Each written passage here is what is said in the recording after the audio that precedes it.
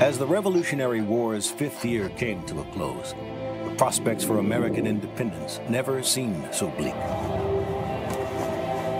The euphoria brought on by the victory at Saratoga, New York, and the French commitment to aid America, both financially and militarily, had long since died out. American defeats to the south, at Savannah, Charleston, and Camden, only furthered the growing sense of despair. Morale was low. Mutiny lurked within Washington's ranks. Ex-American General Benedict Arnold, whose defection and treachery seemed to signal a broader problem among the population, now led British forces, raiding unchecked into the heart of Virginia. Inflation and shortages of hard money meant Congress could not even pay the soldiers defending their cause. And rumors swirled that the French, pouring what amounted to billions in current dollars into the American war effort, were having second thoughts about their involvement in what had become, for them, an expensive global conflict. At his headquarters in New York, Commander-in-Chief George Washington saw the present crisis unfold and observed, "We're at the end of our tether, and now or never, our deliverance must come."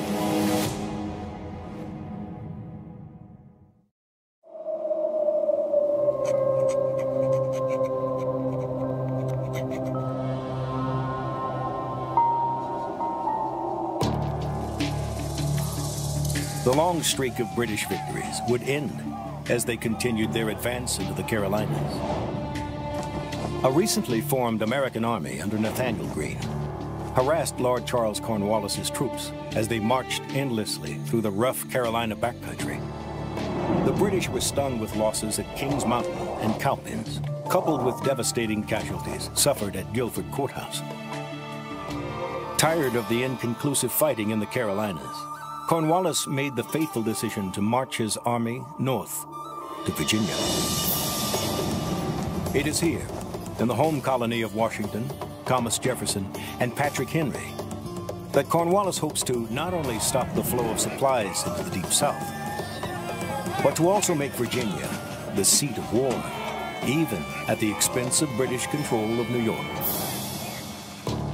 General Sir Henry Clinton, Cornwallis's superior in New York, is angered by the move into Virginia.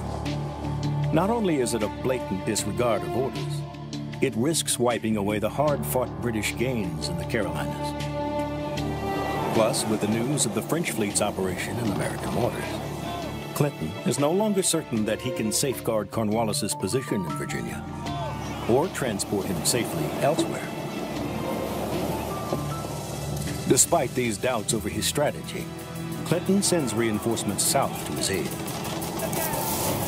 By May 1781, Cornwallis unites the British forces at Petersburg, 7,200 strong.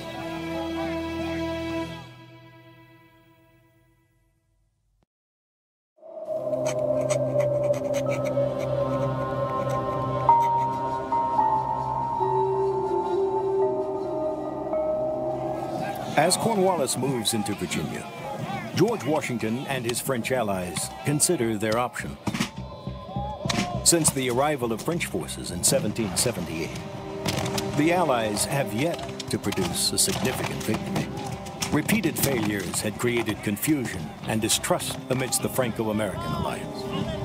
And by 1781, there's little reason to think the present campaign will yield different results.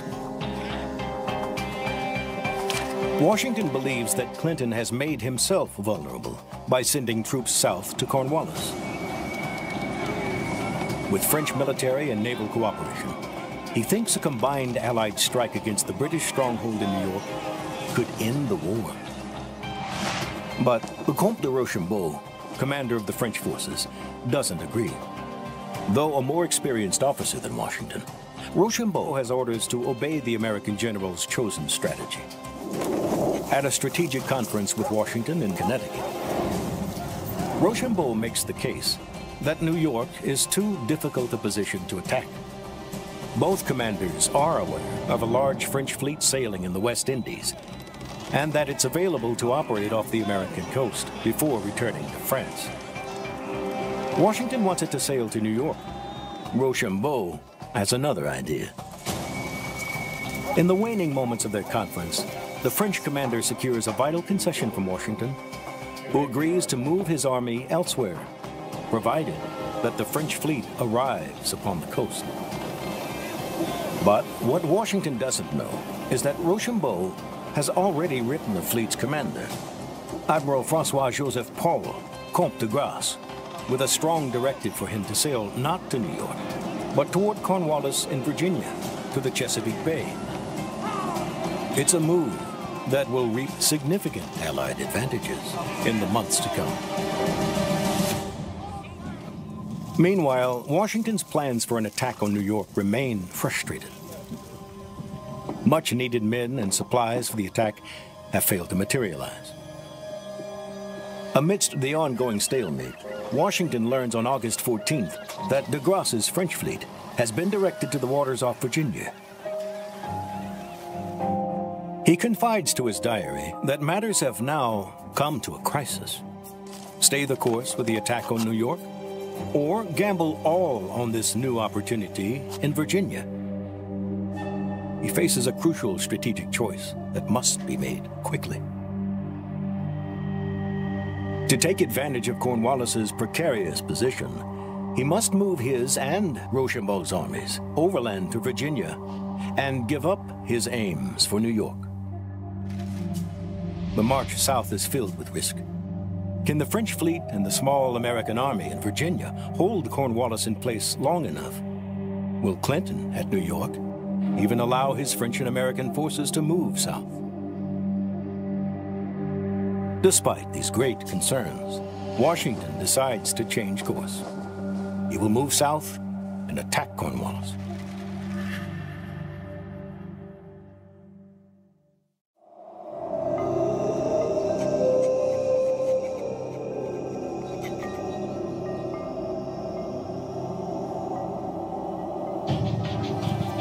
Since his arrival in Petersburg, Virginia on May 20th, General Cornwallis's combined army of 7,200 men had been unable to bring the Marquis de Lafayette's wily American force to decisive battle. The Frenchman-turned-American general was Washington's favorite. In Virginia, he described his role as one reminiscent of the terrier baiting the bull. But his small army bought Washington needed time. As he ponders his next move, Cornwallis received a set of contradictory and confusing orders from Clinton.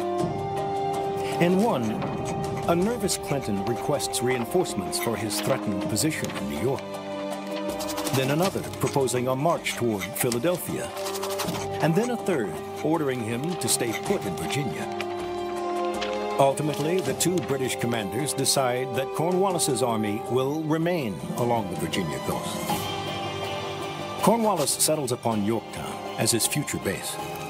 Situated atop a high bluff over the York River, Yorktown is a strong position. Deep ravines and swampy creeks limit access, and Gloucester Point controls river traffic. Cornwallis believes his position is a strong one, so long as the British Navy maintains control of the waters in and around the Chesapeake. It is this assumption that will prove disastrous for the British.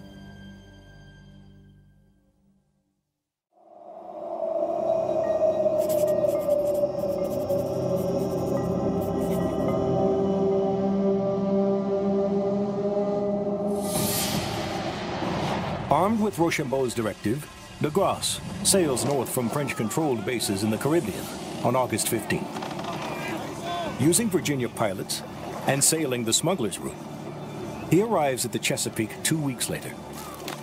His fleet is 29 ships of the line, 4 frigates, and 3,200 French soldiers.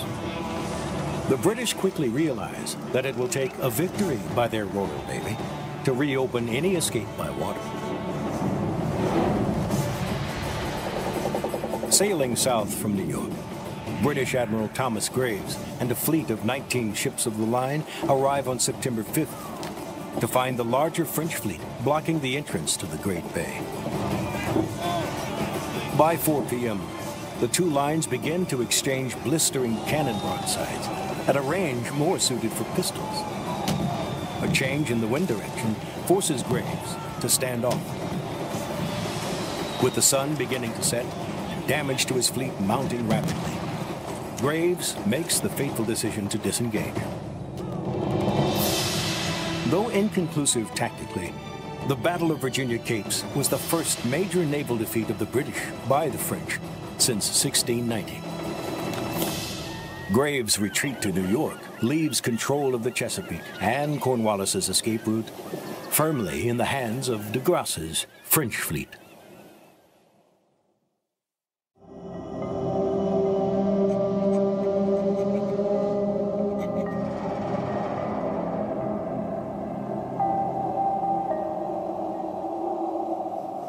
Washington is in a race for time. Not only must he reach Virginia before de Grasse's fleet departs the Chesapeake in October, he must also deceive Clinton long enough to allow the Allied force to reach Yorktown before Clinton can respond. As the American and French armies prepare to march away from New York, Washington sets in motion a plan of deception. False papers ordering an attack on New York are purposely lost so the British can find them. Fake camps, complete with telltale bakeries, are produced within view of Clinton.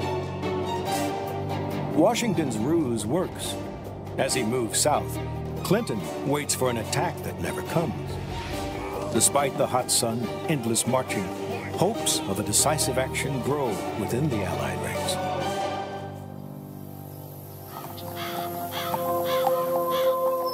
Washington rides forward to Mount Vernon, his home that he had not seen in more than 6 long years. There, he and Rochambeau refined their war plan. By September 26th, all their armies have assembled just 13 miles from Cornwallis's line. Despite the Allies' great fortune so far, Washington must act quickly to dislodge Cornwallis from around Yorktown before the French fleet retires to safer waters.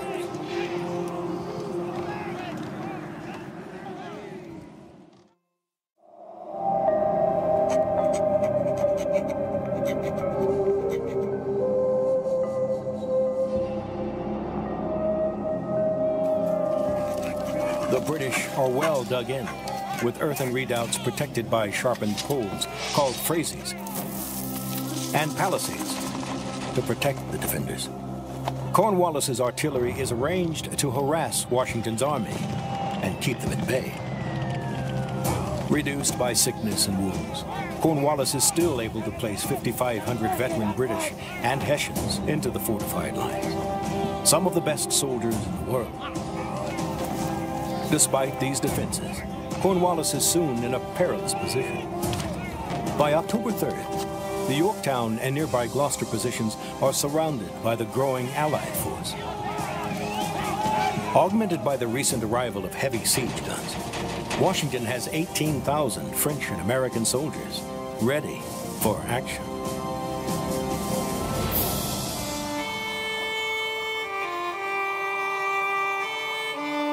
Relying on Rochambeau's experience in classic siege warfare, Washington orders the Yorktown operation to commence. The plan is for American and French forces, in the dark of the night, to dig parallel trenches, inching ever closer until their artillery is in range to begin breaking down Cornwallis's earthen defenses. The siege and victory, claims Rochambeau, is now reducible to calculation.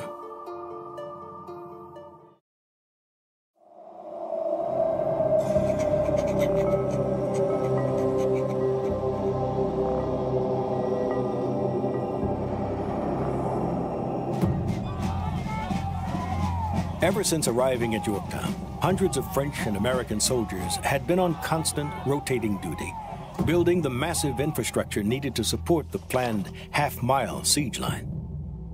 On October 6th, Rochambeau's design is set in motion. Under the cover of a rainy night, 1,500 men fan out to begin digging along a line marked by pine boards. 2,500 men move ahead to defend them from attack. 1,000 yards from the British, this first parallel line is 10 feet wide and 4 feet deep. It will house 13 artillery batteries and 4 manned redoubts. Going exactly to plan, most of this line will be filled with troops by sunrise. General Washington is among the first to break the earth with a pickaxe, symbolically beginning the siege of Yorktown. By October 9th, all of the 73 Allied cannons, mortars, and howitzers have been hauled into battery positions along the line. General Washington fires one of the opening shots. As many as 1,700 rounds eventually crash into the unfortunate town each day.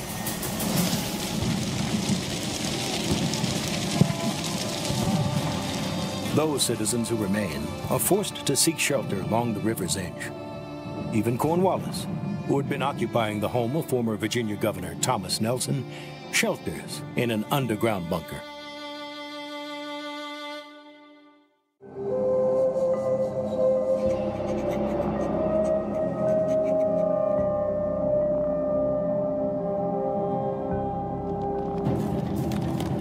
Although the cannons of the Allies were relentless, more pressure was needed. Digging zigzag approach trenches, the Allies began construction of a second parallel on the night of October 11th. This second parallel is only 350 yards from the nearest British defenses, point-blank cannon range. By dawn, they had built a trench 750 yards long. As they build the second parallel line, 2 advanced British redoubts, number 9 and number 10, block their path to the river. The Allies will make a direct assault against these stout positions. Leading the American assault on redoubt number 10 is one of Washington's trusted aides, 24-year-old Lieutenant Colonel Alexander Hamilton. Facing the larger and tougher redoubt number 9, Count Guillaume de Dupont will lead the French assault, which includes 400 veteran grenadiers and chasseurs from the regiments Gatinois and Dupont. As night falls on October 14th, the French unleash a diversionary raid on the Fusiliers Redoubt at the far end of the British line. The combined assault begins at 7 p.m. Hamilton leads his 400-man force toward redoubt number 10, illuminated by signal rockets. They must cross a quarter mile of open ground as fast as they can. Lieutenant Colonel John Lawrence leads 80 Americans around the back of the redoubt, while the remainder make a frontal assault. British grape shot and shells failed to slow the Americans. After a few minutes of hand-to-hand combat, they take redoubt number 10. The French have a tougher time with redoubt number 9 and face intensive musket fire. But after a savage, close-range fight, the French overwhelmed the British and Hessian defenders. At a cost of 24 men killed and nearly 100 wounded, Cornwallis is now trapped at Yorktown, and he has few options. His attempt to slow the Allied bombardment with a sortie of 350 light infantry and grenadiers yields no lasting results. A desperate attempt to flee the lines across the river fails due to lack of boats and terrible weather. Surrounded by a sick and hungry army, the smashed houses of Yorktown, and the rising stench of hundreds of dead and rotting horses, Cornwallis decides to seek the unthinkable: the surrender of his forces to the French and Americans.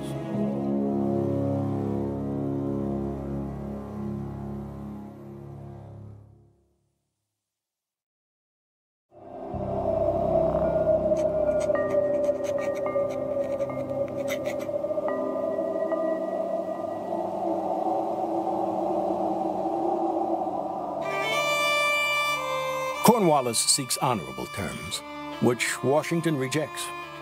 He will give the British the same treatment they gave the Americans a year earlier at Charleston. colors surrendered, and Cornwallis's men prisoners. The British commander has no choice but to accept or face further bloodshed. At 2 p.m. on October 19, 1781, the British march from the ruined remains of Yorktown. They stack their weapons and surrender their flag. Lord Cornwallis claims illness, leaving the formal surrender to Brigadier General Charles O'Hara. O'Hara attempts to surrender to Rochambeau, who directs him to General Washington.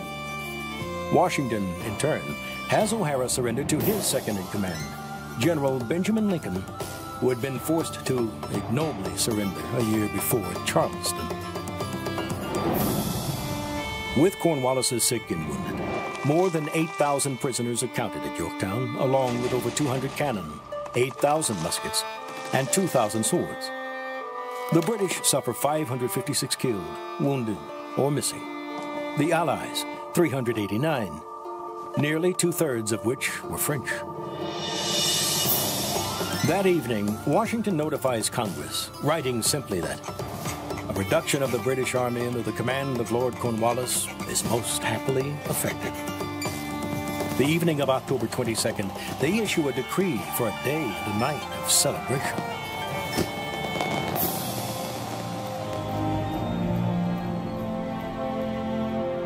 When Lord North, the British Prime Minister, learns of the defeat a month later, he blurts, "Oh God, it is all over." And while King George III continues to ask for further military actions, the war is essentially over. The defeat at Yorktown and the mounting costs of the war saps British public support for continued action. In April 1782, the British Parliament seeks out the American ministry in France to begin negotiations. 18 months later, the Treaty of Paris is ratified by Congress, bringing about the end of America's war for independence and the beginning of a new nation. With the war over, General Washington shocked the world in December 1783 by resigning his commission as Commander-in-Chief. Walking away from such a powerful position prompted King George III to call him the greatest character of his age. But his retirement from public service would be short-lived. By 1787, he was elected president of the Constitutional Convention in Philadelphia. 2 years later, he would become the first president of the United States.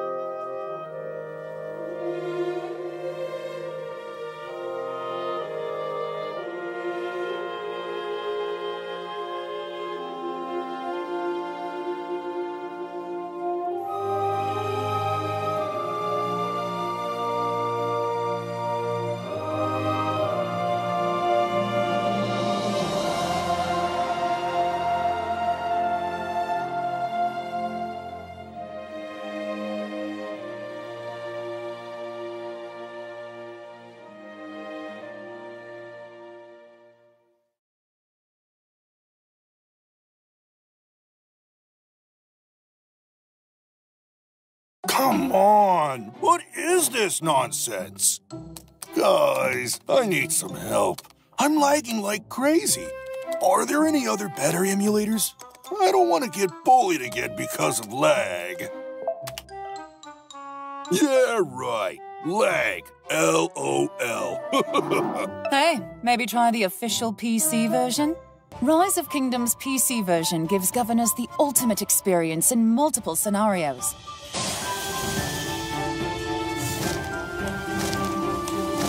Fighting and communicating with your allies is so much easier. Smooth frame rate and high-quality graphics also help governors with their overall experience. Oh, and of course, you can spot barbarians with ease. For governors who haven't tried Rise of Kingdoms PC version, go to the Rise of Kingdoms PC version website to check it out. Hey guys, I'm getting swarmed. Send help! Oops, my ally needs me now. Gotta go. Let me know how it goes.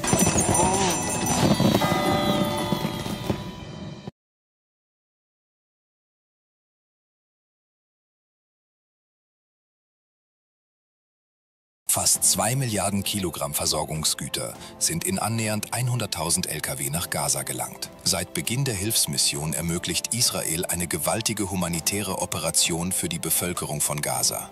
Israel ermöglicht Tag und Nacht ohne Einschränkung die Einfuhr von Lebensmitteln, Medikamenten und mehr nach Gaza, von Säuglingsnahrung bis Antibiotika. Es handelt sich um eine der aktuell weltweit größten humanitären Aktionen und sie wird immer umfangreicher.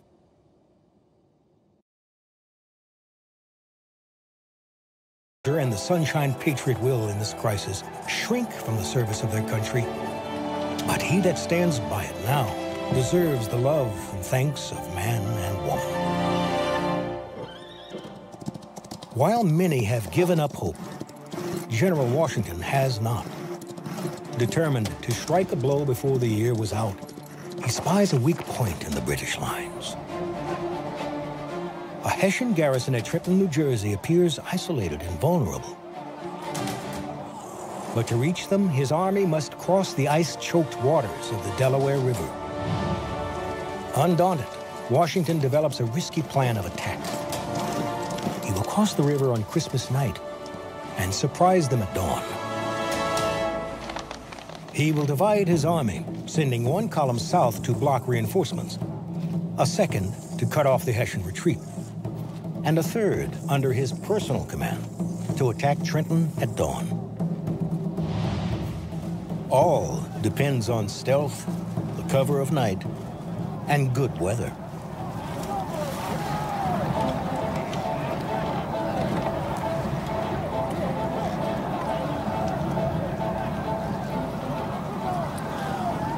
Battered by sleet and high winds, Washington's boats struggle to cross in the face of huge chunks of river ice.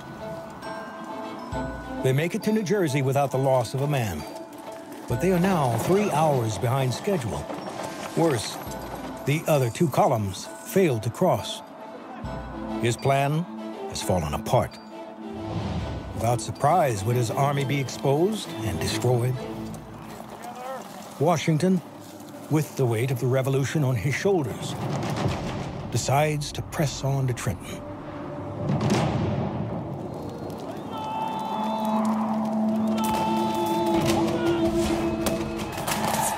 Overcoming the pickets, the Americans discover to their amazement that most of the Hessians are still in their quarters.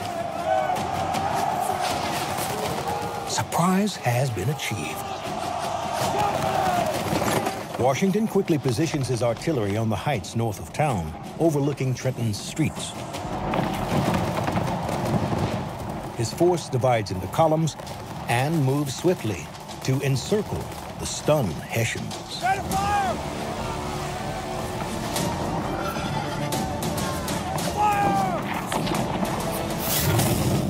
The Hessians attempt several counterattacks, but the swift American advance and the mortal wounding of their commander proves too much. The remaining Hessians, some 900, surrender. With their captives in tow, Washington's army slips back across the river. Miraculously, the Americans lose only 2 men, lost not to Hessian bullets, but to the vicious cold. The battle at Trenton, where Washington famously crossed the Delaware River, is one of the most decisive victories of the war. But how to capitalize on the victory?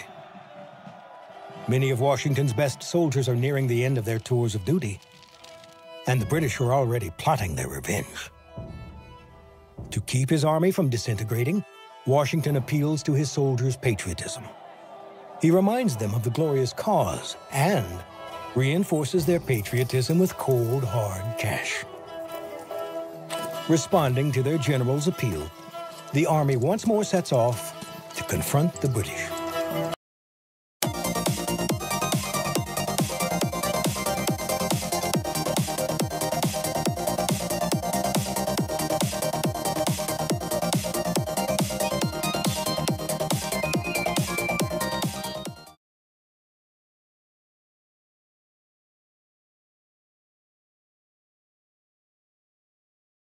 Das Monday Sales CRM ist definitiv das beste CRM, mit dem ich je gearbeitet habe.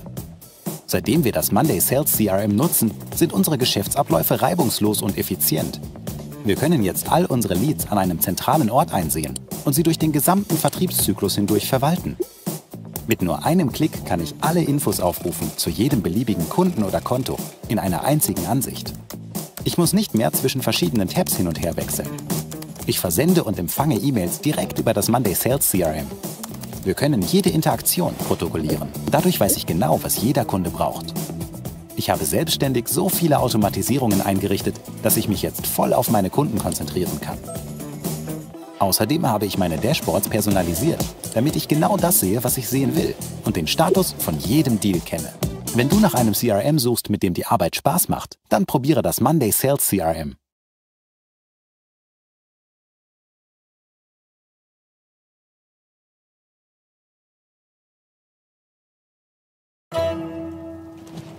On January 2nd, 1777, Lord Charles Cornwallis, the same general who had driven Washington from New Jersey 6 months earlier, leads a force of 7,000 redcoat and Hessian soldiers down the King's Road to Trenton.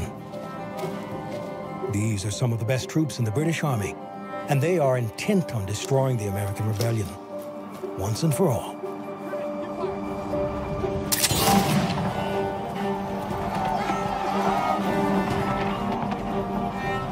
After fighting through Washington's advance guard, Cornwallis unleashes a series of powerful frontal assaults.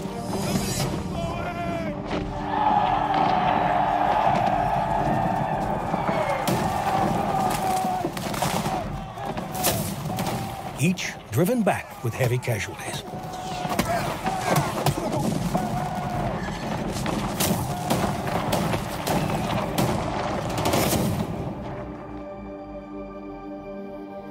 Nightfall fortunately halts the slaughter. Washington's defenses hold. Unfazed, Cornwallis declares that he will cross the creek and bag the old fox in the morning.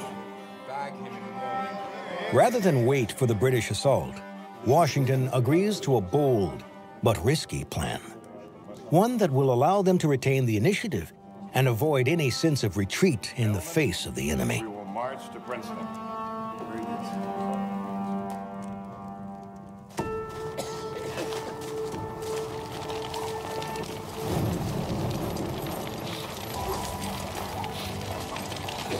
Washington uses the cover of night to fool the British and marches his entire army around Cornwallis, driving deeper into enemy territory. When the British awake, Washington's entire army is nowhere to be found. The old fox has escaped. Just south of the town of Princeton, Washington rallies his troops and leads the final charge that buckles the British lines. Princeton is captured. Washington's third victory in just 10 days. The British, once on the verge of total victory, now retreat back to their lines around New York City, surrendering all of their summer gains. Britain's archenemy, France, takes note of the American victories and moves closer to becoming America's ally. Washington's bold actions and stunning victories at Trenton and Princeton not only revived patriot morale, but quite simply saved the American Revolution at its bleakest hour.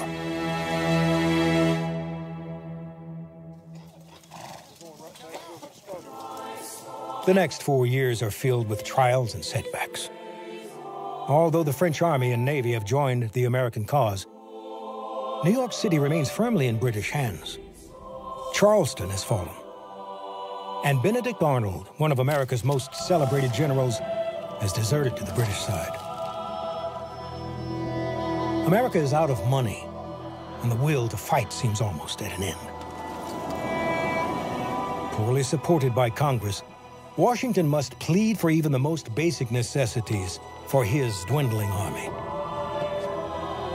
Martha Washington, braving capture, camp disease, and ferocious winter weather, travels north to stay with Washington at his Valley Forge and Morristown encampments.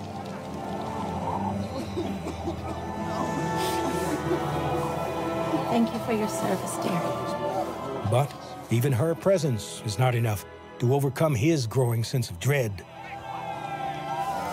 By 1781, Washington wonders how much longer his army and the new country can hold together. Writing, "Now or never, our deliverance must come."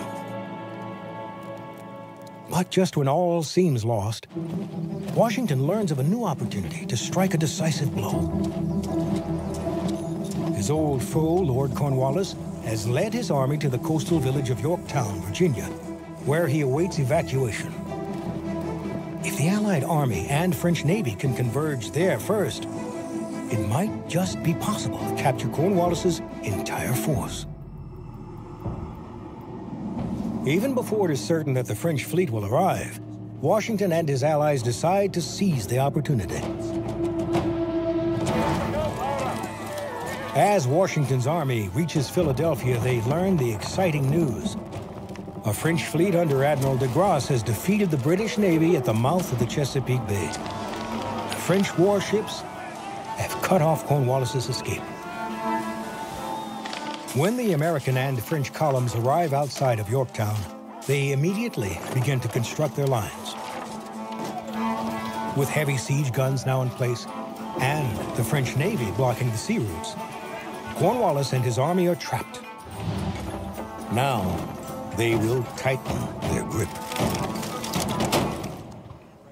Washington himself fires the first shot of the siege on October 9th, 1781.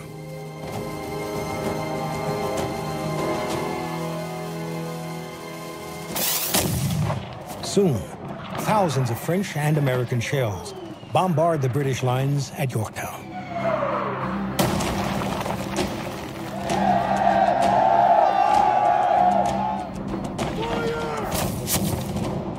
Despite the intense barrage, Cornwallis and his beleaguered troops hold out. With the threat of autumn hurricanes, the French Navy's presence cannot be assured. Victory requires one more push. The Allies need to seize two advanced British positions to be able to fire cannons into Cornwallis's lines at point-blank range. In a daring night raid, the French attack Redoubt No. 9, while the Americans, led by a young Alexander Hamilton, assault Redoubt No. 10. With these redoubts secure, Allied guns fire 1,700 rounds a day at point-blank range into the British lines.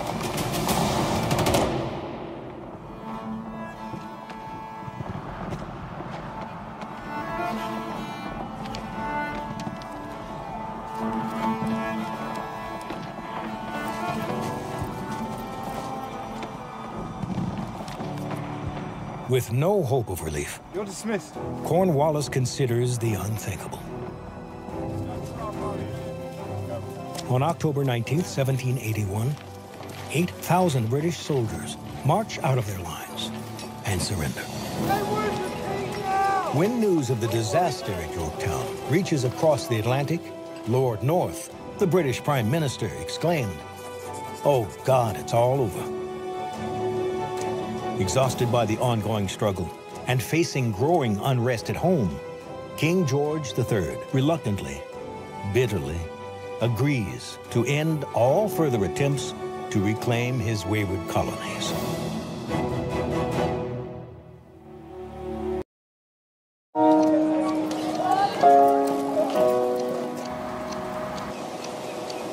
Sometimes there's things a man cannot know.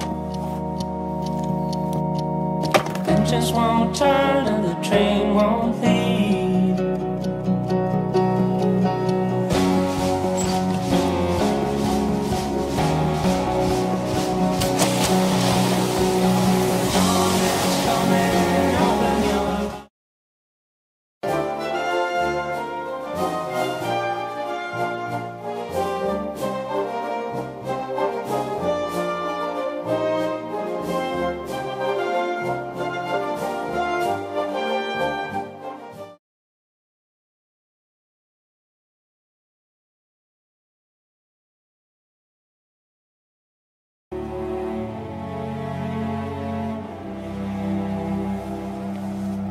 After learning of the 1783 Treaty of Paris ending the war, Washington himself declared America's victory as little short of a standing miracle. Beloved by his soldiers and trusted by the public, General George Washington could have become an American king. Instead, on December 23, 1783, he publicly surrenders his military commission to Congress. His act ensures that the people and their choices, not a military dictator, will govern the future. After 8 long years of war, Washington is finally able to return to his family and cherished home, Mount Vernon. Here, he plans to live the remainder of his life peacefully, under his own vine and fig tree. But it won't be long till the new nation, the United States of America, calls for his leadership once more.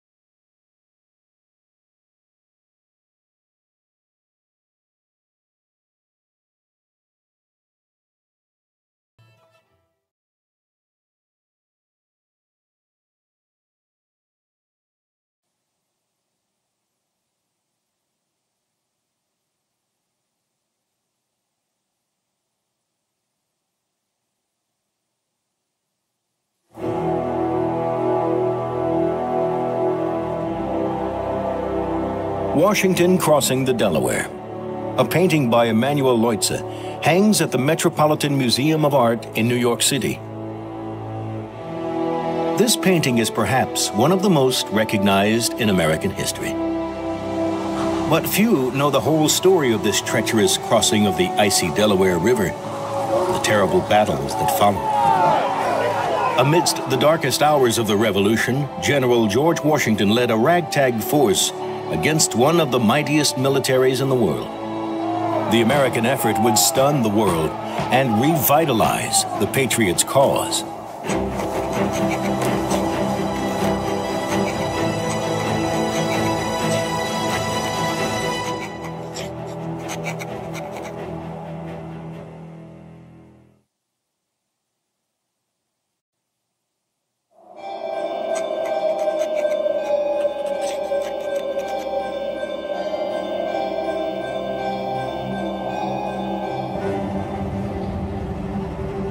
For more than a year, 13 colonies stood in rebellion to their government, an ocean away. The Americans in revolt were rebels. The Declaration of Independence made them revolutionaries. 13 colonies were now a union of states. Then in union, they claimed independence, disseminating copies of their great declaration through the land. In New York City, the Declaration was read aloud to an army of volunteers. On that day, July 9th, 1776, they at last knew what they were fighting for. A new nation conceived in liberty. This army was made up of farmers and tradesmen and artisans from every walk of life. Their officers were businessmen, lawyers, and planters, mostly amateurs. Even their commander-in-chief, the most experienced among them, had never led more than 1,000 men in combat. Now, General George Washington led 23,000.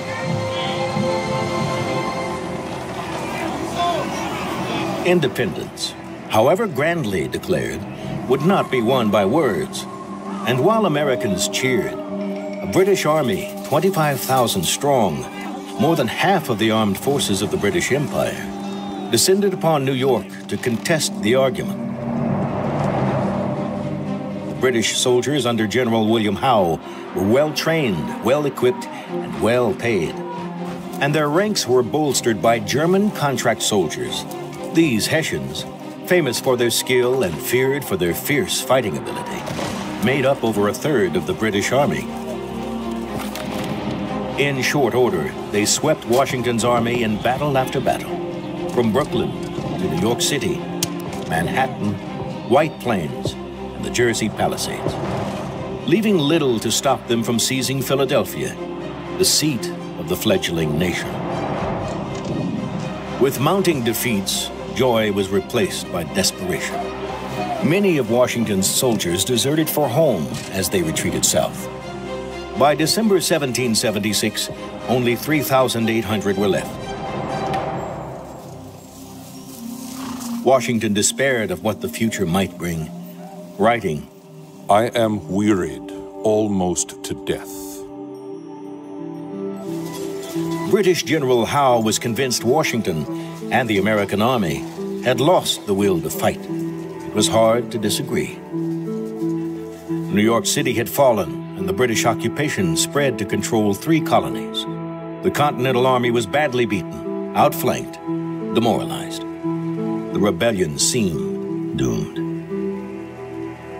Washington's army, the Americans, the United States, needed a miracle.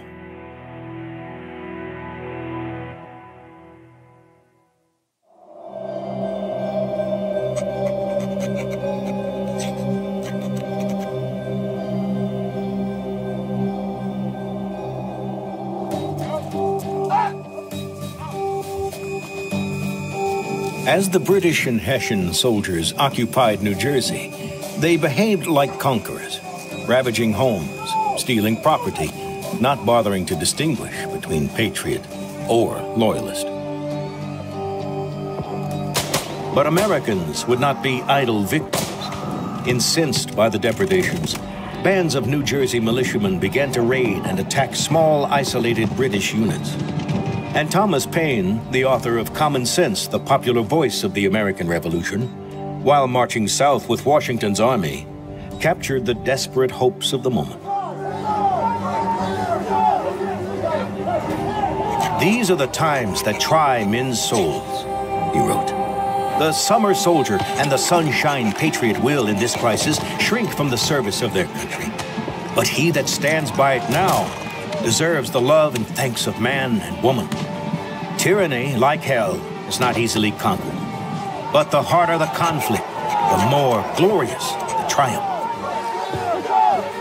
Paine's words spread like wildfire amongst the patriots that winter. His American Crisis essays were read in taverns and churches, courthouses and state houses, and on the banks of the Delaware, in the tents and around the campfires of Washington's army. Stoked by the harsh British occupation and inspired by Paine's stirring call to duty, Washington's army had begun to grow again. By mid-December, over 7,000 had gathered, prepared to defend the cause, a cause that the British considered already dead. Aided by spies in the field, Washington realized that while the British had more soldiers, they were thinly scattered along outposts and towns throughout New Jersey. And one of the most important outposts, Trenton, isolated by poor roads, was especially vulnerable. If Washington could cross the Delaware quickly, he could strike the Trenton outpost before enemy reinforcements might arrive. All would depend on stealth and speed.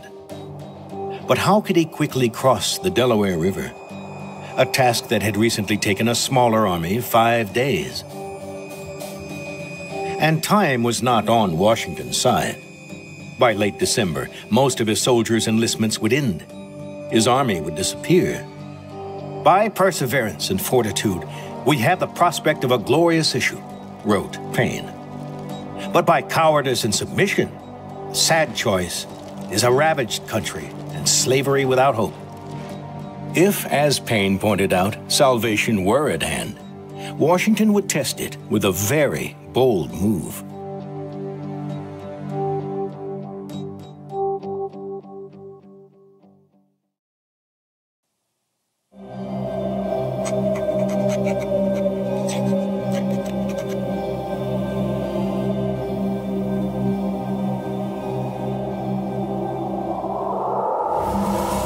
Washington's plan is risky. On Christmas night, in the dead of winter, his army would cross the Delaware River at 3 points and trap the Hessians at Trenton. Washington, with 2,400 soldiers and much of the artillery, would march to Trenton for the main attack. James Ewing's brigade of 800 Pennsylvania militiamen would seize the bridges across Assunpink Creek, and Colonel John Cadwallader's 1,200 Philadelphia Associators and 600 Continentals would distract the Hessian Grenadiers and Scottish Highlanders stationed at Burlington. But this grand design began to unravel almost as soon as it started. Huge chunks of ice made the Delaware almost impassable. Ewing's troops at Trenton Ferry and Cadwallader's force further south both failed to cross the river. Washington's main strike force fared little better, moving slowly as the light rain gave way to driving hail and snow. 2,400 men, as well as horses, and 18 pieces of field artillery, each gun weighing around 2,000 pounds, needed to be ferried across the icy river. Washington himself crossed first and watched the rest of his army struggle to follow. When they all finally reached the New Jersey side of the river at 3 a.m., they were a full 3 hours behind his carefully choreographed plan. Washington brooded over the delay. With his entire army at risk, should he turn back? As I was certain there was no making a retreat without being discovered and harassed on repassing the river, I determined to push on at all events. With the icy river behind them, turning back was not an option.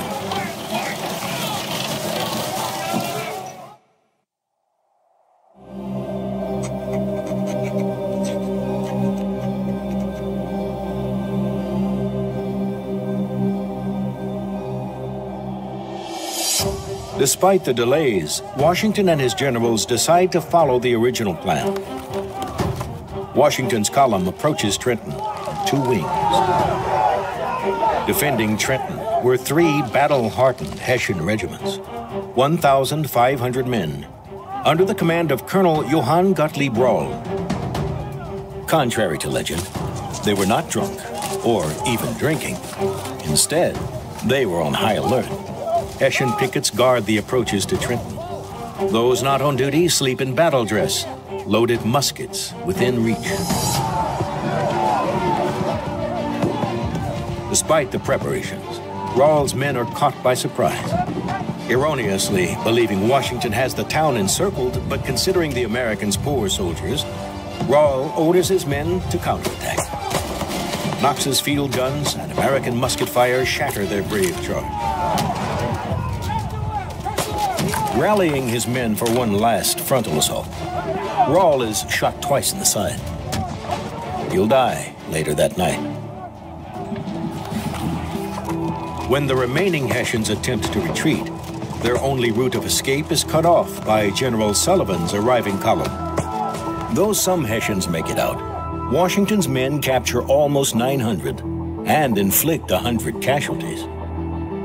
As the captured arms, equipment, cannon, and gunpowder is tallied, Washington is forced to confront his own losses. Despite suffering many wounded and others incapacitated by the severe weather, he reports on several killed, men who froze to death in the unforgiving cold. But more valuable than guns or ammunition was the victory itself. Though his attack was behind schedule, his conditions, fraught with rain, snow, sleet, and his enemy was at the ready, General Washington had shocked the greatest empire of the day. A British officer foresaw the implications, writing of Trenton. "I was exceedingly concerned, as it will tend to revive the drooping spirits of the rebels and increase their force."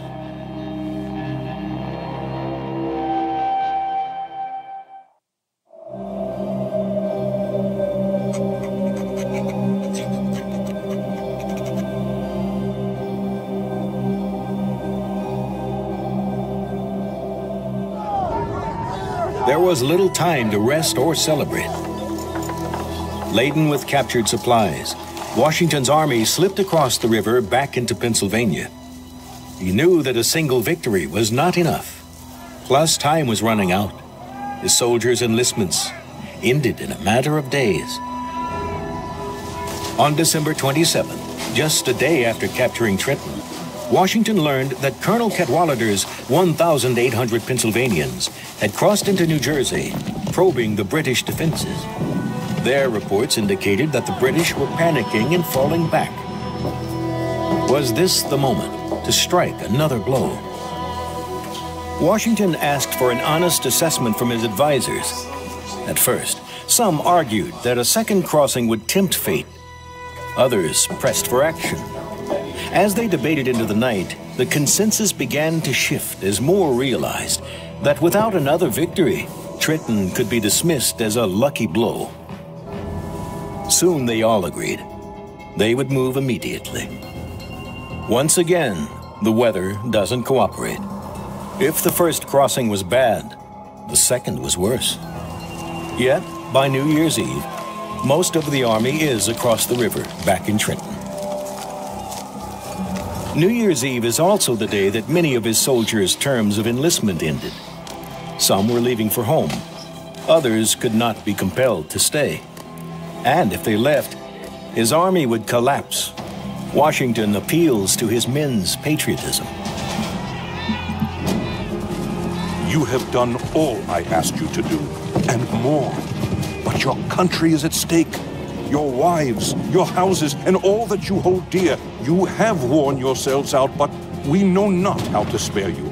If you will stay on 1 month longer, you will render that service to the cause of liberty and to your country, which you will probably never do under any other circumstances. His words were bolstered by $10 in hard coin for every man who stepped forward. It worked. His army remained, soon to fight again.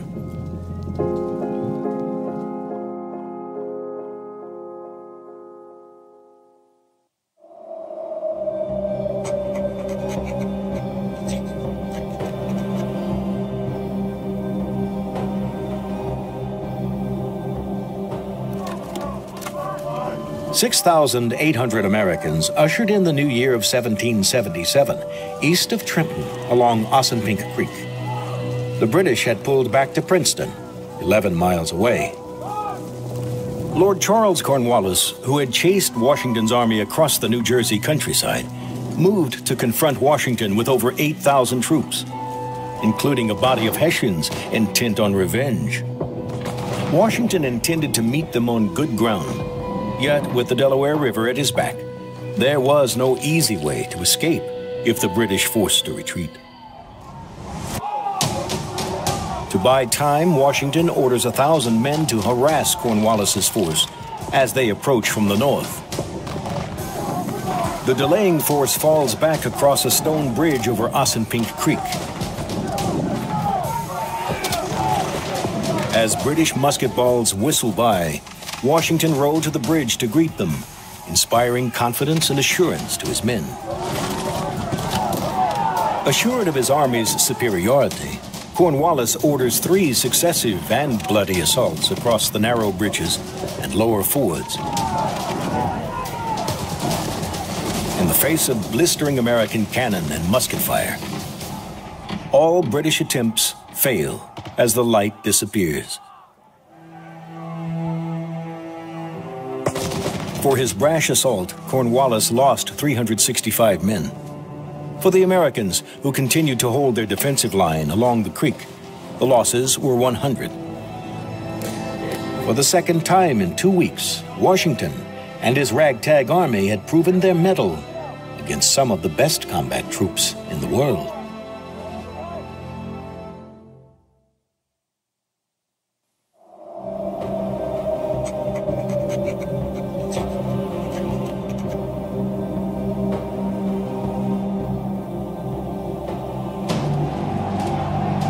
Despite his losses, Cornwallis is convinced he has Washington cornered and resolves to finish him off at dawn. But one of his subordinates, Sir William Erskine, warns, if Washington is the general I take him to be, he will not be found in the morning.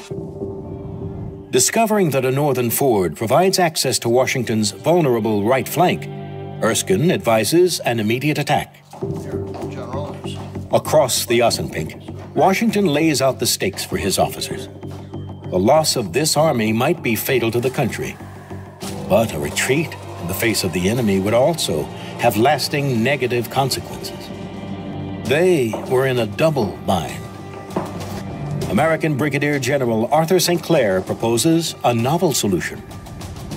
The roads northward appeared open. The army could move out of danger, outflank Cornwallis, and take Princeton. Despite some naysayers, all soon agreed it was a daring option. They could escape the danger of Cornwallis's larger army. And, ever aware of public opinion, Washington was sure of one thing. This move would at least avoid the appearance of a retreat. With the support of his officers, Washington approved the plan. But would they have time to move before Cornwallis attacks? And could they slip away without detection? The bright fires of the American camp, visible well into the early morning, showed that Washington's men were settled in. General Cornwallis remained confident, saying, "We've got the old fox safe now. We'll go over and bag him in the morning." But the American campfires were a ruse, left behind to cover Washington's move. At dawn, Cornwallis was shocked to discover his opponent had slipped away and was on his way to Princeton. The Fox had just executed one of the most brilliant flanking maneuvers in military history.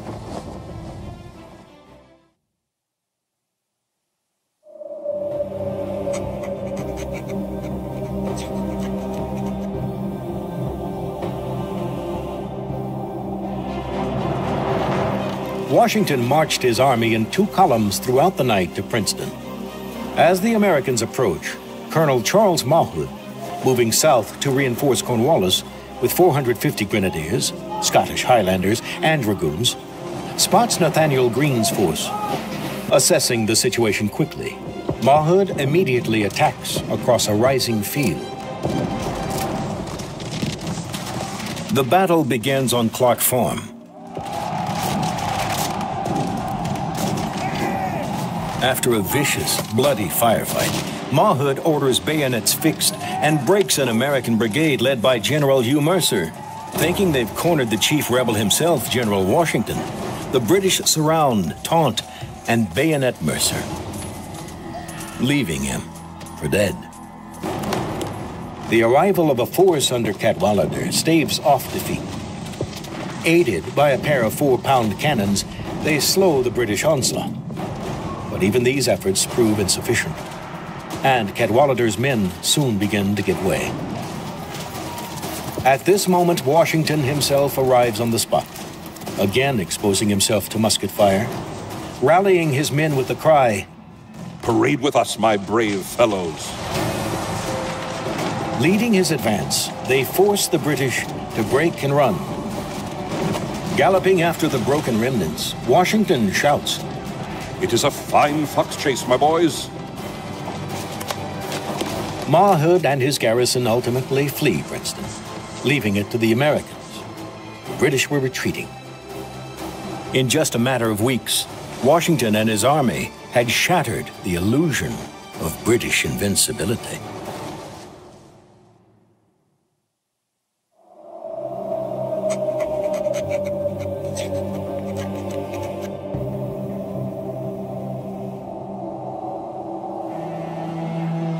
Washington had won at Trenton twice and drove the British from Princeton. Now he contemplates yet another roll of the dice. Brunswick holds a tantalizing cache of stockpiles and few British defenders. But with little sleep in the past 2 days, his troops are beyond exhaustion. So on January 7th, Washington and the remainder of his victorious army head towards the mountain retreat at Morristown, New Jersey. From here, his army supports the local militias, harassing the British and raiding the countryside, eliminating their supply routes and sources of food. Like 1,000 wasp stings, the raids ultimately force the British to the relative safety and comfort of New York City. With his army now safely positioned around Morristown, Washington was forced to confront an even deadlier enemy, disease. His battle-worn citizen soldiers, huddled in winter encampments, are prime targets for the great killer of the Revolution, smallpox. Fearing discovery through British agents, Washington boldly orders that his entire army be quietly inoculated. This action, mandated in all Continental Army camps, would save countless lives, lives of the very soldiers who would continue the fight for freedom. Facing what seemed to most on both sides as certain defeat, a ragtag force of Continentals had stunned the British and the world. Washington's bold stroke across the Delaware led to the defeat of 3 different Hessian and British forces in one brilliant campaign. The once mighty British army, numbering 31,000 in the summer of 1776, had now been reduced to less than half that number, and its great gains of territory had been largely wiped away in New Jersey. Frederick the Great, King of Prussia and one of the world's great military minds, called Washington's exploits those 10 fateful days the most brilliant of any recorded in the annals of military achievements. At the center of this great strategic reversal stood General George Washington. Undaunted by the staggering losses of the summer of 1776, he provided the critical leadership that saved the remnants of the Continental Army and compelled them to victory at Trenton and Princeton. His strength, tempered by flexibility and an open ear, built an army able to absorb defeat, win victories, and able to turn the dream of a new nation into a lasting reality.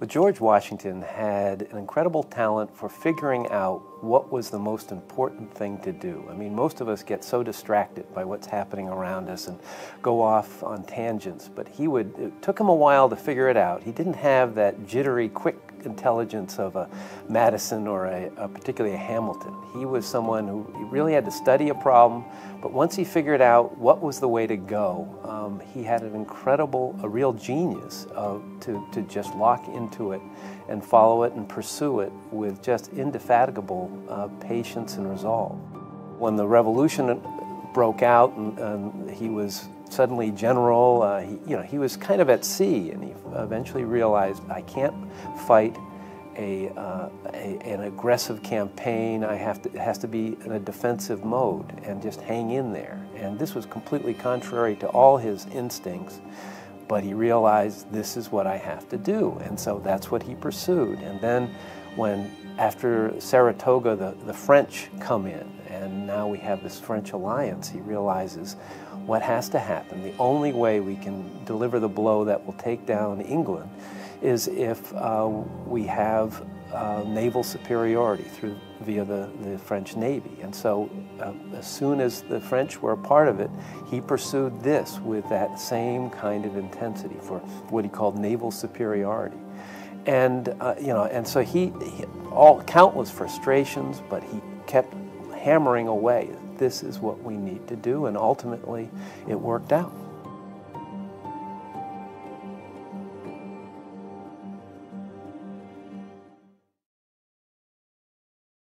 What Washington did at Yorktown and in the year leading up to it, I think has great lessons for us today.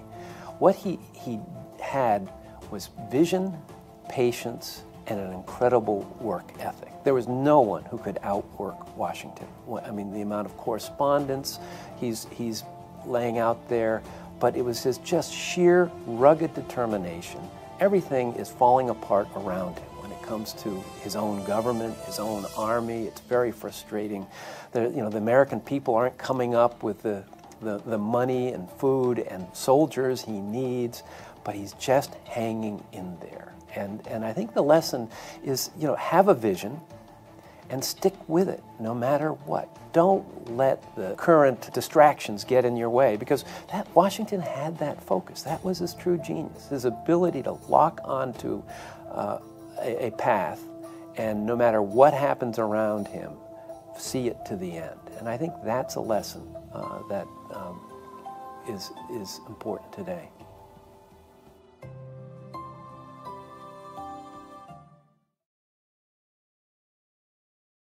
Hello, and welcome to Mount Vernon. My name is Jeremy Ray, and I'm the manager of History Interpretation. I'm often asked by guests, tell me something that I wouldn't know, or tell me something interesting. I find these questions the most difficult to answer because there are so many interesting stories about George Washington. Many people already know a lot of these stories, and sometimes they're not really all that fun to tell. However, I think I have a story that not many of you will know, and hopefully you'll find interesting. I'm standing in front of a well-known painting of Washington at the Battle of Princeton, which took place on January 3rd, 1777.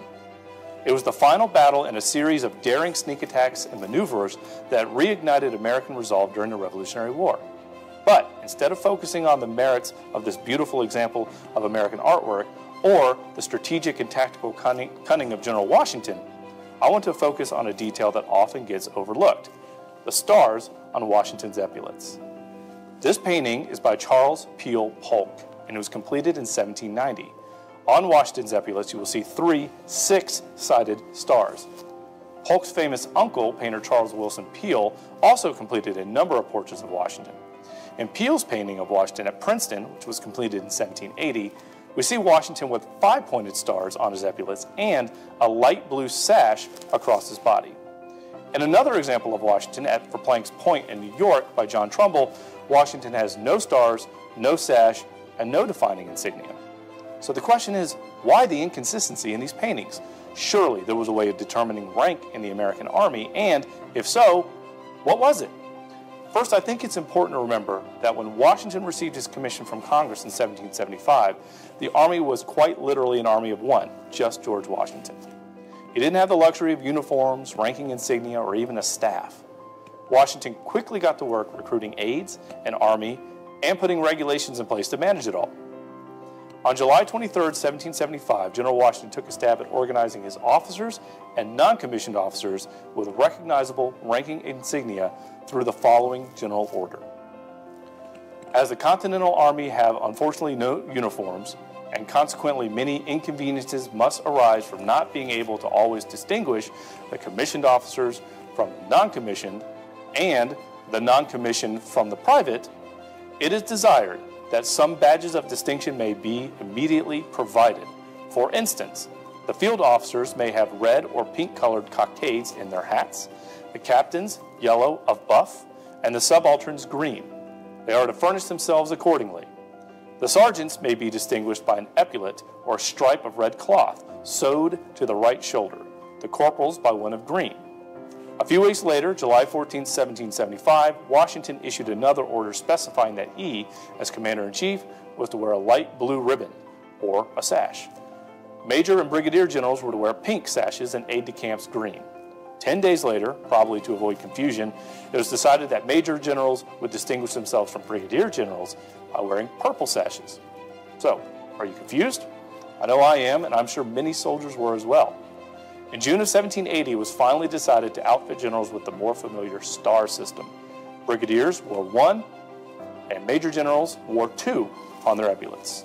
George Washington, as Commander-in-Chief, wore 3 silver stars.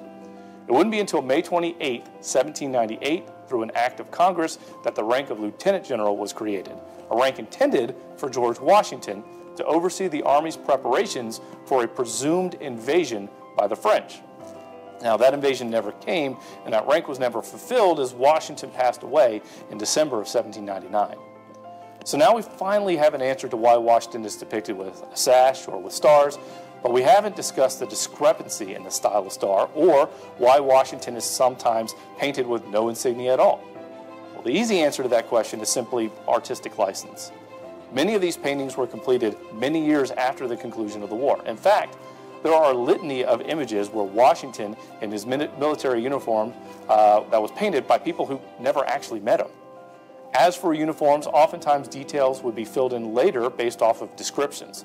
So the 6-pointed star was very popular in the 18th century and was actually used by General Washington on his personal Commander-in-Chief flag, an example of which you can see at the tomb here at Mount Vernon today. So this concludes our story, right? George Washington was the Commander-in-Chief. He initially wore a light blue sash to distinguish himself from the rest of his officers, and when he resigned his commission to Congress in 1783, he wore 3 silver stars on his epaulets. While all of that is true, our story doesn't actually end here. After Washington's death, America continued to expand and grow and change.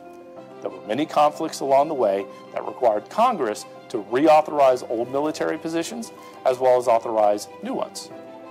During the Civil War, for example, General Grant was designated as the General of the Army. During World War I, General Pershing was granted overall command and the title of General of the Armies, plural. Pershing chose to wear 4 gold stars, though Congress never specified that insignia for the rank. During World War II, Congress authorized the creation of General of the Army to wear 5 silver stars. And it was also proposed that Douglas MacArthur be promoted to General of the Armies, but that was never carried out. Over the course of 200 years, George Washington, arguably America's greatest military hero, had been surpassed in rank. In 1976, the bicentennial celebration reignited patriotic fervor. Everyone recognized George Washington as being first in war and first in peace, but how could we return him to being first in our hearts? Through a joint resolution in Congress on January 19, 1976, and approved by President Gerald Ford on October 11, 1976, George Washington was posthumously promoted to rank of General of the Armies with the highest seniority. That means General George Washington holds, and always will hold, the highest rank in the American Army. Conjecturally, that makes him like a 6-star general. So thank you so much for joining me. I hope you found this both informative and interesting. I hope to bring you more fun facts of history later in the future. So thank you.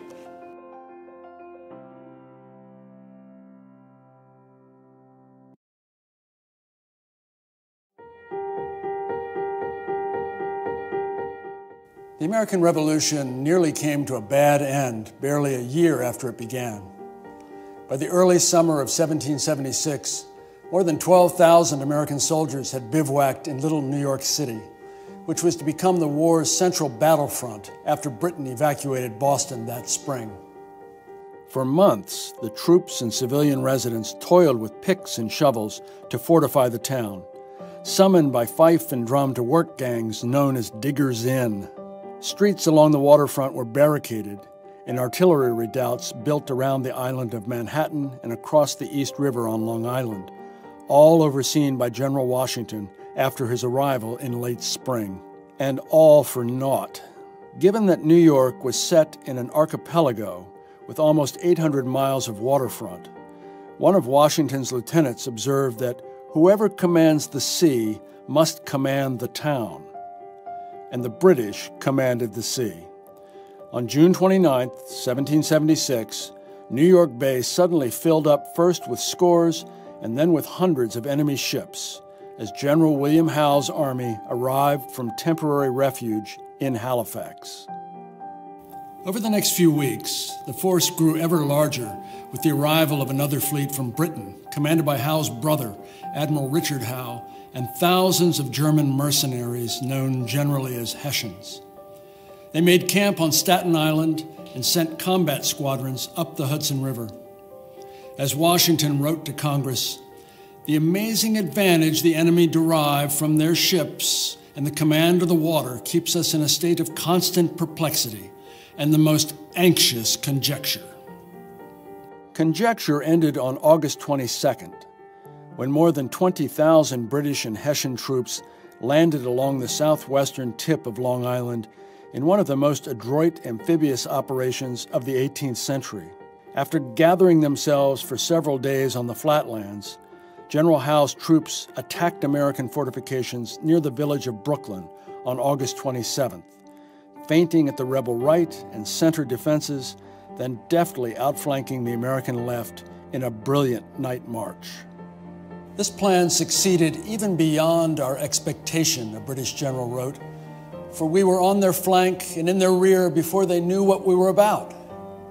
Washington's line collapsed with thousands running for their lives.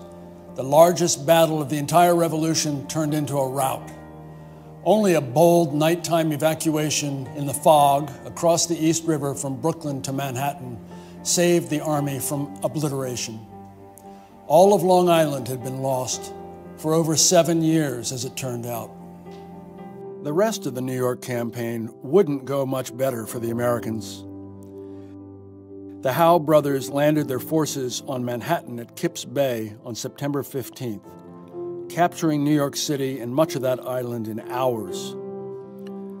The rebels fought bravely in a skirmish at Harlem Heights the next day, but eventually abandoned most of Manhattan for Westchester County to the north, when the British in October executed another flanking maneuver up the East River and into Long Island Sound, leading to a sharp battle at White Plains.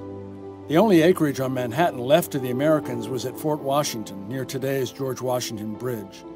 And on November 16, 1776, General Howe pounced on that garrison with an attack from 3 directions. The rebel defenses were poorly designed and undermanned, and nearly 3,000 men were captured at a cost of 458 British casualties. General Washington watched helplessly through his telescope from across the Hudson in New Jersey, having been utterly outgeneraled. This is a most unfortunate affair and has given me great mortification, the Commander-in-Chief wrote his brother. He added, I am wearied almost to death with the retrograde motion of things. More mortification and more retrograde motion would follow. 4 days later, the British crossed the Hudson and captured Fort Lee, the main American encampment in North Jersey.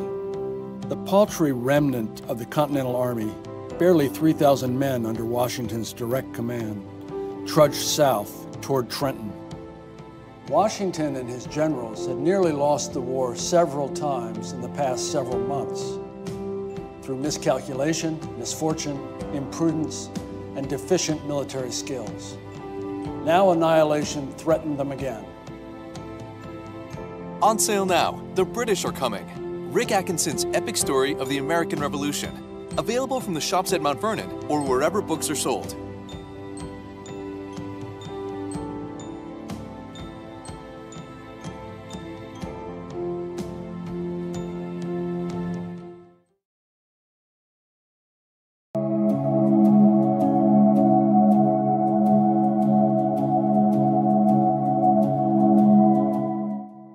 When people talk about the origins of the American Revolution, I think there are a lot of different causes. Some people point to the Stamp Act in 1765. And what you have in this moment is imperial administrators trying to make sense of this newly enlarged British Empire.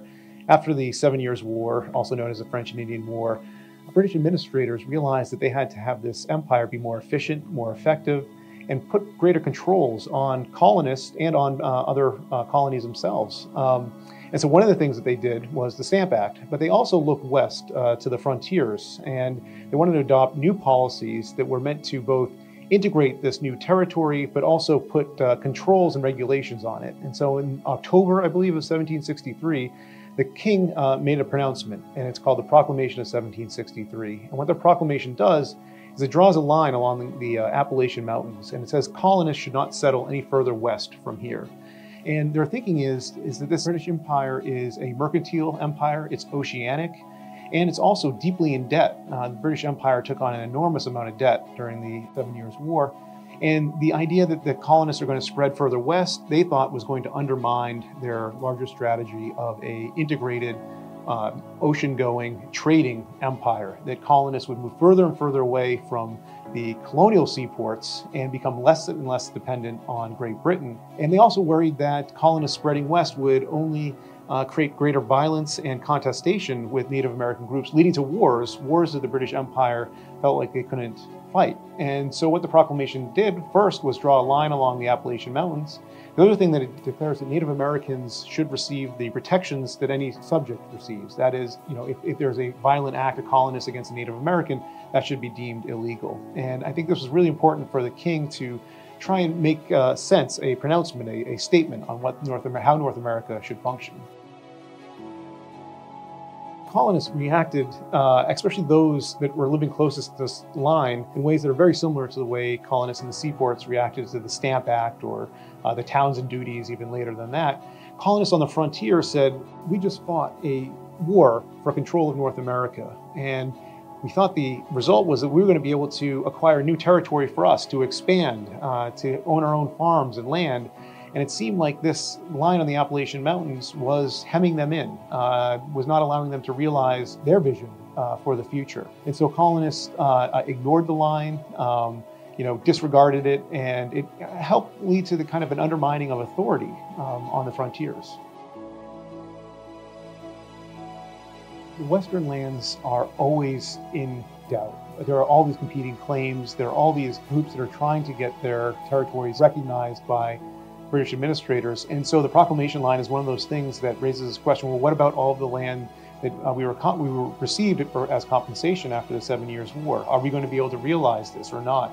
I think Washington saw the line as a temporary line, and I think many people assumed that they'd be able to recognize their claims in the future. And in fact, I think the British Empire, they drew a line in 1763, and they drew it for a purpose at that moment. But I've often thought that one of the reasons they drew a line was so that they could better negotiate future land purchases. I don't think the British Empire or those in London had a truly benevolent view on the future of the West. I think they had a very strategic decision in 1763 as they looked at their balance, and realized that they were deeply in debt, could not afford to sustain an expanding empire. But drawing a line actually established a clear legal boundary that they could then negotiate from for future land purchases. Click the subscribe button below and the bell icon to get notifications for new videos about George Washington and behind-the-scenes work at Mount Vernon.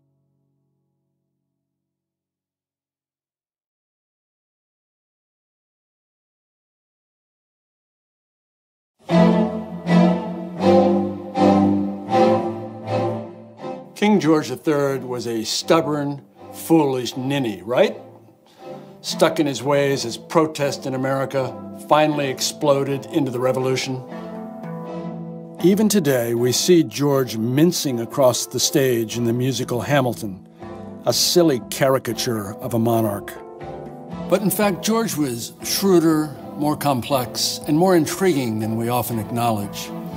He was king for 60 years, from 1760 to 1820, having ascended the throne at the age of 22. He reigned at the end of the 7 Years' War in 1763, when victory over France and Spain created the first British Empire, with enormous territorial gains in Canada, the West Indies, and 500 million acres in America between the Appalachian Mountains and the Mississippi River.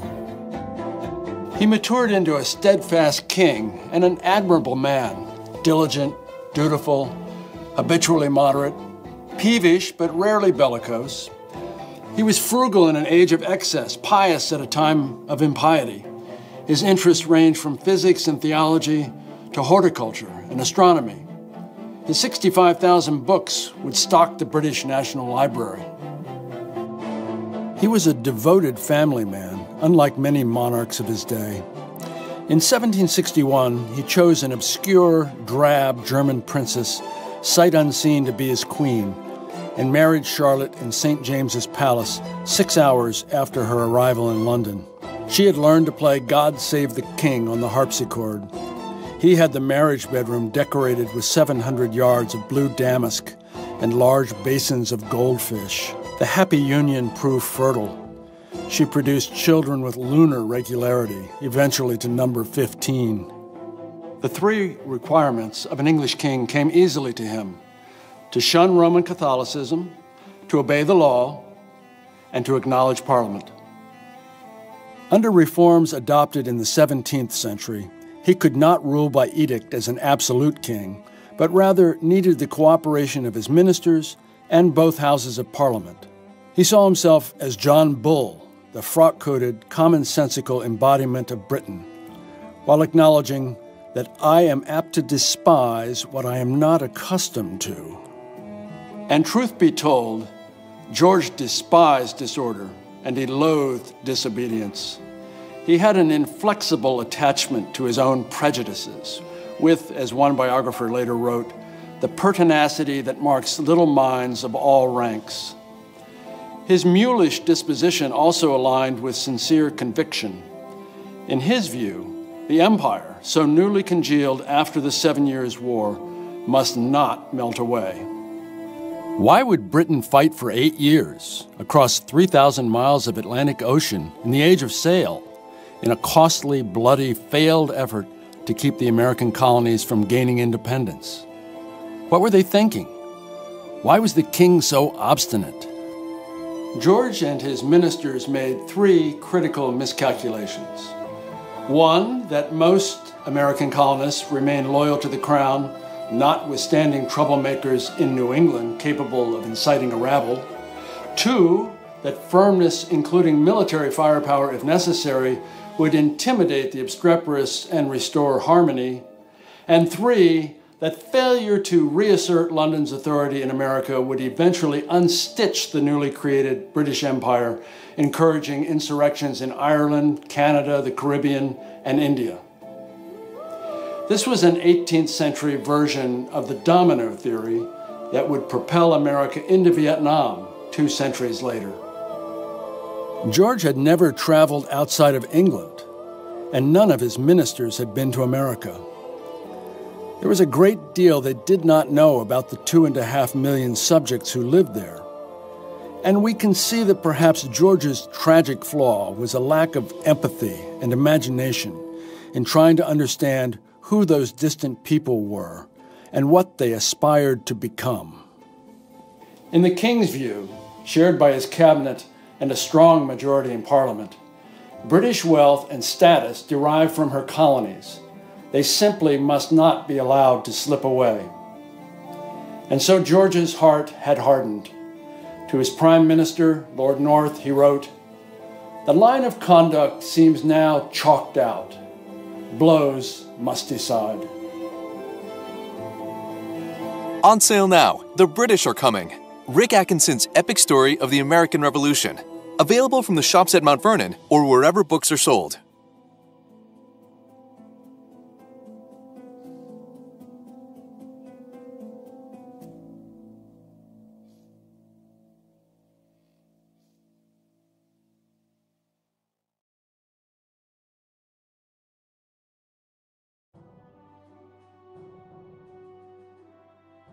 Hello, I am Brendan, and I'm a 6th grader at Riverside Elementary School.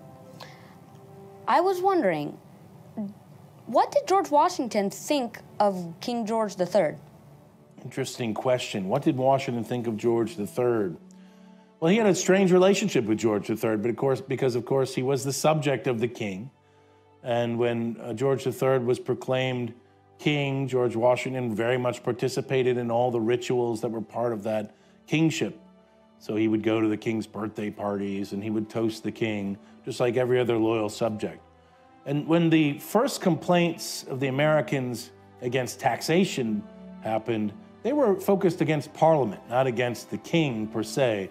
So the king doesn't become really an issue in the struggle for independence until they declare independence. It's in the Declaration of Independence that the king is portrayed as the great enemy of the American people, as what we would call a tyrant.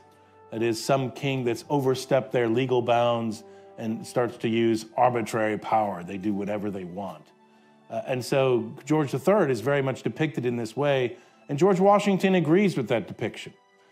He agrees that George III is responsible for declaring the colonies to be in rebellion and therefore subject to the sword, subject to military authority.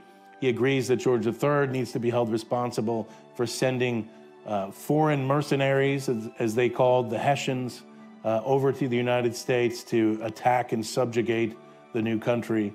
And so George Washington was very much not a fan of George III during the war itself. But afterward, George Washington did not hold a grudge against George III. In fact, he made it clear through his envoys that he wanted the United States to have good relations with their former sovereign, including with their former king.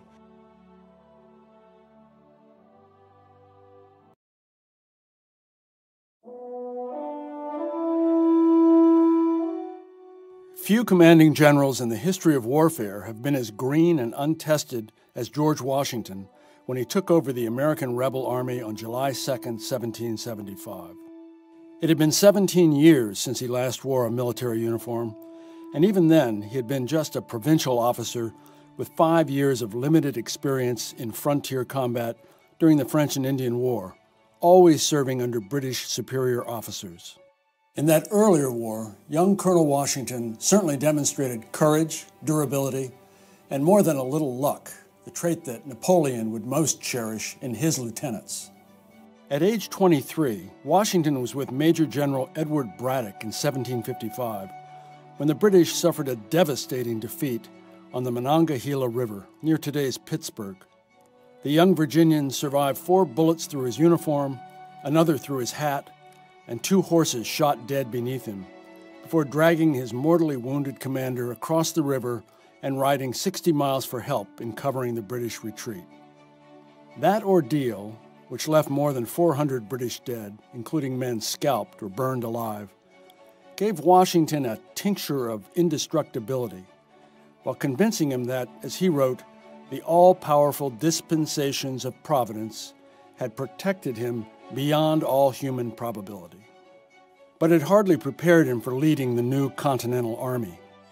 When he arrived in Cambridge, outside Boston, 2 weeks after the Battle of Bunker Hill, it's possible that not one of the 17,000 soldiers now under his command, nearly all of them New Englanders, knew what he looked like. Imaginary portraits that bore no resemblance to Washington would be sketched and printed in newspapers after Congress appointed him general and commander-in-chief. What the troops actually saw as he rode into town on that rainy Sunday was impressive.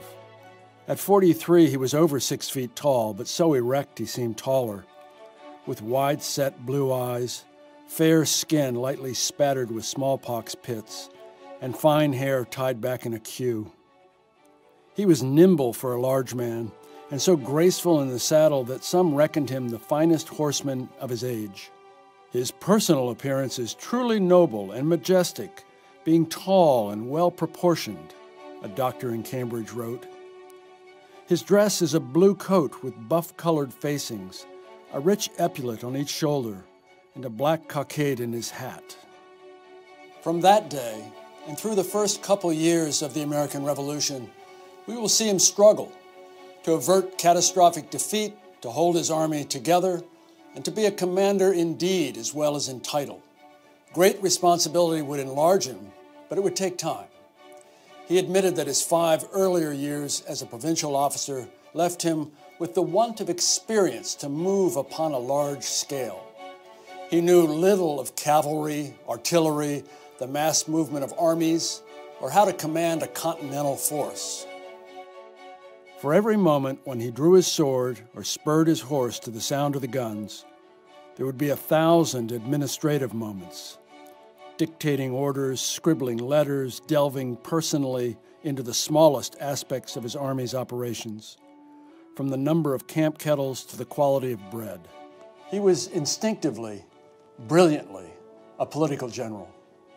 In his first month as commander-in-chief, he wrote 7 letters to Congress acknowledging its superior authority while maneuvering to get what he needed.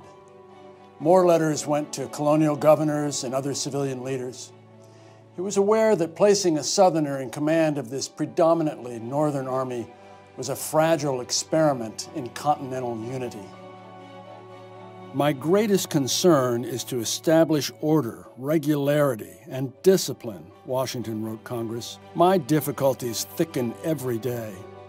Barely a month after taking command, he complained of an unaccountable kind of stupidity among his Massachusetts officers. New England troops, he added, are an exceeding dirty and nasty people. In truth, an immensely wealthy man with well over 100 slaves to tend his business at Mount Vernon during his absence could hardly comprehend the sacrifice made by most of his men in leaving their families, shops, and farms. These first weeks and months required intimacy with his army, building the mystical bond between leader and led. Who were these men? What did they believe? Why did they fight? How long would they fight? That army would become both the fulcrum on which the fate of the nation balanced and the unifying element in the American colonies, a tie that bound together disparate interests of a republic struggling to be born. It was the indispensable institution led by the indispensable man, and the coupling of a national army with its commander marked the transformation of a rebellion into a revolution. For that vital link between commander and commanded to be forged imperishably, Washington would have to know in his bones, and the men would have to know that he knew what was risked and what was lost in serving at his side. On sale now, The British Are Coming, Rick Atkinson's epic story of the American Revolution. Available from the shops at Mount Vernon or wherever books are sold.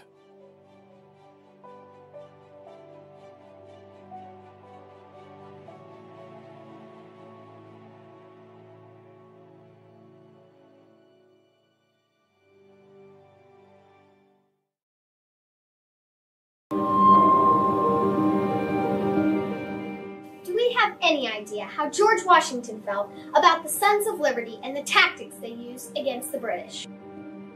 The Sons of Liberty, that's a good question. We don't know for sure that George Washington ever said anything specifically about the Sons of Liberty, but the Sons of Liberty organized themselves to protest and resist actions by the British government that they disagreed with. Americans were uncertain about the best way to resist British policies they didn't like. But as British Parliament, the ministry began passing more and more laws that Americans didn't like the coercive acts, the intolerable acts, and famously the Tea Act, which the Sons of Liberty protested famously by throwing tea from the British East India Company into Boston Harbor. Americans, including George Washington, believed that it was more and more important for Americans to show their resistance in very tangible ways, not just through words or writings or telling the king and parliament that they thought that they were wrong, but by actively, physically resisting British actions. And so in that respect, I think it's clear that George Washington was very supportive of the actions of the Sons of Liberty, especially in the lead up to the American Revolution.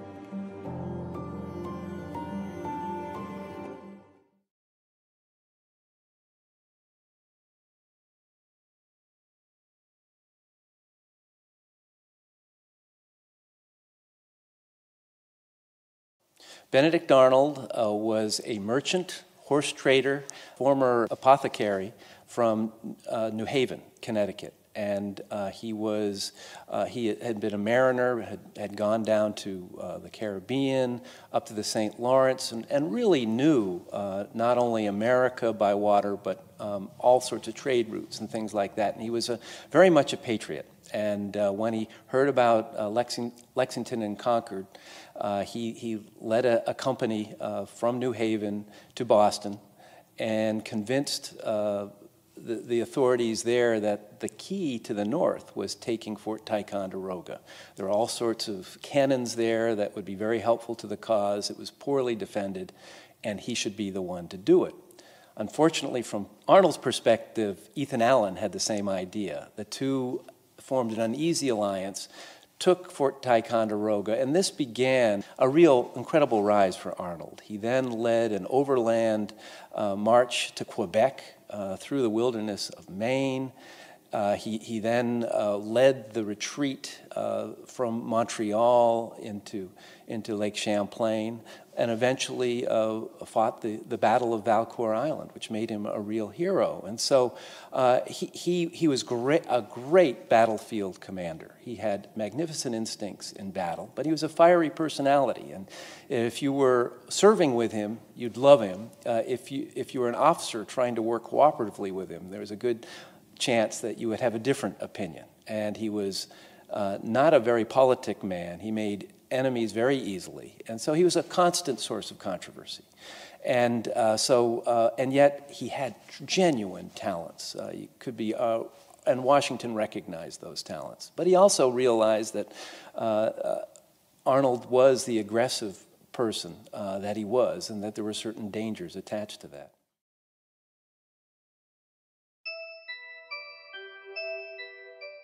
Hi, my name is Luke, and I was wondering if George Washington ever killed someone.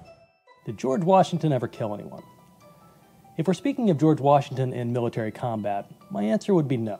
We have no direct evidence that George Washington was responsible for the death of an enemy combatant in either the French and Indian War, which he served in for 3 years, or the Revolutionary War, which he served in for 8.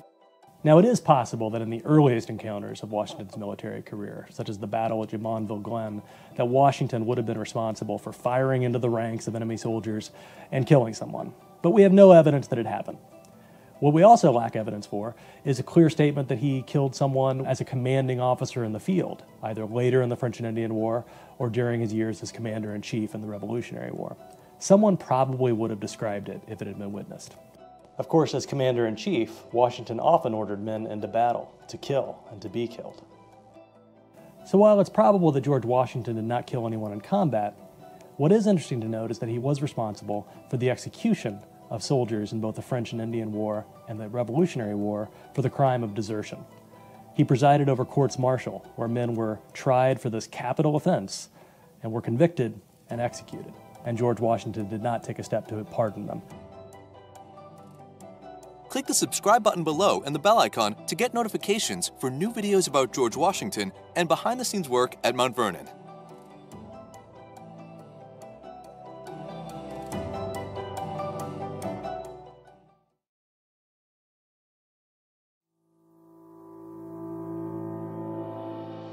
Is there a more dramatic moment in American history than General George Washington crossing the Delaware on Christmas night, 1776? The scene was as cinematic as any to be found in war. Shivering soldiers huddled along the riverbank in a howling winter storm. Greased rags and coat skirts draped over their musket priming pans to keep them dry. Horses and cannons eased onto flatboats for ferrying through the ice floes. The men squeezed into stout Durham boats manned by oarsmen in blue jackets and tarred trousers. Torches and lanterns hissing as the snow showers intensified. The pensive commander-in-chief mounted on his sorrel horse, his ruddy face stung with sleet, urging, press on, boys." Desperation had, of course, driven Washington to this perilous moment. Desperate diseases required desperate measures, he had told Congress. Chased out of New York and across New Jersey by a large, vengeful British army, the Americans had taken refuge in Pennsylvania, while their generals contemplated how to prevent the enemy from seizing Philadelphia and destroying the Continental Army once and for all. And so Washington had conjured up a surprise attack on the Hessian garrison in Trenton. For all its melodrama, the assault shows Washington's generalship at its finest. A meticulous and personal attention to detail, including approach marches, precise timing, and the prodigal use of artillery. Also, a flair for improvisation, the demand for discipline in the most arduous circumstances, and not least, the great gift of good luck. Sweeping down Bear Tavern Road on the New Jersey side of the river, the American force split into two wings, then caught the Hessians by surprise at dawn on December 26 in a pincer assault. The garrison, by the way, was neither drunk nor hungover, as often depicted in subsequent mythology. In a brisk, bloody firefight, the attackers killed the enemy commander and a couple dozen of his men and captured 900 others. They would be paraded through the streets of Philadelphia en route to prison camps. This affair has given new life and spirits to the cause, an American chaplain wrote. Things begin to wear a better aspect. To my mind, even more remarkable is what Washington did next. Instead of collecting his winnings and going to winter quarters, he doubled down. After a brief return to Pennsylvania, the Army again crossed the Delaware, baited the British into a costly attack on entrenched rebel positions at Trenton, then slipped away in the night to destroy the Redcoat rearguard garrison at Princeton before escaping into the high ground stronghold of North Jersey. In the space of 10 days, the British were drubbed 3 times, losing not only heavy casualties and the military initiative, but most of New Jersey. After 18 months in command, Washington had learned some bitter lessons. That war was rarely linear, preferring a path of fits and starts, ups and downs, triumphs and cataclysms. That only battle could reveal those with the requisite stamina, aptitude, and luck to see it through. And finally, the hardest of war's hard truths, that for a new nation to live, young men must die, often alone, usually in pain, and sometimes to no obvious purpose. He, more than anyone, would be responsible for ordering those men to their deaths. For all that, he remained buoyant, conveying confidence and resolve. His faith gave others faith. His strength made others strong. He displayed a knack for extemporizing and the deft escape, an ability to grab the occasion by the forelock, as a British historian later observed. As a political general, he would have few equals and no superior in American history. He had adroitly won over both the Congress and his countrymen, including wary New Englanders. Abigail Adams, the wife of John Adams, wrote that our late misfortunes have called out the hidden excellences of our commander-in-chief. Since taking command, Washington had come within a chin whisker of losing the war on several occasions. More such occasions would arise.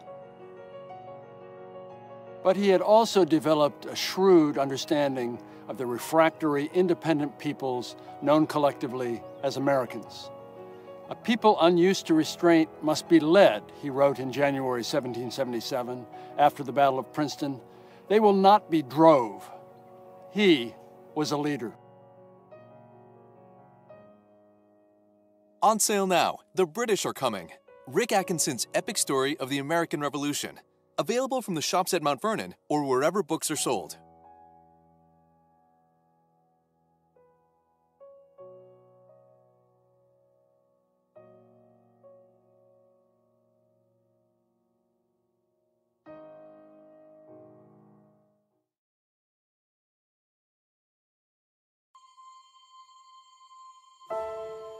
How could Britain, the greatest empire the world had seen since ancient Rome, find itself bottled up in the small provincial town of Boston, and then, after months of misery, be forcibly evicted from that place by a ragged mob of rebels? That conundrum is central to the first year of the American Revolution, as well as the long first act in George Washington's role as Commander-in-Chief of the Continental Army. Part of the answer, of course, is that the British were often outnumbered. From the first day of the war, as the British retreated in disarray from Concord to Boston on April 19, 1775, there were sometimes 2 to 3 times more rebels than redcoats in the confrontation. Although Britain had superior naval power in Boston and could come and go by sea, rebel entrenchments and fortifications in a 20-mile ring around the town kept the British from mounting an expedition into the countryside, except for the disastrous sally across the Charles River to Bunker Hill, where 1,000 redcoats were killed or wounded on the afternoon of June 17, 1775. More to the point, King George III and the King's men underestimated the difficulty of waging a long war across 3,000 miles of open ocean. Expeditionary warfare, whether waged in North America in the 18th century or in Central Asia in the 21st century, is among the most difficult martial enterprises. The British Army in the Revolution, unable to gather food and forage from the American countryside without being ambushed, relied largely on provisions shipped from English and Irish ports. But of 550 Lincolnshire sheep sent to feed British troops in occupied Boston, only 40 arrived alive in autumn 1775. Of 290 hogs shipped, just 74 survived the trip. Most of the 5,200 barrels of flour that arrived in one shipment turned rancid during the voyage. Moreover, of 40 transports dispatched from Britain that winter, only 8 reached Boston. The rest were blown by gales to the Caribbean or back to Britain, or were intercepted by rebel marauders. That was a significant reason causing General William Howe, the British commander, to contemplate abandoning Boston during the winter of 1775-76. His army was hungry, living badly on salt meat. Howe also calculated that to move his army overland from Boston would require 3,662 horses and 540 wagons. That was almost 3,000 horses and 500 wagons more than he actually had. By midwinter, the British Army was jeopardized by outbreaks of smallpox, dysentery, scurvy, and other diseases.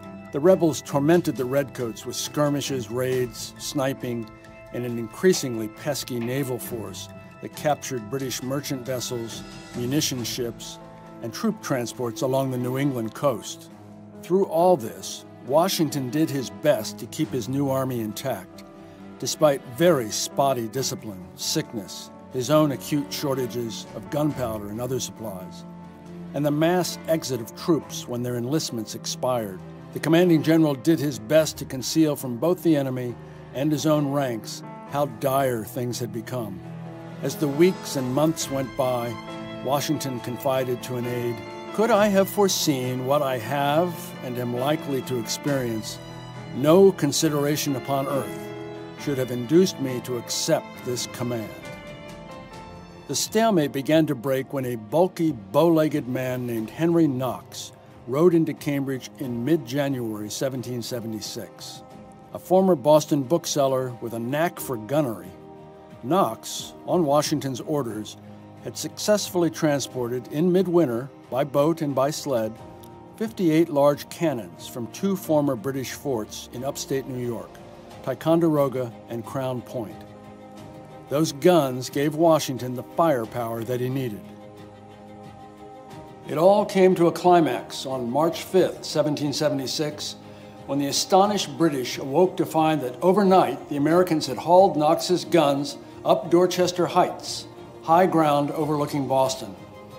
The subsequent bombardment quickly convinced Howe that his occupation of the town was no longer tenable.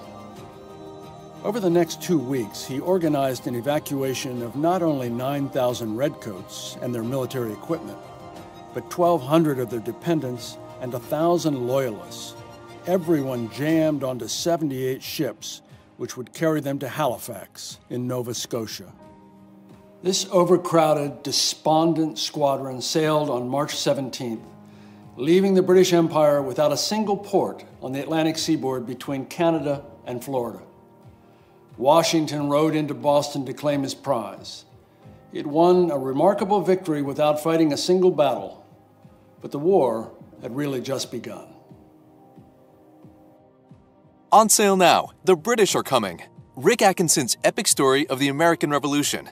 Available from the shops at Mount Vernon or wherever books are sold.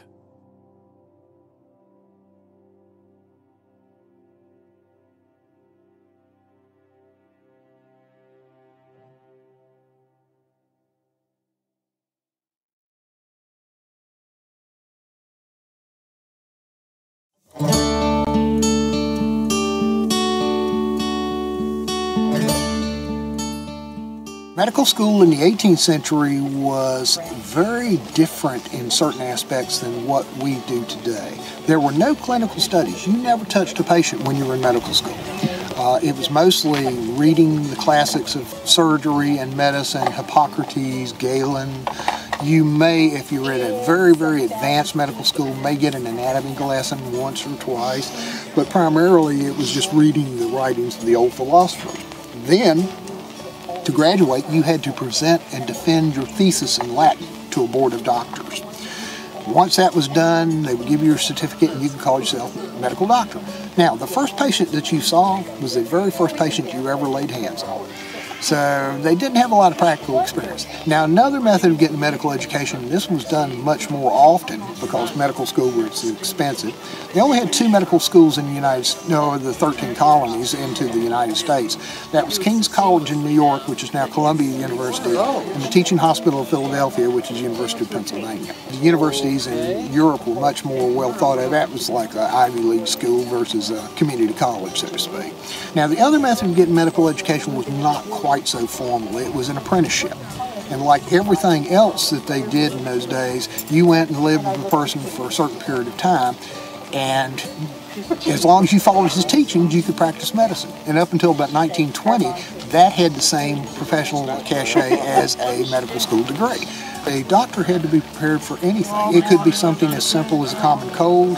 It could be something as complicated as amoebic dysentery, any type of injuries, fractured bones, frostbite, infection, burns, cuts, just a little bit of everything. And doctors had to be prepared to be able to deal with that with their supplies that they had to handle, because it wasn't a matter of you just write a prescription for the guy and send it in the local drugstore. You had to be able to manufacture the medicines and treat the wounds as they came up. If we look at it through 21st century eyes, infection was a foreign concept. They had no idea what infection was. They saw the wounds would inflame, they would get swollen, they get red, they get full of pus. But they considered that a part of the healing process because all these wounds were done.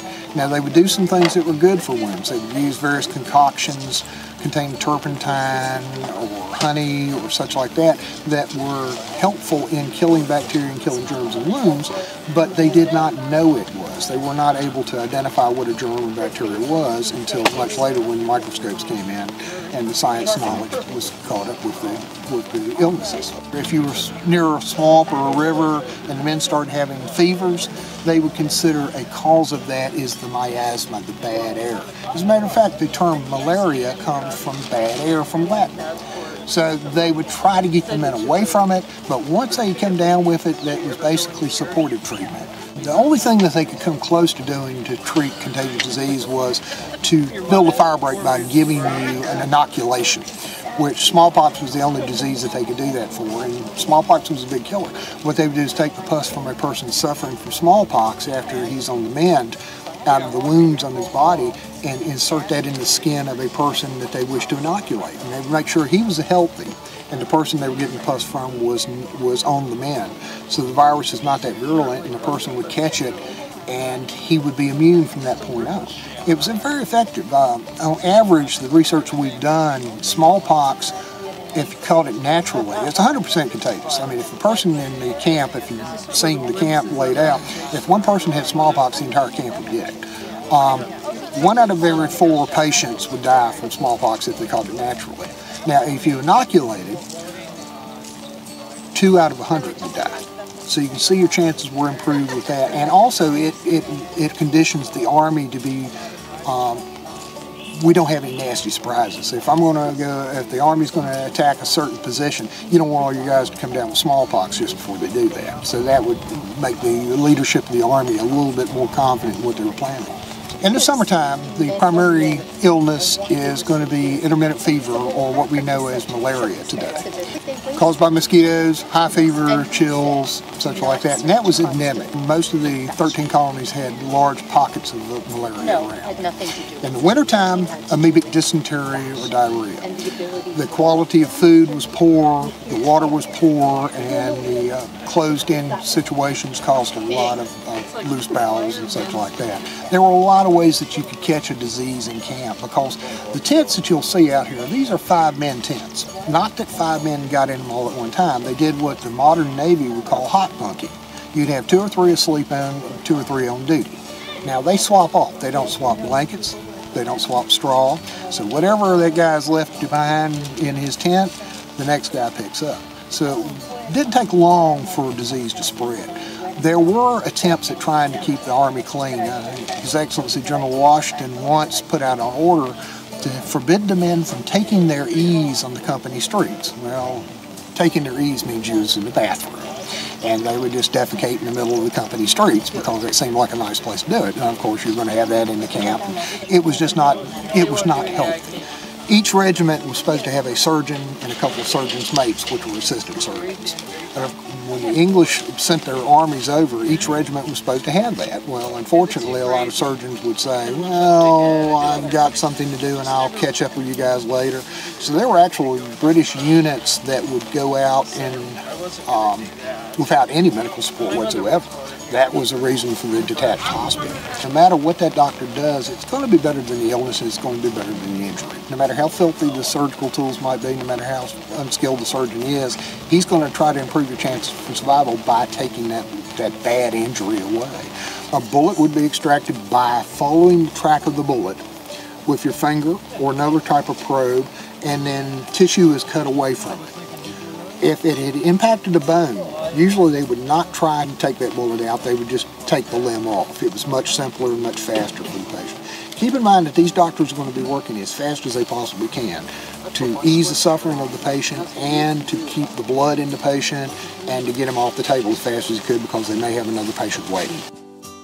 Click the subscribe button below and the bell icon to get notifications for new videos about George Washington and behind-the-scenes work at Mount Vernon.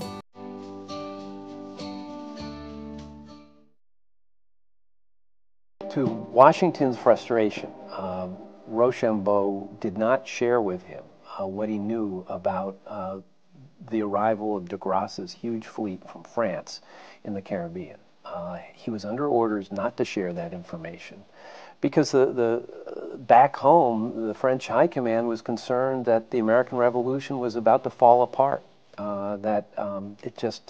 they might have to just pull the ripcord and get out of there. I mean, it's really interesting they had come up with contingency plans. If Washington is unable to keep an army together, if the states are just, falling apart, de Grasse was ordered to sail up to Newport, where the Rochambeau's army was, and evacuate them and take them down to the Caribbean. I mean, can you imagine if that had happened?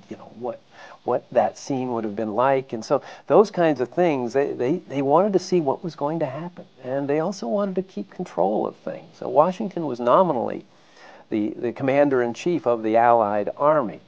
But Rochambeau and the French government played their cards very close to the vest. I mean, what Americans need to realize is they were in this war not because they had a great love of the American people and freedom.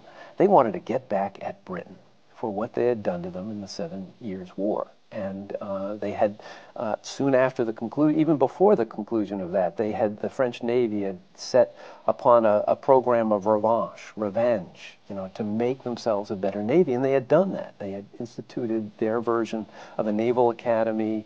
They had gone to great lengths to do that, but who knew what was going to happen? And so they were looking out for themselves, and if it was going to fall apart, this had all happened, this had gone on for much longer than they had thought. They were running out of resolve and money, and so it was either going to happen in the summer and fall of 1781, or it wasn't going to happen, and all indications were that it wasn't going to happen, but it did.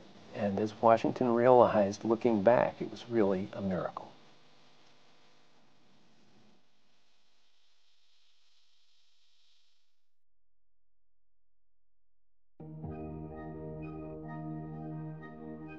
Hi, my name is Alana, and I was wondering if you were a soldier in the French and Indian War, would you survive?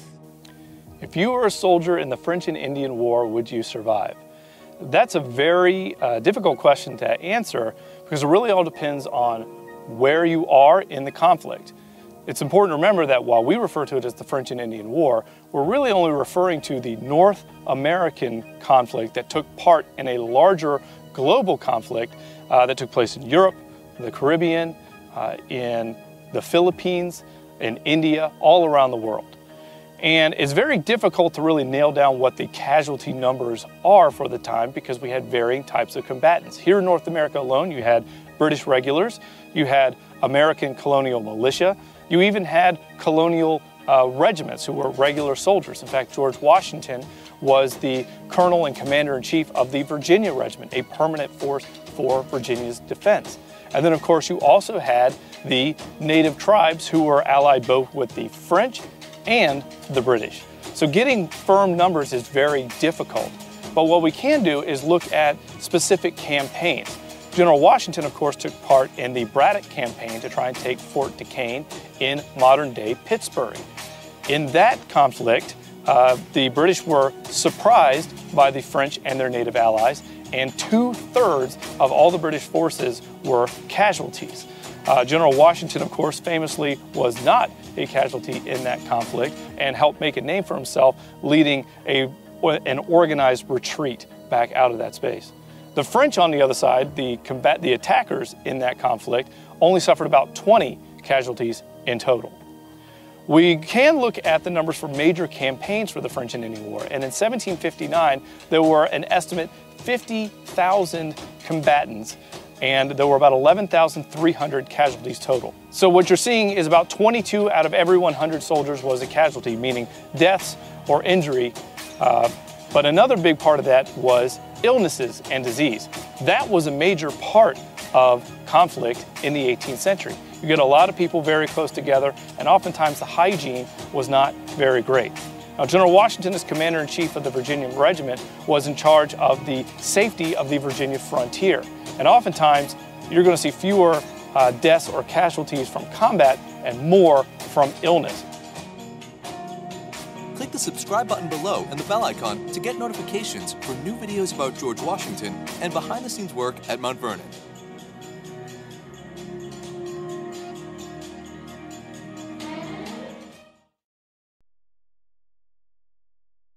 The British Navy had a hard-won and a reputation as being the greatest naval force in the world.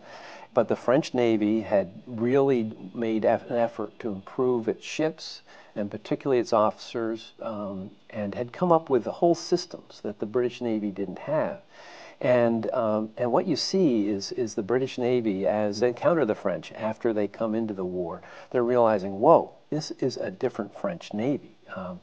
They really know what they're doing, and the alarm bells were going off. And it's kind of a bitter irony where the French win the Battle of the Chesapeake. It's a great victory. It's not Trafalgar in terms of you don't have Nelson dying at the end, but when you look at it from a historical point of view, it's been argued it's the most important naval battle in the history of the world, given the consequences.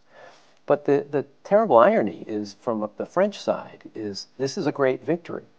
But it really didn't do much for them. Of course, America wins, but then there is the Battle of the Saints, just months later in the Caribbean, where Lord Rodney, the great British admiral who had health problems in England, has returned, and he meets de Grasse, the great victor at Yorktown. And this time, it's the British who win in devastating fashion, forcing de Grasse to surrender in a humiliating way. I mean, this is such devastating news.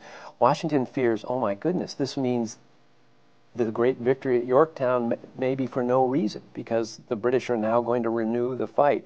No, it doesn't work out that way for political reasons. But when it comes to the legacy of the French Navy, the Battle of the Saints humiliated all the officers who performed so nobly at the Battle of the Chesapeake. So it's a bitter legacy when it comes to France. "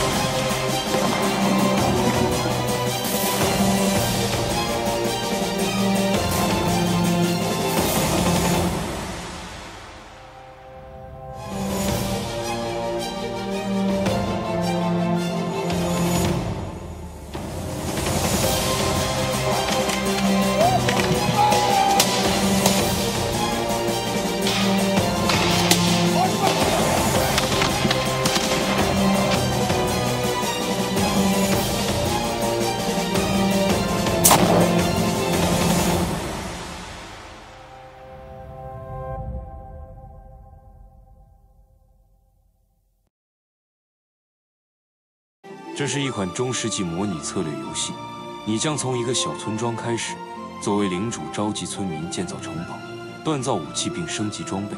你也可以组建军队，主动出击，攻打其他玩家并掠夺资源，从广阔的平原展开旅程，尽情释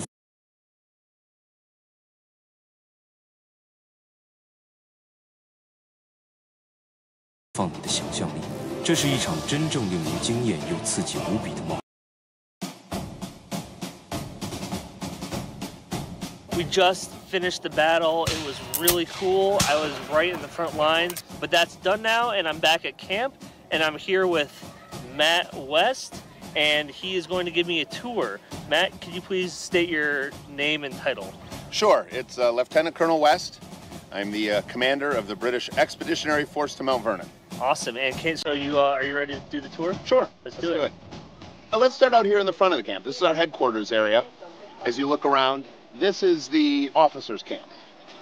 And the British camps, when they were set up, if they set up a full encampment, which we have here at Mount Vernon, they were set out in a very structured method. The officers were kept away from the enlisted men, which were away from the kitchen. So we'll take a walk through, and you can see this layout that the British followed as much as they could whenever they camped. Let's walk around to the other side of the camp here. As we're walking out of the officers' area, you can take a look at the tents. They're a larger tent. They might have 2 officers staying with them. Some might have 1 officer. We might, if we're going to be encamped a while, have our families might catch up to us if we're a high enough officer. After you get to the officers' tents, the next line in the camp layout scheme is going to be the subalterns. So this would be more junior officers, more specialized officers' wall tents. So, for example, we have our commander of the Royal Artillery dining with his lunch here. They are camped in the second round. At this point, we're still up with the officer class, which in the 18th century will be a gentry class. We're not real interested in having the enlisted men or the sergeants with us. So there's some barrier even in the camp layout. So as you look down the field now, we'll start moving into the enlisted men's camps. We have the camp kitchens and the wedge tents.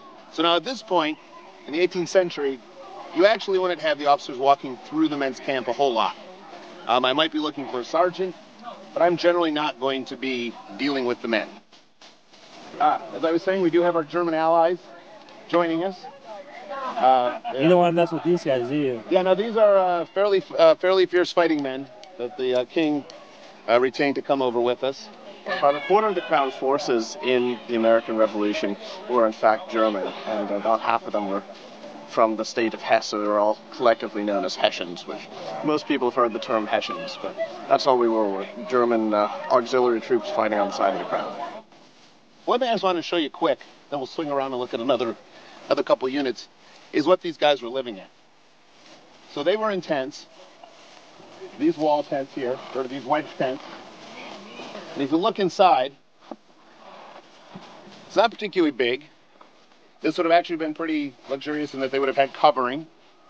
But, well, it looks like maybe something you could spend the night in. This is what they would camp in for the duration of the campaign, if they weren't in the city.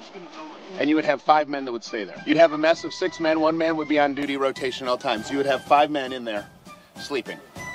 When we talk about the British being better supplied, you have to think of it in more of a macro sense. If you saw, the officers had their significant camp. The men had tents. They had rations, they had food, and we'll take a quick walk through the kitchens. But it wasn't a luxurious life. A soldier's life in the British Army was just as hard as what the Continentals would have. In the field, the men would not have these large kitchen tents we just saw. They would cook 6 guys a mess. They would have a pot, and they would dig a fire pit, and that was their meal. Whatever they were given in terms of rations, that's what they would have. Okay. So this would be a much more elaborate establishment where they would be camped out for quite a while. Most of the time, on the march, it's 1 pot in the fire pit, and that's your dinner. One more impression or type of camp I want to show you that's different from the full established battalion, long-term setup camp you'll see with the British tents is a more mobile, a lighter, and a faster camp, and really would be more indicative of what you would have seen late war, particularly in the South with Cornwallis, when he was trying to move quickly to catch up to the Continentals. Private Tom, if you could talk to them about the camp here. We just showed them a full battalion camp. If you could talk about the camp you have here. Yeah, so we're the 17th Regiment of Foot, and what we're portraying is a British camp as it would have appeared on campaign. The soldiers would have had to only utilize the things that they carried with them, and that's down to the sailcloth tents. I mean, canvas wasn't a thing in the 18th century. This is luxurious. Most of the time, if we're marching along the road, you have just your blanket. But we've stopped for a bit, we're set up, we have our tent set up, we have our camp followers here with us, we're doing some cooking, so this will be a position we'll probably be in for at least a day, maybe more. But this is how they would have appeared marching to battles like Brandywine or Cowpens or Guilford Courthouse. It's very simple. Yep, it's everything you can carry. That's what we have for the British camp. As I said, it's a big layout, but there's a lot of variation. Everyone, as you were saying, thought the British lived more luxurious. Yep. You certainly saw the front end with the officers, a lot of luxury for being on the march, all the way down to the camp on the march that we just saw. So I hope you had a good time, Ethan. We thank you coming around for us. Matt, thank you so much. And welcome to his Crown Forces camp. Matt, thank you so much again. Great. Appreciate Thanks, it. Ethan. All right, bye. That wraps up our weekend here at Mount Vernon during Revolutionary War weekend. Mason, what did you think? I had a great time. I was really surprised at how the British camp, I always assumed it was going to be much more luxurious, but they were still kind of having a hard time too. Yeah, that's exactly what I expected as well. We chose to spend the weekend with the Brits because I spent the weekend last year with the Continental Army, and everyone said, oh, you should definitely stay with them because it's going to be completely different. It was very different, but it wasn't as luxurious as you had also anticipated. But it's really cool that the reenactors here from both sides, they go through hoops and do their research to reenact history as accurately as possible and to keep it alive for people like Mason and I to come and see it. So I really appreciate that, and it's really cool. And it's very transportive as well at the same time. Thank you again for joining us, and don't forget, if you haven't subscribed already, please click the subscribe button, and when you do, there's a little bell icon that pops up. You click the bell, you'll get a notification every time we upload a new video. Thanks again, and we'll have another video for you next week. See you later.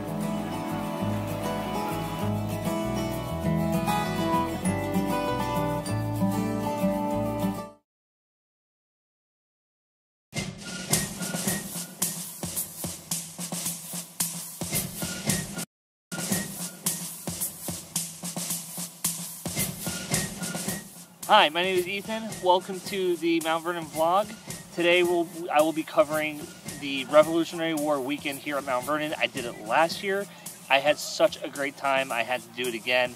So this year we're gonna mix things up a little bit. We have 2 twists. The first one is I will be staying with the British Army this time. I've heard that it's a completely different layout and a totally different vibe.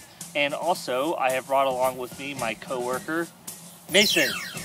Mason, thank you so much for coming with me this weekend. Sure, I'm excited to be here. Yeah? So I brought Mason with me because after he saw how much fun I had, he said, you know, I really want to do that. This is Friday night. It's the first night of War Weekend, and we're going to go meet up with our liaison at the British camp. So let's go check it out.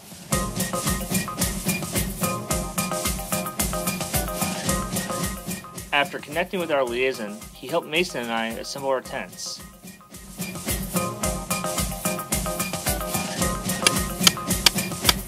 Mason, what do you think of the tent so far? I like it. It's a little cozy. You've made yourself comfortable already. Yeah. We've only been here for like 3 minutes. Well, gotta move fast. Oh, wow. You never know when the Americans are coming.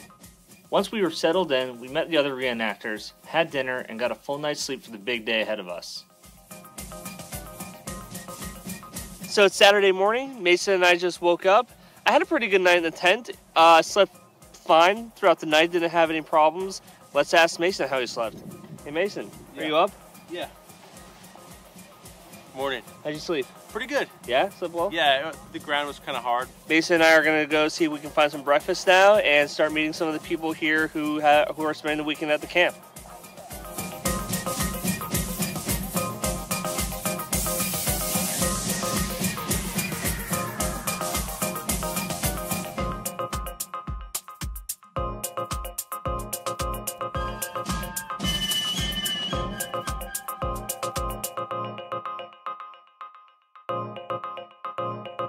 One of my coworkers was kind enough, and she made something called hardtack for me as a snack for Mason and I. So honestly, this is the perfect moment. I'm pretty hungry. I need something to tie me over, and Mason's carrying the hardtack, and we're gonna try some now and see how it is. Okay, feels pretty tough. Cheers. Oh my God, I think I just cracked my tooth. It is crunchy, isn't it? It's pretty good. It's like so what is hardtack made of, do you know? I think it's just flour and water, and you just bake it for a really long time. I heard it was really bad, but I really like it. Really? Yeah. I'd give it a 4 out of 10. I'd say this is like a 7 out of 10.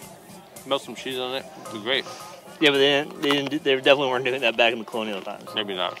But hardtack, if you're interested, try it at home. I'll include a link to the ingredients and the directions down below. After that delicious meal, our liaison Matt invited me to join his group on the battlefield for a small skirmish with the Continental Army.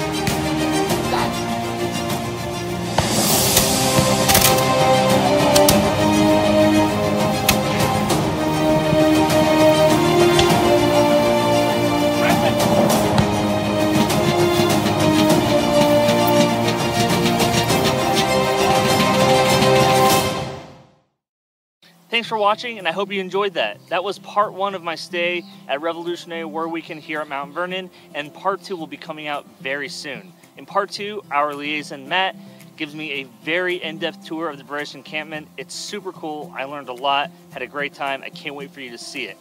If you haven't subscribed to our YouTube channel yet, please subscribe. You can hit the subscribe button right over here underneath me. And by subscribing, you'll get a notification whenever we upload a new video, which we do every week. Thanks again, and I hope to see you soon.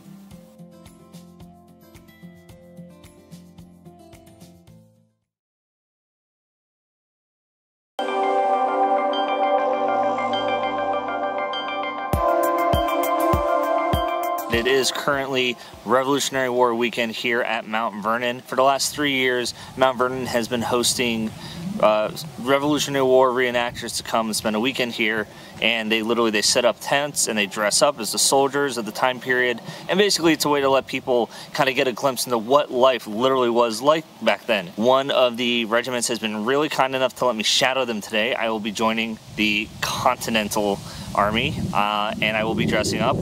Well, you know what? It's time for me to get out of these modern day clothes and into some 18th century period costumes. So I'll see you guys in a minute.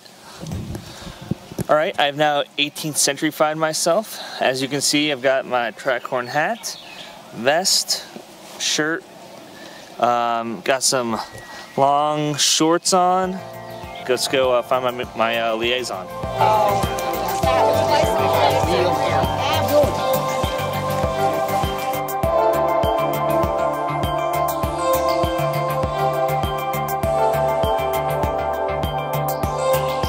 Here now with Marshall, who is the captain of the 1st Virginia. First Division. He's going to give me a tour of the camp and kind of explain how everything works. Typically in the 18th century, a camp such as we have here with the various tents up, the men would be in camp for 3 days or a little bit longer. And ahead of us, we have rows of tents. These are EM tents, enlisted men's tents, or to keep it simple, witch tents. This is what we got. So 6 people would be in this tiny space. They would be in this tiny space, sleeping this way. That's nuts. They would not be having suitcases. They would just have their haversacks. Okay. And they might be sleeping on their haversacks. They would have that blanket, as I mentioned to you, and that's pretty much it. How long have you been doing this for? I've been doing this since 1985 or 86. Wow. And why did you start doing it? Well, usually I think you can find one similarity between everybody who does this type of hobby, as I'll refer to it. We all have a love of history. My particular period of interest is 18th century, colonial, and American Revolution. And so this is my forte. And so you guys you just had lunch, and we did, yeah. And did you cook it over there in that fire? Or? We did. Would you like me to show you? Yeah, sure, that'd be awesome. All right. We had soup, and we had mashed potatoes, and we had mac and cheese. So we always have warm water going for cooking or for washing dishes. Right. So that's just prepping the dishes. Somebody's making a bean thing for tonight, I think, and that it's just in the bottom of the pot is beans. So some people have been doing this long enough that they know how to, like Stan's really good about finding period correct recipes. He made the soup that he made tonight for today's lunch was period correct. You know, it was a stew, and he made these little cookie cracker things. That's 19th century recipe. The Sedgwicks tonight, you might want to come back because they did everything. As far as I know, everything that they're doing is period correct. Hey, this is Allison Sedgwick's daughter. So they were up until 2 o'clock last night making bread. They were grinding the wheat, right? And oh yeah, my mom doesn't buy flour. She buys wheat and then grinds it, and then we have flour. Yeah. And we were chopping up stinging nettles because she found a period recipe for stinging nettle soup, which sounds weird. You know what? Can you tell me what that is so I don't eat it later? They don't sting you when you eat them, and they don't really sting you very bad when you hold them, at least the ones that we got. So then why eat it? Because it is a period recipe, and she thinks that would be fun. Okay. And she was in charge of preparing the meal. And how long have you guys been doing this for? this is a year and a half now. How long have you been doing this for? 4 or 5 years. Oh, wow. It's family fun. It's historical. I've never been interested in history on a personal level until now. Now really? I'm fascinated with it. Now it's like I have much more of an interest in reading books about history, and just because to live it is so much more interesting than being in junior high and reading it from a textbook. It's fun. You meet lots of cool people. You learn so many cool things. The advice that I would give to anybody who's a spectator, if you have any interest, just walk up to somebody in period clothes and just start asking questions, because that's why we're here too. That's one of the jobs that we enjoy doing is talking to the public and educating people.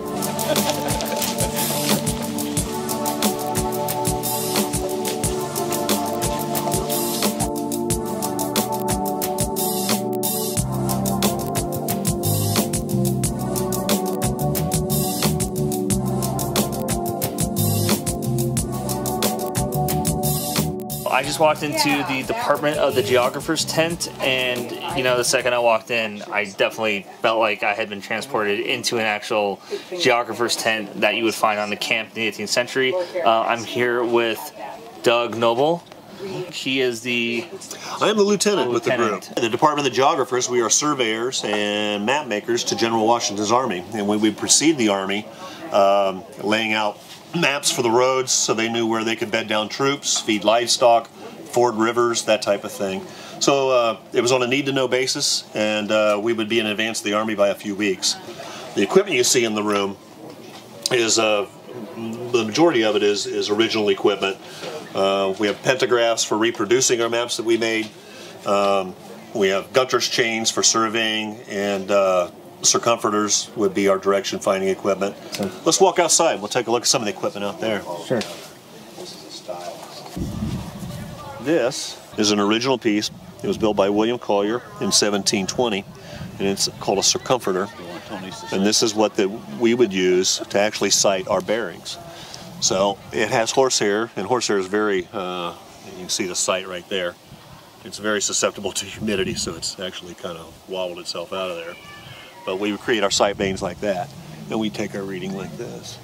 And we line up on the object, and then we can take our field notes off of the bearings that we have recorded here, or displayed there. I got involved with this unit about 5 years ago. I'm actually one of the newer members to the unit. Mr. Paul Brendan here is actually, he is a surveyor. He's been with the unit quite a while. I was just fascinated with the technology of the era, and I was fascinated with the era itself, and I just enjoy that. And we're quite an eclectic.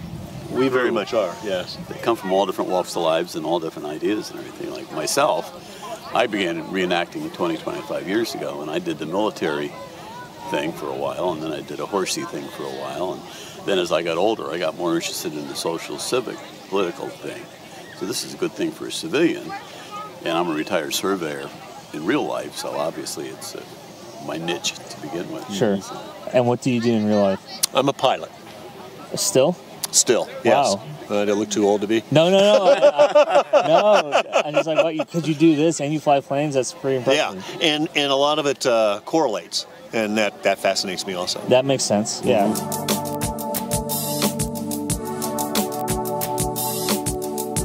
Inside the hospital, and I'm here with Dr. Mike, who is right there wearing the hat behind me, and Dr. Mike is the head of the hospital here in this tent. What I portray is the senior physician or surgeon of the detached hospital. And the detached hospital was a real military unit in the British Army and then in the Revolutionary War, and I talk about the treatment of injuries and illnesses and anything else that a soldier, in particular British soldiers, would have gone through. So are you a doctor in real life? No, sir. I am a retired police captain. Okay. Would you like me to show you the material and stuff when I was talking about the bullet wound and such? That's where the ball entered. And you can see that the material is totally gone. Where it's gone into the wound. And you can see that the blood splatter on the back side. Now, you imagine how dirty this coat would have been after they got it. They got it one a year. So they slept in it, they ate in it, they did everything in it. Necessary is filled in. And this is a piece of bone that was hit by the bullet. When the ball went in, you see how the bone is split. But when it comes out, it tears it all to pieces. If a doctor in the 18th century is confronted with that kind of injury, they've got three problems. The first is you can't put a patient to sleep during this time period for long-term surgery. So any surgery you do is never going to take over 10 minutes, and say the amputation of a limb would take 3 to 5 minutes from the first cut when they hit the sawdust on the floor. Doctors of the 18th century also had no concept of germs and bacteria. So if a person, they don't wash their hands before eating, much less wash them between patients. Also, there is no way to transfuse patients, and this is something a lot of people forget. Any fluid that's lost is lost forever. You can't put fluids back in them, and you can actually have a person bleed to death before he even gets to the hospital. So with those three things working against him, there's nothing that a doctor can do except operate as fast as possible. That's why limb taking off was done so frequently. No matter how dirty that wound is, and no matter how dirty that operation is, it's got to be cleaner than that wound. So it improves the person's chances for survival. I just got back to the base camp, and I'm going to see if I can get my tent now set up and see where I'm staying for the night. All right, here we go. Time for the big reveal. Let's see what it looks like. That's it. It's no Ritz-Carlton, but I'll take it. I'm good. I'm gonna set up my sleeping bag, and I'm all set up. That's my bed for the night. It's a beautiful evening out here, really is. Now that the rain's gone, and I'm gonna go head out to the jollification, see what that's all about.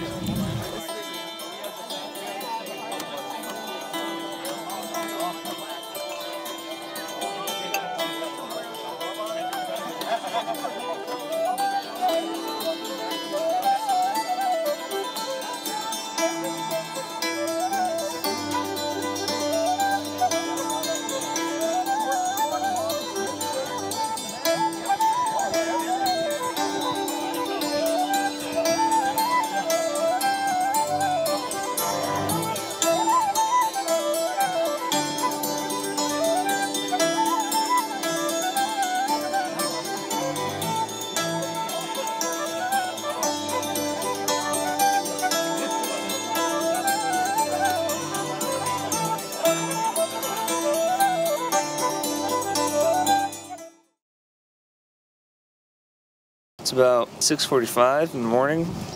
I offered last night to start the fire. Started getting the fire going. Did I make an all right fire? Or yeah, it's good to me. Yeah, it was all right. It's burning, so yeah. It's burning. Good. It's burning. That's all that matters. Out of 10, how would you rate this fire? 7 or an 8, maybe. 7 or an 8. I'll take it.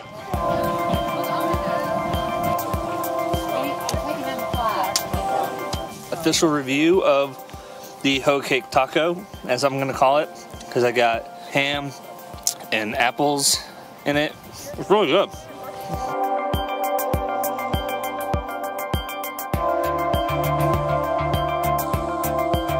I'm here with Chip, another one of the members of the 1st Virginia.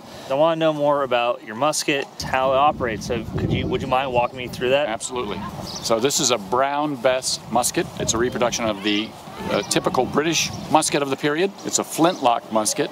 Now, flintlock musket means it has a piece of flint here. It has a piece of steel here. Mm-hmm. It has a little pan where I'm going to put some gunpowder when I'm going to fire it later in battle.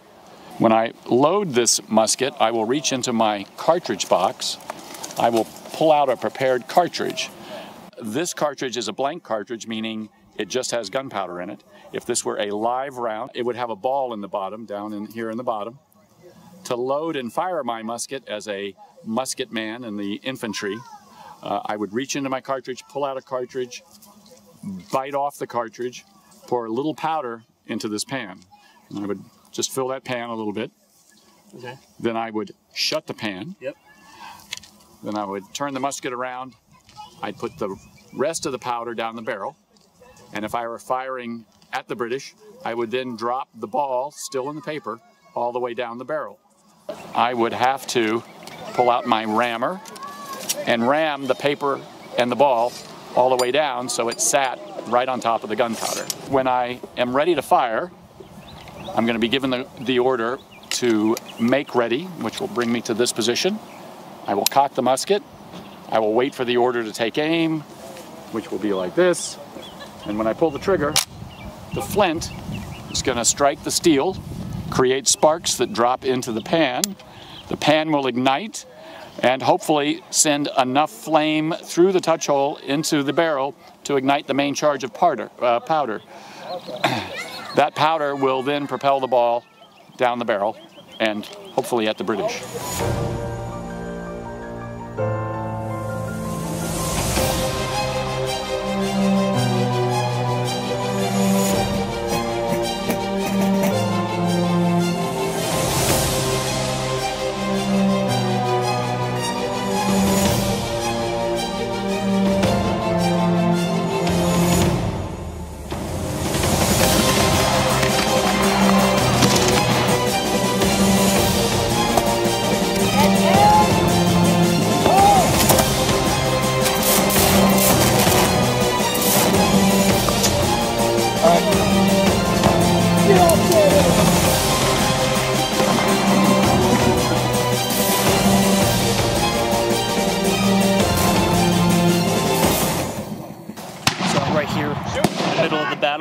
With these American soldiers who I was with them earlier in the woods. This is nuts. I'm right in the heat of the heart of the battle, and I think they're about to. This is nuts. This is insane. This is crazy. All right, we're making a move. The Americans are moving in on the Brits.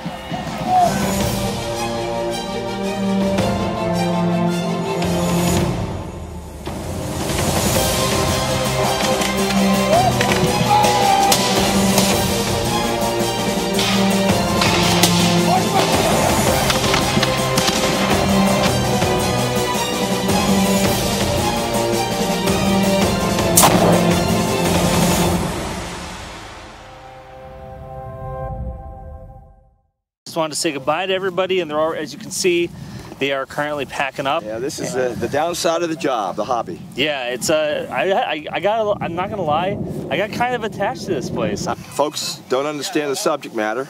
Come on out, take a look at us or anyone else who does the period work, and we'll engage you and answer your questions and whatever else you would like.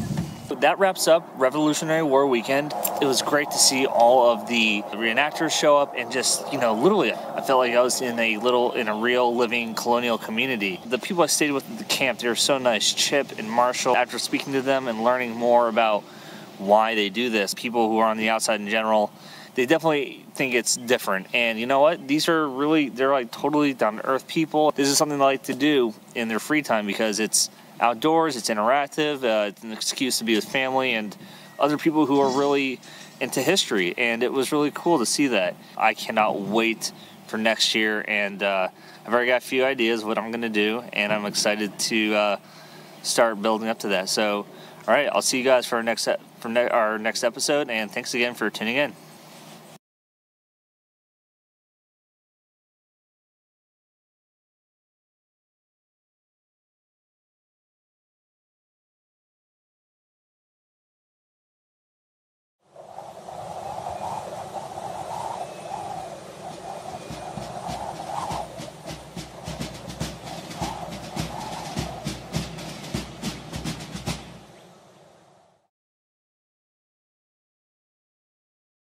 Well, the book consists of 10 biographical chapters about really the most senior key decision makers, both political and military, on the British side. The idea is to enable the reader to see the war through British eyes. It makes the war much more comprehensible because the British often were taking the strategic initiative. You can therefore understand why the war unfolds in the way it did, but the chapters collectively attempt to explain why Britain lost America. It was a war seemingly they should have won, with the most powerful navy in the world, with an army that was highly effective, in a country which was on the verge of becoming the first industrial nation in the world.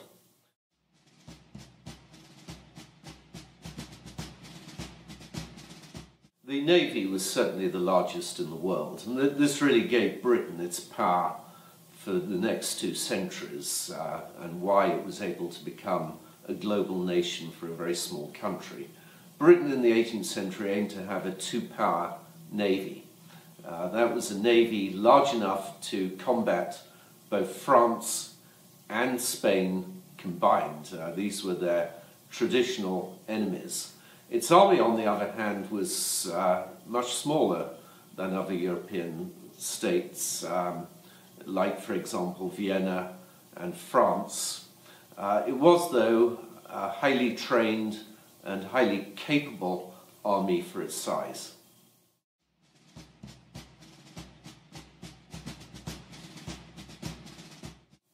They did send their best generals and admirals to America.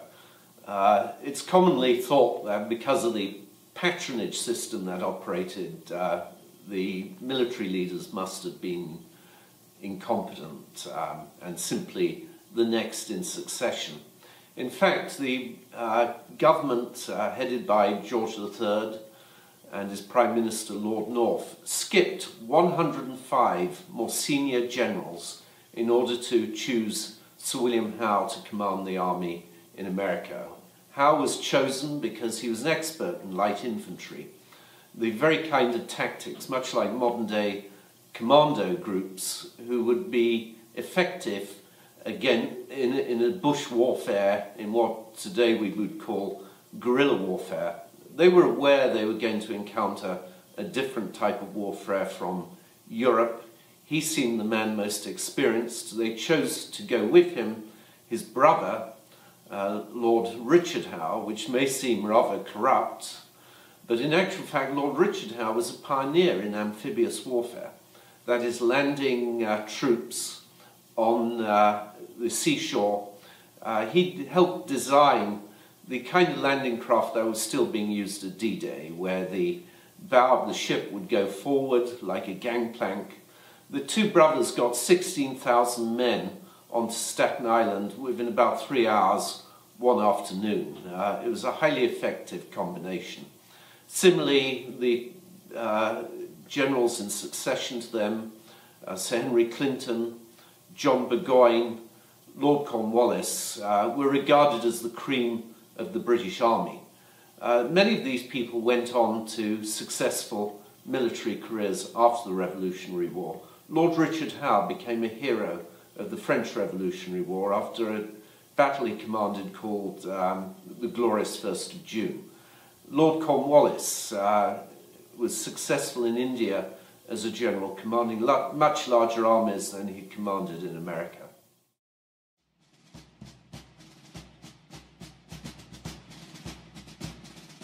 Yes, the British really had an army of conquest, not an army of occupation.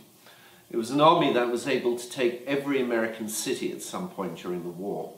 But whenever they tried to take territory, their position imploded. They lost territory in New Jersey in the winter of 1776-77.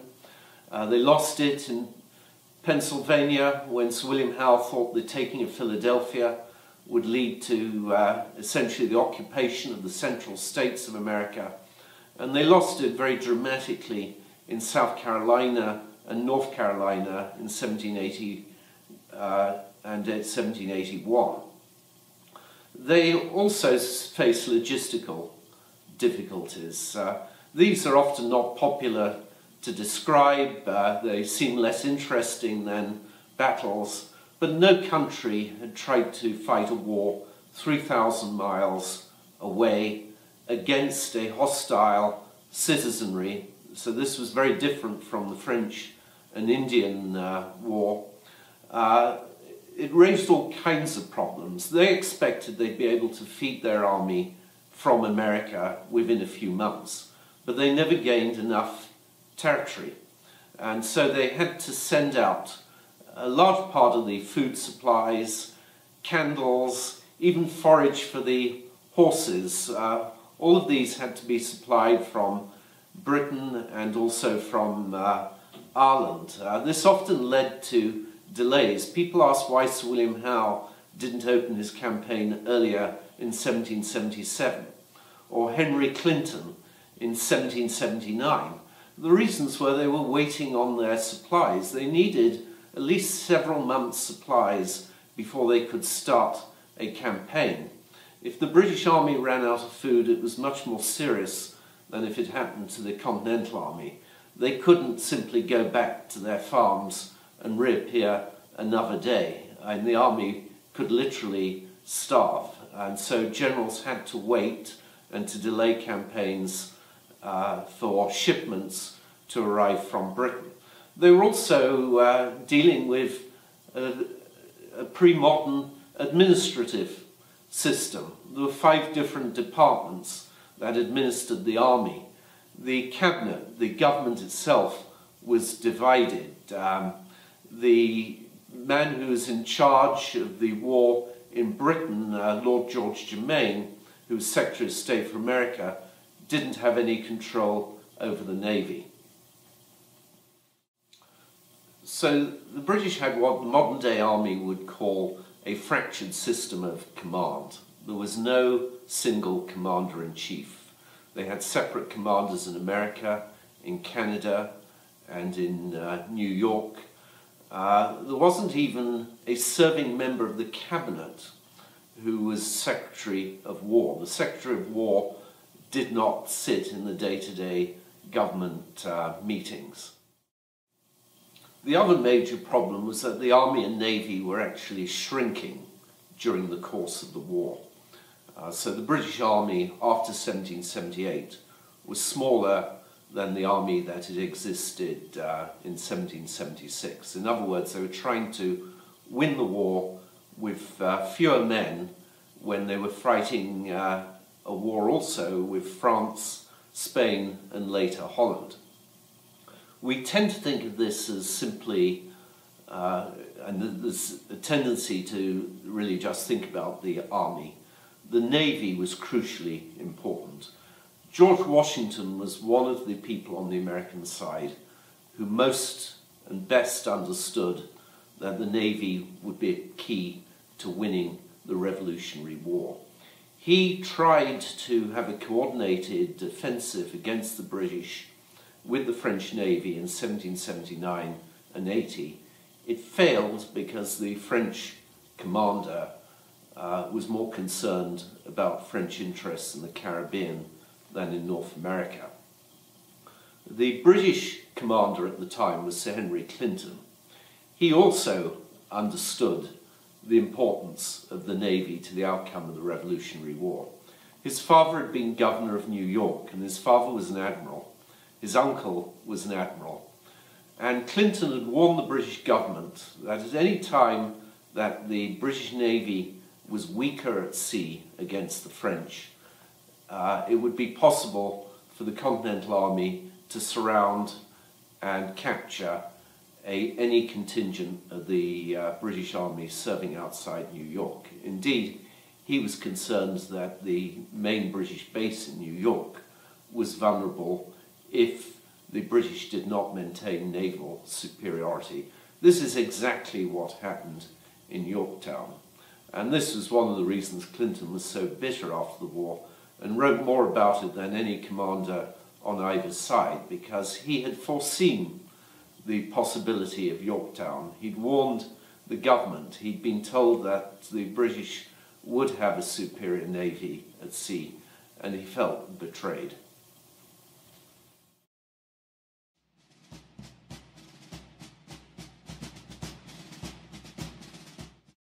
It is. It's surprising, but the military commanders were much less hawkish than George III and his main war minister, Lord George Germain.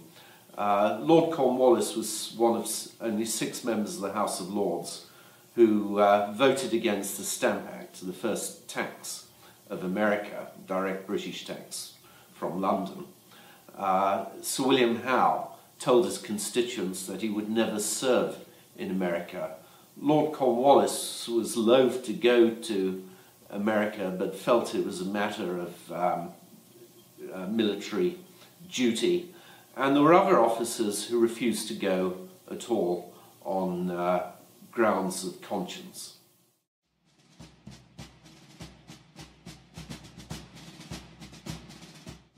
It was indeed. They were acting on the information available to them. They were told primarily by American loyalists that the majority of Americans were indeed loyal to Britain. They expected that they wouldn't need a large army, that they would find the support in America. The error is also understandable given that even today you will find school textbooks which say 1/3 were loyal, 1/3 were patriot, and 1/3 neutral. One of the most current areas of research is on neutrality during the American Revolution, in which historians point out the majority of Americans didn't actually fight during the war. It's therefore understandable that the British got it wrong. They were hoping, even when they didn't have an immediate showing of support, that what today we would call the silent majority could be persuaded to support Britain. In fact, it was wrong. The British government collapsed before even a shot had been fired. The Patriots gained control, crucially of the militias, but also of the assemblies, the courthouses, and the majority of the newspapers. The British, when they left Boston in March of 1776, essentially had to start reconquering America. There were no British troops or British government servants left. It became very obvious when Cornwallis marched north through North Carolina that he couldn't even get the most basic military intelligence. The British Army started to describe it as an experiment, and the experiment was to find areas of strong Loyalist support. And there were indeed some areas where Loyalists were stronger than others, but never in the majority.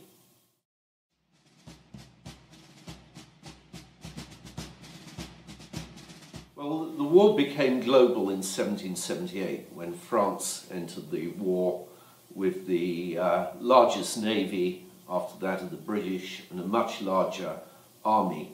But even before France formally engaged in the war, Britain had to think globally. It did not fully mobilize its army and navy in 1775 because they were worried if they did so that France would follow suit. The French were concerned that the British would get a huge army over to America, and once they put down the rebellion, that army would then go south to the Caribbean and take French sugar islands like Martinique and Guadeloupe. So the British began the war essentially with one arm tied behind their back. They had to be concerned about slave rebellions in the Caribbean when they moved or tried to move troops from Jamaica in 1776 to go to New York. There was an outbreak of a slave rebellion which might have been as successful as that of Saint-Domingue a couple of decades later, but for the fact it broke out prematurely. After 1778, their military was essentially overextended. The Navy had to provide convoys all over the world, as well as protect British possessions in India, in the Mediterranean with Gibraltar, Ireland, and the Caribbean, as well as the west coast of Africa, and Britain itself. Britain was faced with the most serious attempts at invasion in the summers of 1778, 1779, and 1780, since the days of the Armada in 1588.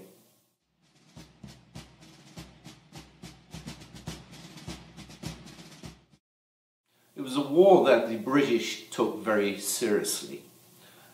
George III actually articulated the reasons for the war better really than anyone, and he increasingly argued that if Britain lost America, it would cease to be a major power. He regarded colonial wealth and trade as the keys to Britain's success. He believed really in a domino theory that if Britain lost America, it would lose all of its other colonies as well, in the Caribbean, in the Mediterranean, and in India. The British, therefore, pursued this war for 8 years, making it still the third longest in American history and one of the longest in British history. It was even being described by some of the extreme supporters of the government towards the end as a holy war.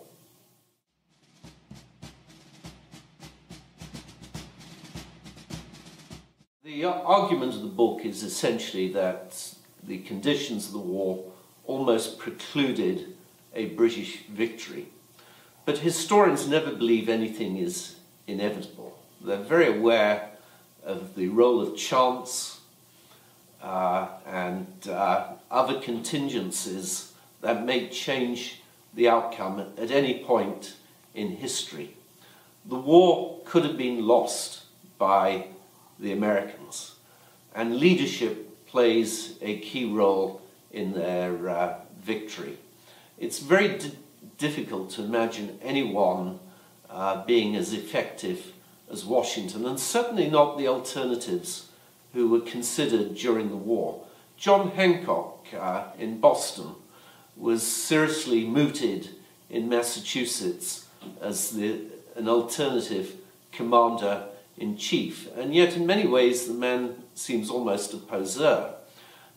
He commanded during an operation in Newport very ineffectively. Horatio Gates was considered as a possible alternative to Washington after his great victory at Saratoga. But Gates himself was later defeated at Camden and infamously fled a couple of 100 miles from the battlefield immediately afterwards. Charles Lee was also considered as an alternative to Washington. But Lee had suggested really fighting a guerrilla warfare against the British. This typically would lead to anarchy. Washington was thinking as much of the country that would emerge after the war as merely defeating the British. He was very keen that America be considered a civilized nation in relation to Europe. He's sometimes been accused himself of being too conventional, but it was very important to him that they beat the British at their own game. He, therefore, the great victories of the war were conventional type European battles, Saratoga and Yorktown, or even the Battle of Cowpens. These were the key turning points in which the tactics were very much those used by the British themselves. Indeed, it's remarkable to read British accounts at the end of the war in which they pay testimony to Washington and his army. They argue that they were as good as the British troops themselves, that they achieved a miracle by beginning as an unarmed citizenry and becoming so effective in such a relatively short amount of time. Interestingly, the British press criticised their own leaders and especially their own government, but they never criticised George Washington. He was admired in Britain. There is a statue of him today in Trafalgar Square next to Britain's greatest hero of all time, Admiral Lord Nelson. The British Navy fired a full gun salute and lowered their flags when they heard about Washington's death.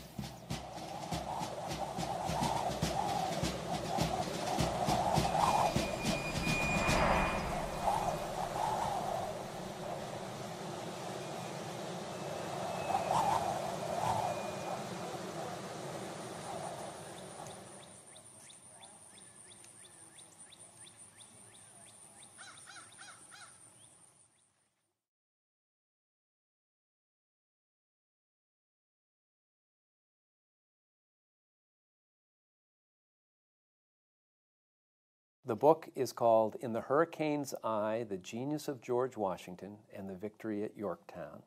And it tells, I think, an unappreciated story in that, yes, there was the battle, the siege of Yorktown, that was the victory that led to our independence. But before that, there was a naval battle fought off the entrance of the Chesapeake, in which the British were trying to rescue Lord Cornwallis from the end of his lonely point between the James and York rivers. And if the French had not won the battle with the British fleet, they would have rescued Cornwallis, and there would have not been the victory that won us our independence. And so the French win. It's an amazing story, and it's a story I think most Americans know little about. And so for me, this story about the year of Yorktown was an exciting one that got me back out on the water.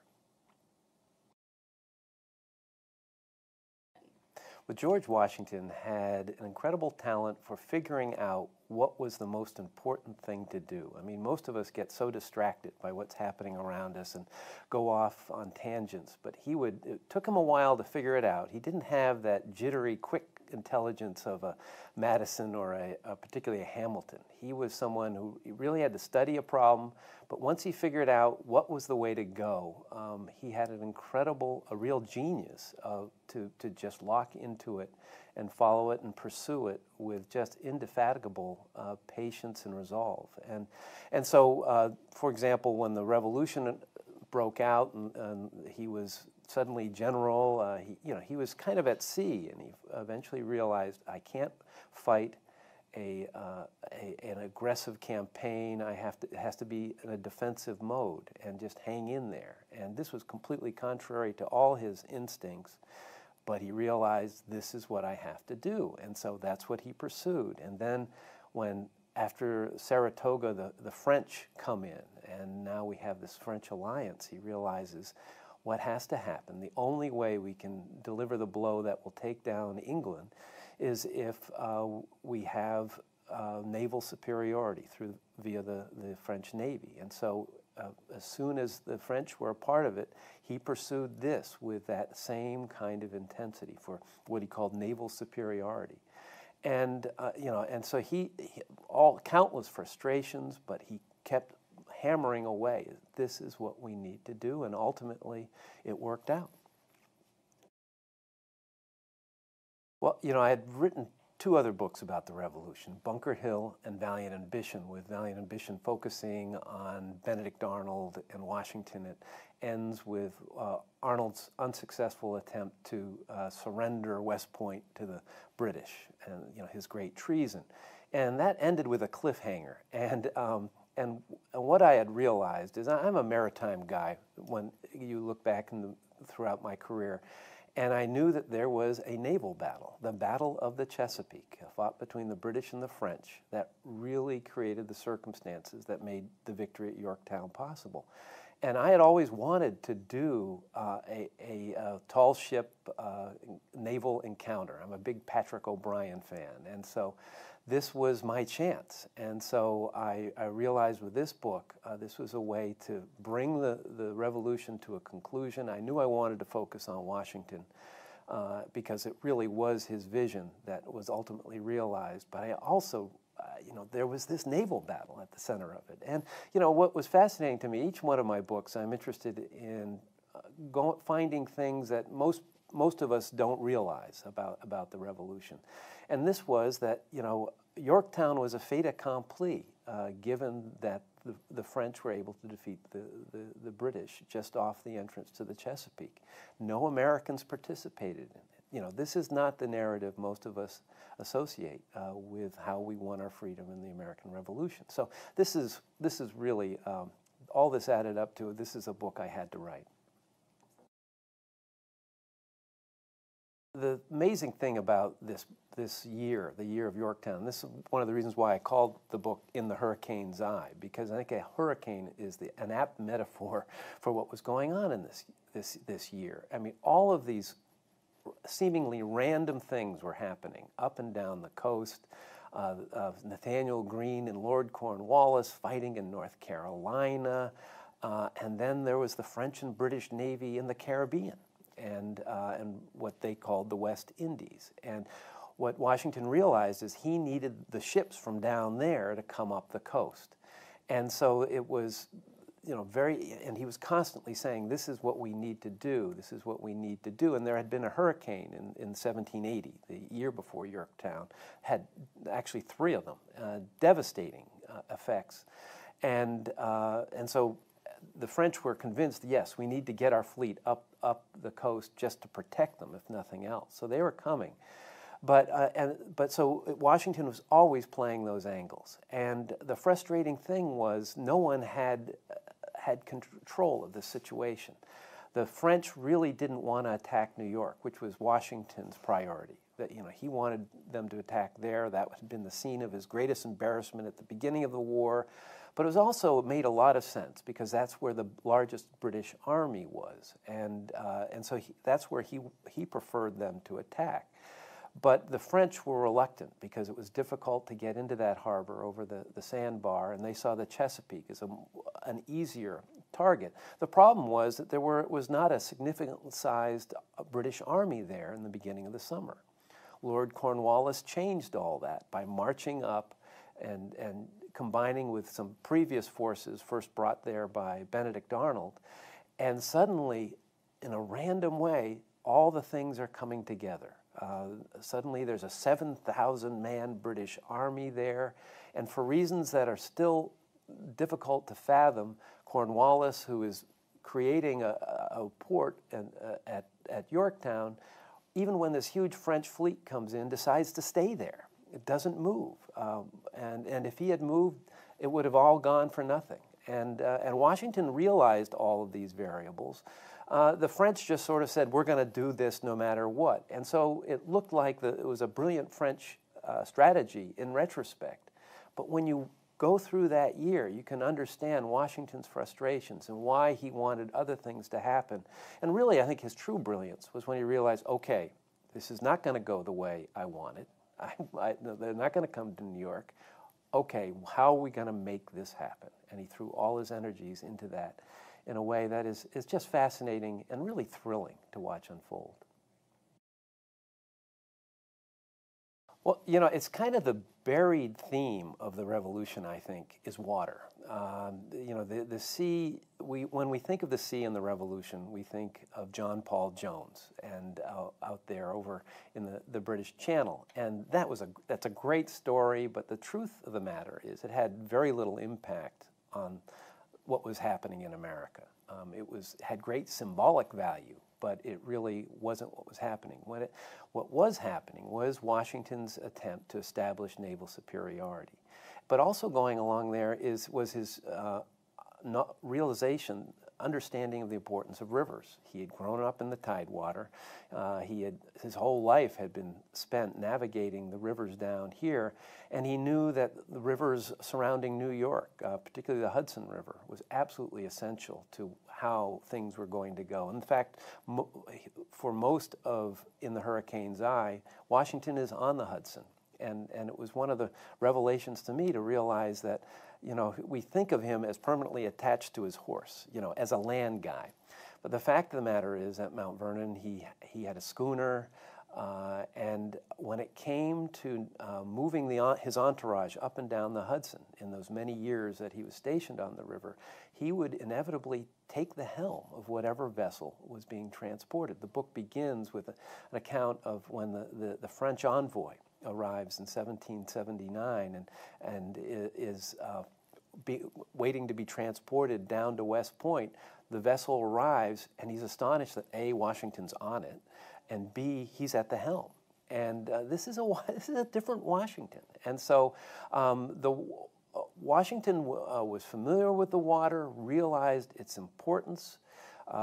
He was not an admiral in any way, and when asked, he said, listen, I don't know naval affairs, but what he did understand was strategy and the importance of water to this. And, you know, we are, as a nation, have been defined by a wilderness. We think of it as the West. But before there was the West, there was the sea. That was the wilderness that defined America through the 18th century and the first half of the 19th century. And I think it's really enlightening to realize that the birth of our country, the American Revolution, that fate ultimately depended on the fact that this country is beside the ocean, because it was the ocean that ultimately was the key factor in the victory at the Battle of the Chesapeake and Yorktown. Well, you know, naval battles are very difficult to understand, even if you're a sailor. I'm a lifelong sailor. I actually used to work at a sailing magazine where I would work with the art director to create diagrams, and I realized I needed diagrams in this book to explain what was going on. There's not only the Battle of the Chesapeake, but the lesser known, but really in its own way, just as important, Battle of Cape Henry. And that involved Benedict Arnold. Benedict Arnold would have been what Lord Cornwallis became in all that. But a naval battle is it's two fleets of ships of the line, and these were great big ships with crews of hundreds of people, huge cannons. I mean, we're talking incredible firepower. And what they would try to do is each admiral would try to line up his fleet in a line of battle and and sideways to the other fleet. And they'd come together side by side and blast away at one another. They were really trying to create the seaborne version of creating a fortress. You know, they were temporarily creating a fortress that would then blast away at the other one. And it was difficult. You know, it's not the land. The land is solid. The sea, you have wave conditions, you have the changing wind, and the wind was always changing and a factor in both battles that I described. And it's complicated, but it's also, I find, really fascinating and thrilling because you don't really know what's going to happen until the very end. And naval battles typically are quite bloody, but relative to land battles, not so much, because if one side's losing, the admiral can just say, "Hey, we're out of here," and it stops. And so it's funny. It has its own rhythms. It's different, but you know, if you are a Patrick O'Brien fan, you realize that how interesting and fascinating it is, and it had such an impact on the course of the American Revolution. To Washington's frustration, Rochambeau did not share with him what he knew about the arrival of de Grasse's huge fleet from France in the Caribbean. He was under orders not to share that information because the back home, the French High Command was concerned that the American Revolution was about to fall apart, that they might have to just pull the ripcord and get out of there. I mean, it's really interesting to you know, they had come up with contingency plans. If Washington is unable to keep an army together, you know, if the states are just, you know, falling apart, de Grasse was ordered to sail up to Newport, where the Rochambeau's army was, and evacuate them and take them down to the Caribbean. I mean, can you imagine if that had happened? You know, what that scene would have been like. And so those kinds of things, they wanted to see what was going to happen, and they also wanted to keep control of things. So Washington was nominally the commander-in-chief of the Allied army, but Rochambeau and the French government played their cards very close to the vest. I mean, what Americans need to realize is they were in this war not because they had a great love of the American people and freedom. They wanted to get back at Britain for what they had done to them in the 7 Years' War. And they had, soon after the conclusion, even before the conclusion of that, the French Navy had set upon a program of revenge, you know, to make themselves a better Navy. And they had done that. They had instituted their version of a naval academy. You know, they had gone to great lengths to do that. But who knew what was going to happen? And so they were looking out for themselves. And if it was going to fall apart, this had all happened, this had gone on for much longer than they had thought. They were running out of resolve and money. And so it was either going to happen in the summer and fall of 1781, or it wasn't going to happen. And all indications were that it wasn't going to happen. But it did. And as Washington realized, looking back, it was really a miracle.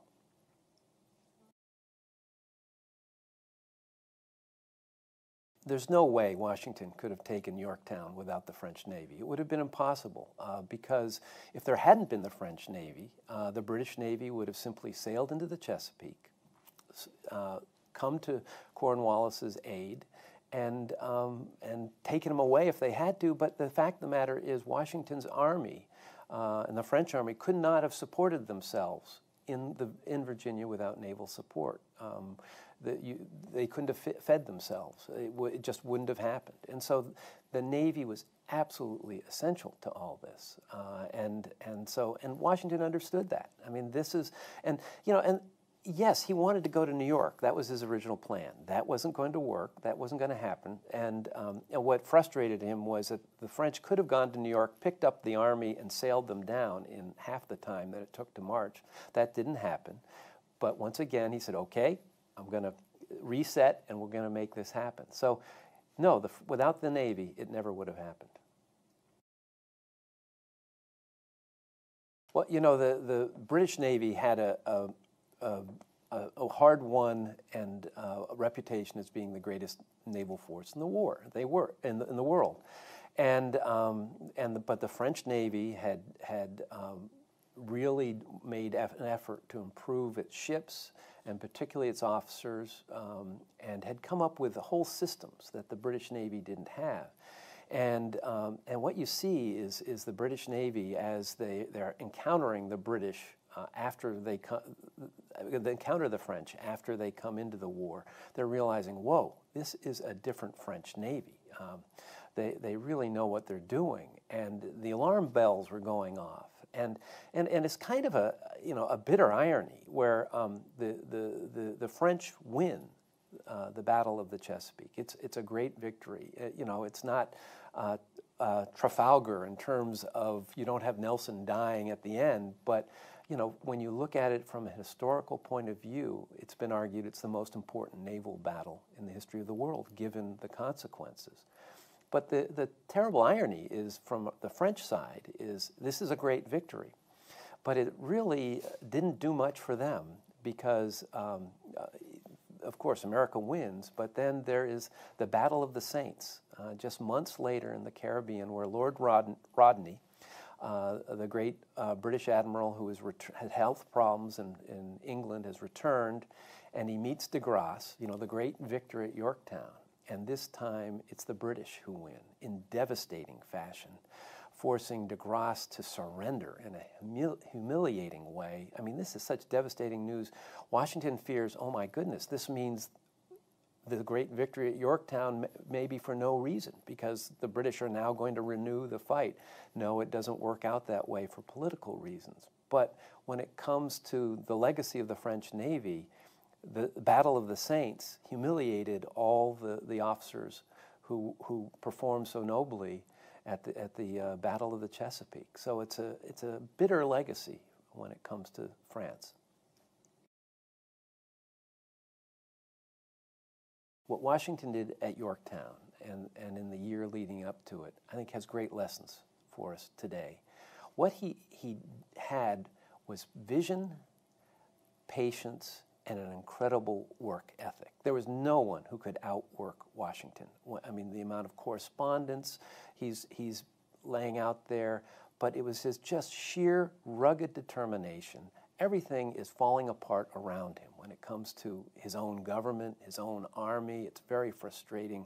The American people aren't coming up with the money and food and soldiers he needs, but he's just hanging in there. And I think the lesson is, have a vision and stick with it no matter what. Don't let the currents of current, whatever distractions get in your way, because Washington had that focus. That was his true genius, his ability to lock onto a path, and no matter what happens around him, see it to the end. And I think that's a lesson that is important today. Well, one of the things that is almost, all my books have surprises for me. I write these books not because I am a great expert in the field, but because I'm curious. I want to read a book about it, and I haven't quite found the book that answers the questions I have. And I come from a sailing background. I was a competitive sailboat racer in my youth, a former Sunfish North American champion, the VW Bugs of boats. But when I was 16, I qualified for the Sunfish Worlds in Martinique. And so I traveled there. I was the youngest participant, 102 boats. It was the French Olympic team was there, as long as a representative of the French Navy, a destroyer. But looking back, I was sailing in the very waters where de Grasse was when he arrived from France. He pulled into the harbor at Martinique, and then to add to this, just a few months later, by this time I had turned 17, And this was the summer of 1973. The Sunfish North Americans were at Fort Monroe, Virginia. Fort Monroe, Virginia is at the end of the point on which Yorktown is. We were sailing on the very waters where de Grasse's fleet arrived when it pulled into the Chesapeake. And I had no clue about any of this when I was a kid. You know, I was, the race course was all. History was something, I was an English major. But looking back, I have to say, in working on this book, I don't know what effect it had on it, but I knew what, you know, I'd been on those waters. I had sailed on them. And so for me, this book, in ways I had no inkling really about going into it, became a culmination that was not only professional in terms of my interest in maritime matters and American history, but in a personal one. Just as a sailor, I'm a lifelong sailor. My kids sail. And so it was, it came to me in a rush just as I was finishing the book when I go, oh my gosh, yes. I've been following this plot longer than I knew.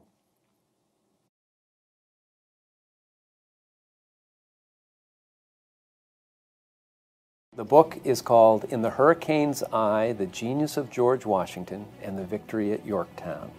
And it tells, I think, an unappreciated story in that there was the siege of Yorktown that was the victory that led to our independence.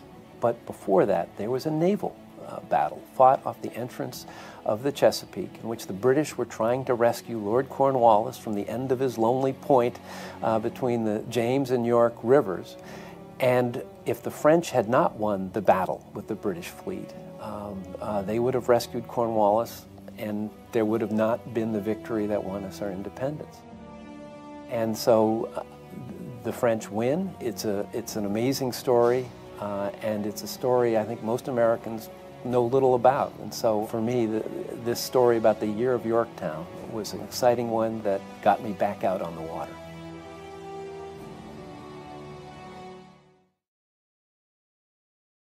Well, you know, it's kind of the buried theme of the revolution, I think, is water. You know, the sea, when we think of the sea in the revolution, we think of John Paul Jones and out there over in the British Channel. And that's a great story, but the truth of the matter is it had very little impact on what was happening in America. It had great symbolic value, but it really wasn't what was happening. What was happening was Washington's attempt to establish naval superiority. But also going along there was his understanding of the importance of rivers. He had grown up in the Tidewater. His whole life had been spent navigating the rivers down here, and he knew that the rivers surrounding New York, particularly the Hudson River, was absolutely essential to how things were going to go. In fact, for most of In the Hurricane's Eye, Washington is on the Hudson. And it was one of the revelations to me to realize that, you know, we think of him as permanently attached to his horse, you know, as a land guy. But the fact of the matter is at Mount Vernon, he had a schooner, and when it came to moving his entourage up and down the Hudson in those many years that he was stationed on the river, he would inevitably take the helm of whatever vessel was being transported. The book begins with an account of when the French envoy arrives in 1779 and is waiting to be transported down to West Point. The vessel arrives and he's astonished that A, Washington's on it, and B, he's at the helm. And this is a different Washington. And so Washington was familiar with the water, realized its importance. He was not an admiral in any way, and when asked, he said, listen, I don't know naval affairs, but what he did understand was strategy and the importance of water to this. And, you know, we are, as a nation, have been defined by a wilderness. We think of it as the West. But before there was the West, there was the sea. That was the wilderness that defined America through the 18th century and the first half of the 19th century. And I think it's really enlightening to realize that the birth of our country, the American Revolution, that fate ultimately depended on the fact that this country is beside the ocean, because it was the ocean that ultimately was the key factor in the victory at the Battle of the Chesapeake and Yorktown.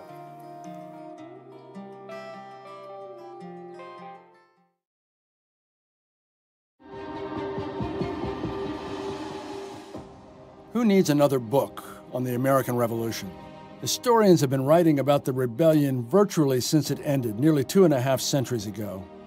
Personally, I've previously focused on more recent wars and 6 earlier books about conflicts in the 20th and 21st centuries, including the Liberation Trilogy, a narrative account of the American role in the liberation of Europe during World War II. The older I got, the more I found my eye drawn to a story that has beguiled me since I was a boy, perhaps the greatest tale in our national history, and that is the armed struggle for independence that we know as the Revolution. It's a creation story that accounts for who we are, where we came from, what we believe, and what our forebears were willing to die for. As a national saga, it's the stuff of great literature with spectacular characters, variously noble, ignoble, courageous, and tormented, and a plot as improbable as it is spellbinding. I set out to do for the Revolution what I did for the Mediterranean and European theaters in World War II, to write a sweeping narrative, an epic that weaves together tactical combat scenes, marching the reader into battle, with strategic storytelling that illuminates the reasoning and anxieties of those making the decisions that shape both a new nation and Western civilization. My intent is to show war as soldiers and militiamen saw it, terrifying, bestial, and occasionally grand, and as generals fought it, sometimes well, often badly. I also feel that it's important to tell the story from both sides, to see the rebellion as the British saw it and fought it. Toward that end, I spent a lot of research time in Britain, including a month at Windsor Castle where the papers of George III, our last king, are kept. Most have never been published, and Queen Elizabeth II only recently opened them to a small number of scholars, of whom I was among the first. Every day I would climb the 102 stone steps and then 21 wooden stairs to the garret of the Round Tower, where I spent countless hours with George, who throughout the Revolution served as his own secretary. His thoughts and commands are written in his hand, and they're revelatory. I spent years trawling through other archives, large and small, in search of primary sources, diaries, letters, official and unofficial records, unpublished memoirs, newspaper dispatches. The author Shelby Foote once said that a fact is not a truth until you love it. I believe that my strength as a writer and a historian comes from finding facts to love, teasing coherence and intimacy from the past. One of the narrative historian's tasks is to harness scholarship and lucid storytelling to bring back the dead, to breathe life into figures who can seem impossibly remote to a 21st century reader. My ambition has also been to restore the emotional connection between those who took part in that great struggle and today's readers. Not only have the founders been so embalmed in reverence that their human features are often difficult to discern, but the ordinary men and women who lived and died in the Revolutionary era can seem so remote, so faded, that we feel little empathy for them. But this war, like all wars, is a tale of young men dying young, and of people on both sides, from all walks of life, beset with pain, jubilation, apprehension, hope, and sorrow. The Revolution, which lasted 3,089 days, was our first civil war, with all the fraternal violence and heartbreak that implies. It not only brought forth a new nation, afire with a sense of destiny, it embodied the enduring aspirations of an idealistic people. The cause of America, wrote the essayist Thomas Paine, is the cause of all mankind. I look forward to picking up the story of that cause in the 2 volumes of the Revolution Trilogy still to come. Even now, the war offers clues to our national temperament. It remains a bright mirror in which we see traits that fashion the American character, from ingenuity and resilience to brutality and pugnacity. For better and for worse, it's our story.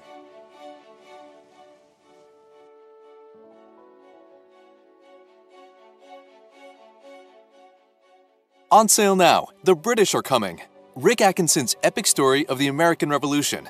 Available from the shops at Mount Vernon or wherever books are sold.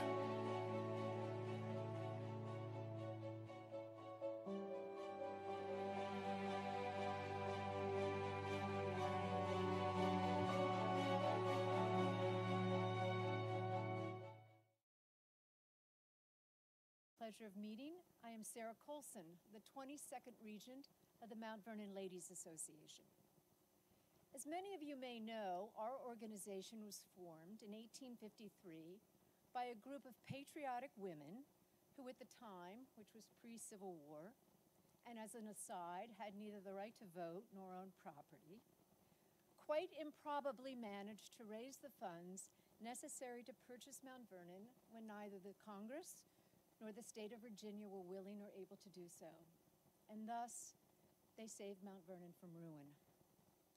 The history of the Mount Vernon Ladies Association is a wonderfully inspiring one, born of determination and a unifying love and admiration of George Washington. However, it is not the story we're here for this evening.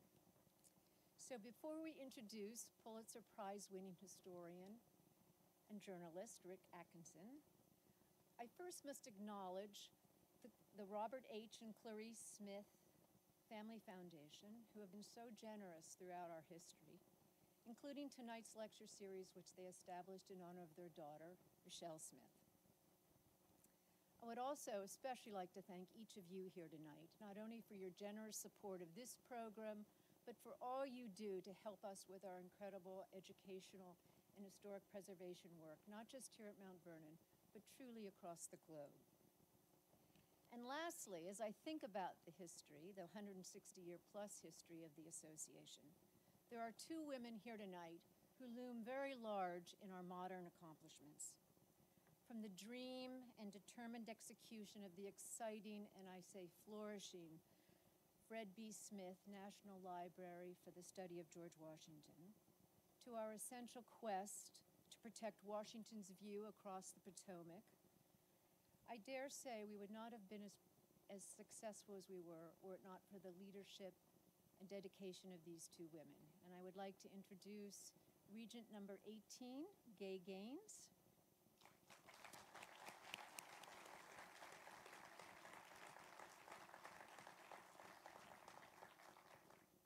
And my predecessor, Regent 21, Barbara Lucas.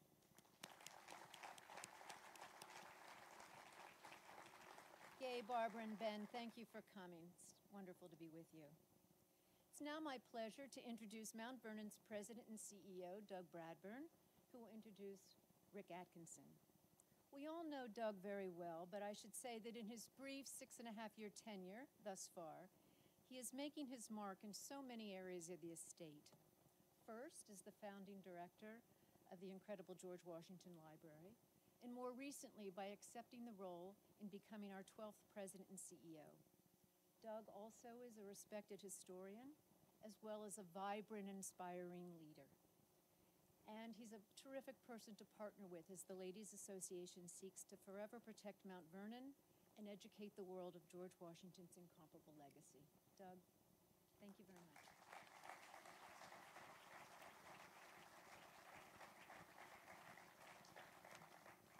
Thank you very much, Madam Regent. I'm honored to be here tonight with you, and of course the past regents. Both of them are very, very important to my position here. I mean, Gay Gaines was the big powerhouse behind the fundraising that built the library, of which I was the founding director, carried that incredible vision through its completion. And Barbara Lucas was my regent for the first years I was here as well, and she was such a great partner to work with as we were trying to develop the library. So it's great to see you all here tonight amongst all these wonderful friends. And I should also thank the Robert and Clarice Smith Family Foundation for their support and their ongoing support. I also want to mention that we have here with us tonight, I think in the overflow room, so they can't stand up and be recognized, but we have a great group of rising college juniors from all over the country, our Mount Vernon Leadership Fellows program, who come to Mount Vernon for 6 weeks to learn the lessons of leadership of George Washington and carry on his legacy as the future leaders of this country. And I'm delighted to say they're here tonight in the other room with us. So if you hear anything over there, it's them. Now, we've had an extraordinary series already this year. You'll remember, of course, we began with Nick Bunker's masterful telling of the early years of Benjamin Franklin, followed by Nat Philbrick's brilliant new study of the American victory at the Battle of Yorktown. And now we're really coming to a high note in the series. A crescendo, really, is going to happen tonight. And I'm so excited for you. I'm going to jump out of my shoes as I talk about what we're about to experience, because we're going to hear from Rick Atkinson lecturing on his brand new book, The British Are Coming, The War for America, Lexington to Princeton, 1775 to 1777. Now, if you don't know Rick Atkinson's previous work, you really are in for a special treat tonight. He is, as Mrs. Colson said, an award-winning journalist, having a successful and long career at the Washington Post, and he's a world-renowned author and military historian. He's the author of many books, including The Long Gray Line, a narrative saga about the West Point class of 1966, Crusade, a narrative history of the Persian Gulf War, In the Company of Soldiers, an account of his time with the 101st Airborne Division during the invasion of Iraq in 2003. And of course, he also wrote the acclaimed Liberation Trilogy, 3 studies of the American war in the European theater. An Army at Dawn, the war in North Africa, 1942 to 1943, for which he won the Pulitzer Prize. And in fact, I think he received notice of winning that prize while he was embedded with the 101st in Iraq. The Day of Battle, the second in the trilogy, the war in Sicily and Italy, 1943 to 44, which is called, quote, a triumph of narrative history, elegantly written and rooted in the sights and sounds of battle. And finally, The Guns at Last Light, the war in Western Europe, 1944 to 1945, which completed the story of the American theater in Europe and completed what was really a truly monumental achievement in American letters that will go down as one of the great histories of World War II. Now, he's known in his writing for his ability to mix the detail and statistics with the telling quotation, to help recount the experiences, the mindset and passions of the everyday soldier, equally with the sense of grand strategy. And everywhere is a rejection of romance in his writing. It is universally celebrated as vivid, rich, complex, elegant, evocative, powerful. But it's not just the quality of the writing which distinguishes him, I think. It's really his storytelling which sets him apart from the pack. He writes books that you can't put down. They are gripping in the full sense of the word. They grab you and they don't let go of you until you finish. Atkinson is the recipient of the 1982 Pulitzer Prize for National Reporting, the 1999 Pulitzer Prize for Public Service, and the 2003 Pulitzer Prize for History. Extraordinary. He's the winner of the 1989 George Polk Award for National Reporting, the 2003 Society for Military History Distinguished Book Award, the 2007 Gerald R. Ford Award for Distinguished Reporting on National Defense, the 2010 Pritzker Military Library Literature Award for Lifetime Achievement in Military Writing. They gave that to him too early, 2010 Lifetime Achievement. You still got more work to do, Rick. The 2013 New York Military Affairs Symposium Award for Lifetime Achievement, 2014 Samuel Eliot Morrison Prize for Lifetime Achievement from the Society of Military History. In December 2015, he received the Peggy V. Helmrich Distinguished Author Award, and he served as the General Omar Bradley Chair of Strategic Leadership of the U.S. Army War College. He is a presidential counselor at the National World War II Museum in New Orleans, an inductee in the Academy of Achievement, for which he serves as a board member, and he serves on the governing commission of the National Portrait Gallery. So, his bona fides are established tonight. He is, in short, the greatest living American writer on war. And I think, his gifts to us, in addition to the incredible books he's written, the gifts are even more palpable today, the day after Memorial Day. Because here we are on the day after Memorial Day, and his work does incredible service to our society's weak and fleeting historical memory. History is the conscience of any nation, and he helps Americans remember the sacrifices of so many, many who now long forgotten, men and women who've served and died so that we could live in peace and freedom. And we thank him for that writing. And now it is my great pleasure to say that he's turned his remarkable talents to retelling the story of the American War for Independence, one of the greatest stories in human history, the origin story of our great nation. And what more timely subject could there be right now?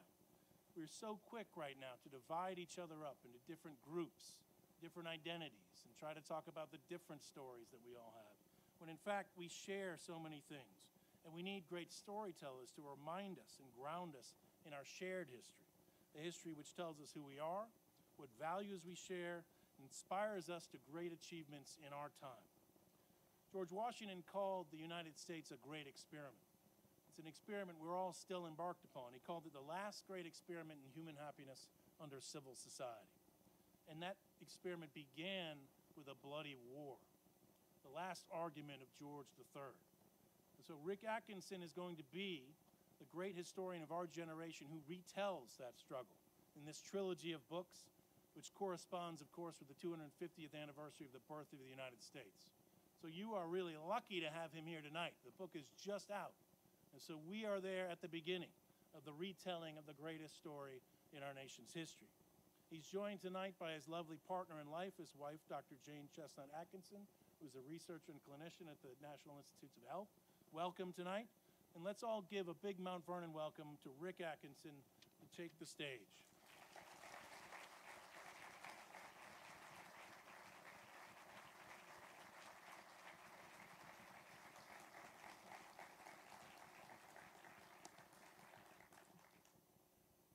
Thank you, Doug. On Friday afternoon, I flew home to Washington from Dallas, and as the plane banked over the Potomac for the final approach into Reagan National, off the left wing, we had a beautiful view of this estate, the famous portico, the red roof contrasting with the white mansion and its famous cupola, the bowling green, the neat outbuildings.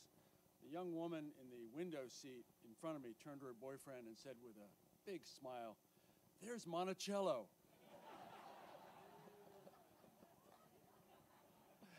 I swear on the Washington's graves it happened.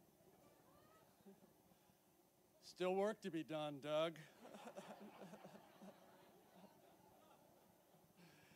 Curse you, Thomas Jefferson, you branding genius.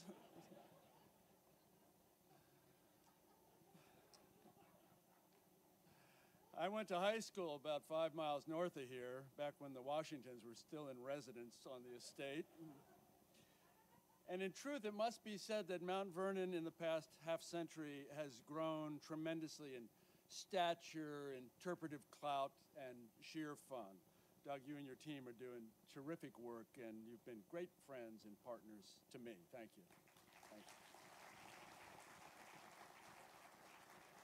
You mentioned, I worked in the newspaper business for years, including a long stint at the Washington Post as a reporter, editor, and foreign correspondent, but I began to have doubts about my career choice when one day someone told me the story of the world's first brain transplant. The doctor went in to see the patient the night before the procedure and said, "Congratulations, sir, you're about to have the world's first brain transplant, and you have a choice as to the kind of brain you can receive. You can have the brain of a military officer. That'll cost you $100 an ounce. You can have the brain of a professor of history. That will cost you $200 an ounce. Or you can have the brain of a journalist, but that will cost you $1,000 an ounce." The patient said, $1,000 an ounce? That's outrageous. Why is it so expensive? The doctor said, "Do you have any idea how many journalists it takes to get an ounce of brain?"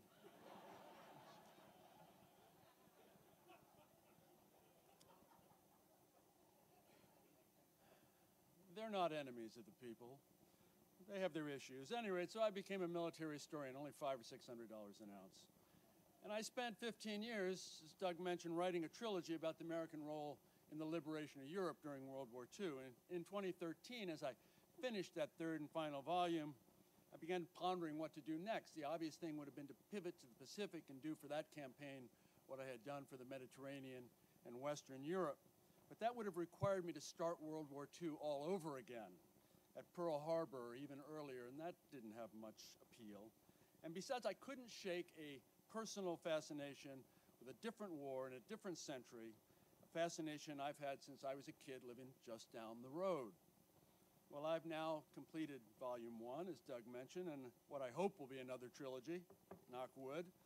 The British Are Coming opens with an extended prologue in June 1773, when King George III travels to Portsmouth on the south coast of England for a 4-day review of the Royal Navy. It's a fantastic, proud display of military muscle precisely a decade after the creation of the first British Empire with victory in the 7 Years' War, the French and Indian War, as we call it. 1773 is the year the phrase, "the sun never sets on the British Empire," was coined. And this volume ends with the 2 battles at Trenton and then the Battle of Princeton in January 1777, when it resuscitated American hopes that had seemed all but extinguished. Now, it may be rude to criticize a man in his own house, but let me suggest that there is a lot to dislike about the Founding Fathers and the war they waged for independence. The stirring assertion that all men are created equal did not, of course, apply to 500,000 black slaves, 1 in 5 of all souls who occupied the 13 colonies when those fine words were written in 1776, nor was it valid for Native Americans, women, or indigents. For the 8-year duration of the American Revolution, those who remained loyal to the British Crown, and even fence straddlers skeptical of armed rebellion, were subjected to dreadful treatment, public shaming, disenfranchisement, confiscation, beatings, torture, exile. Some were imprisoned on Hudson River scows anchored below Albany or in an old Connecticut copper mine where they were lowered by windlass 70 feet below ground to rock-walled cells known simply as hell. Partisan belligerence metastasized into civil war. John Adams later admitted, "I would have hanged my own brother had he taken part with our enemy in the contest." Conformity, censorship, and zealotry flourished. In a defensive war waged for liberty and to secure basic rights, the Americans promptly invaded Canada in an attempt to win by force of arms what could not be won by negotiation and blandishment, a 14th colony. This was the first, but hardly the last, American invasion of another land under the pretext of bettering life for the invaded. The enduring image of a yeoman farmer leaving his plow in the furrow to grab a musket on behalf of freedom is mostly mythical. During the Revolution, General Washington's army was rarely larger than 20,000 troops and at times dwindled to 3,000 in a country of 2.5 million people, particularly after the initial enthusiasms aroused at Lexington, Concord, and Bunker Hill faded in 1775. Relatively few American men volunteered for military service, especially if it involved enlisting for the duration in the badly armed, badly fed, badly clothed, and too often badly led American army. And yet, who would deny that the creation story of our founding remains valid, vivid, and thrilling? Even in 2019, at a moment when national unity is elusive, when our partisan rancor seems ever more toxic, when the simple concept of truth is assailed, that story informs who we are, where we came from, what our forebears believed, and perhaps the most profound question any people can ask themselves, what they were willing to die for. Indeed, at least 25,000 Americans died for the cause, and possibly many more. It's a larger proportion of our population to die in any conflict other than the Civil War. So what can we learn from that ancient quarrel? Well, first, that this nation was born bickering. Disputation is in the national genome. Second, that there are foundational truths that not only are indeed true, but as the Declaration of Independence insists, self-evident. Third, that leaders worthy of our enduring admiration rise to the occasion with acumen, grit, wisdom, and grace. And fourth, that whatever trials beset us today, we have overcome greater perils before. We're the beneficiaries of an enlightened political heritage handed down to us from that revolutionary generation after many subsequent struggles. It includes strictures on how to divide power and to keep it from concentrating in the hands of those who think primarily of themselves. We cannot let that heritage slip away. We cannot permit it to be taken away. We cannot be oblivious to this priceless gift or the hundreds of thousands who have given their lives to affirm and sustain it.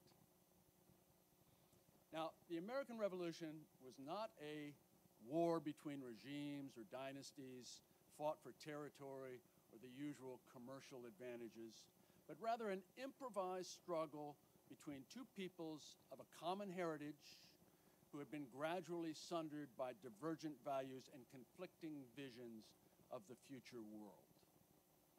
The Americans eventually won by embracing fewer strategic misconceptions than the British did.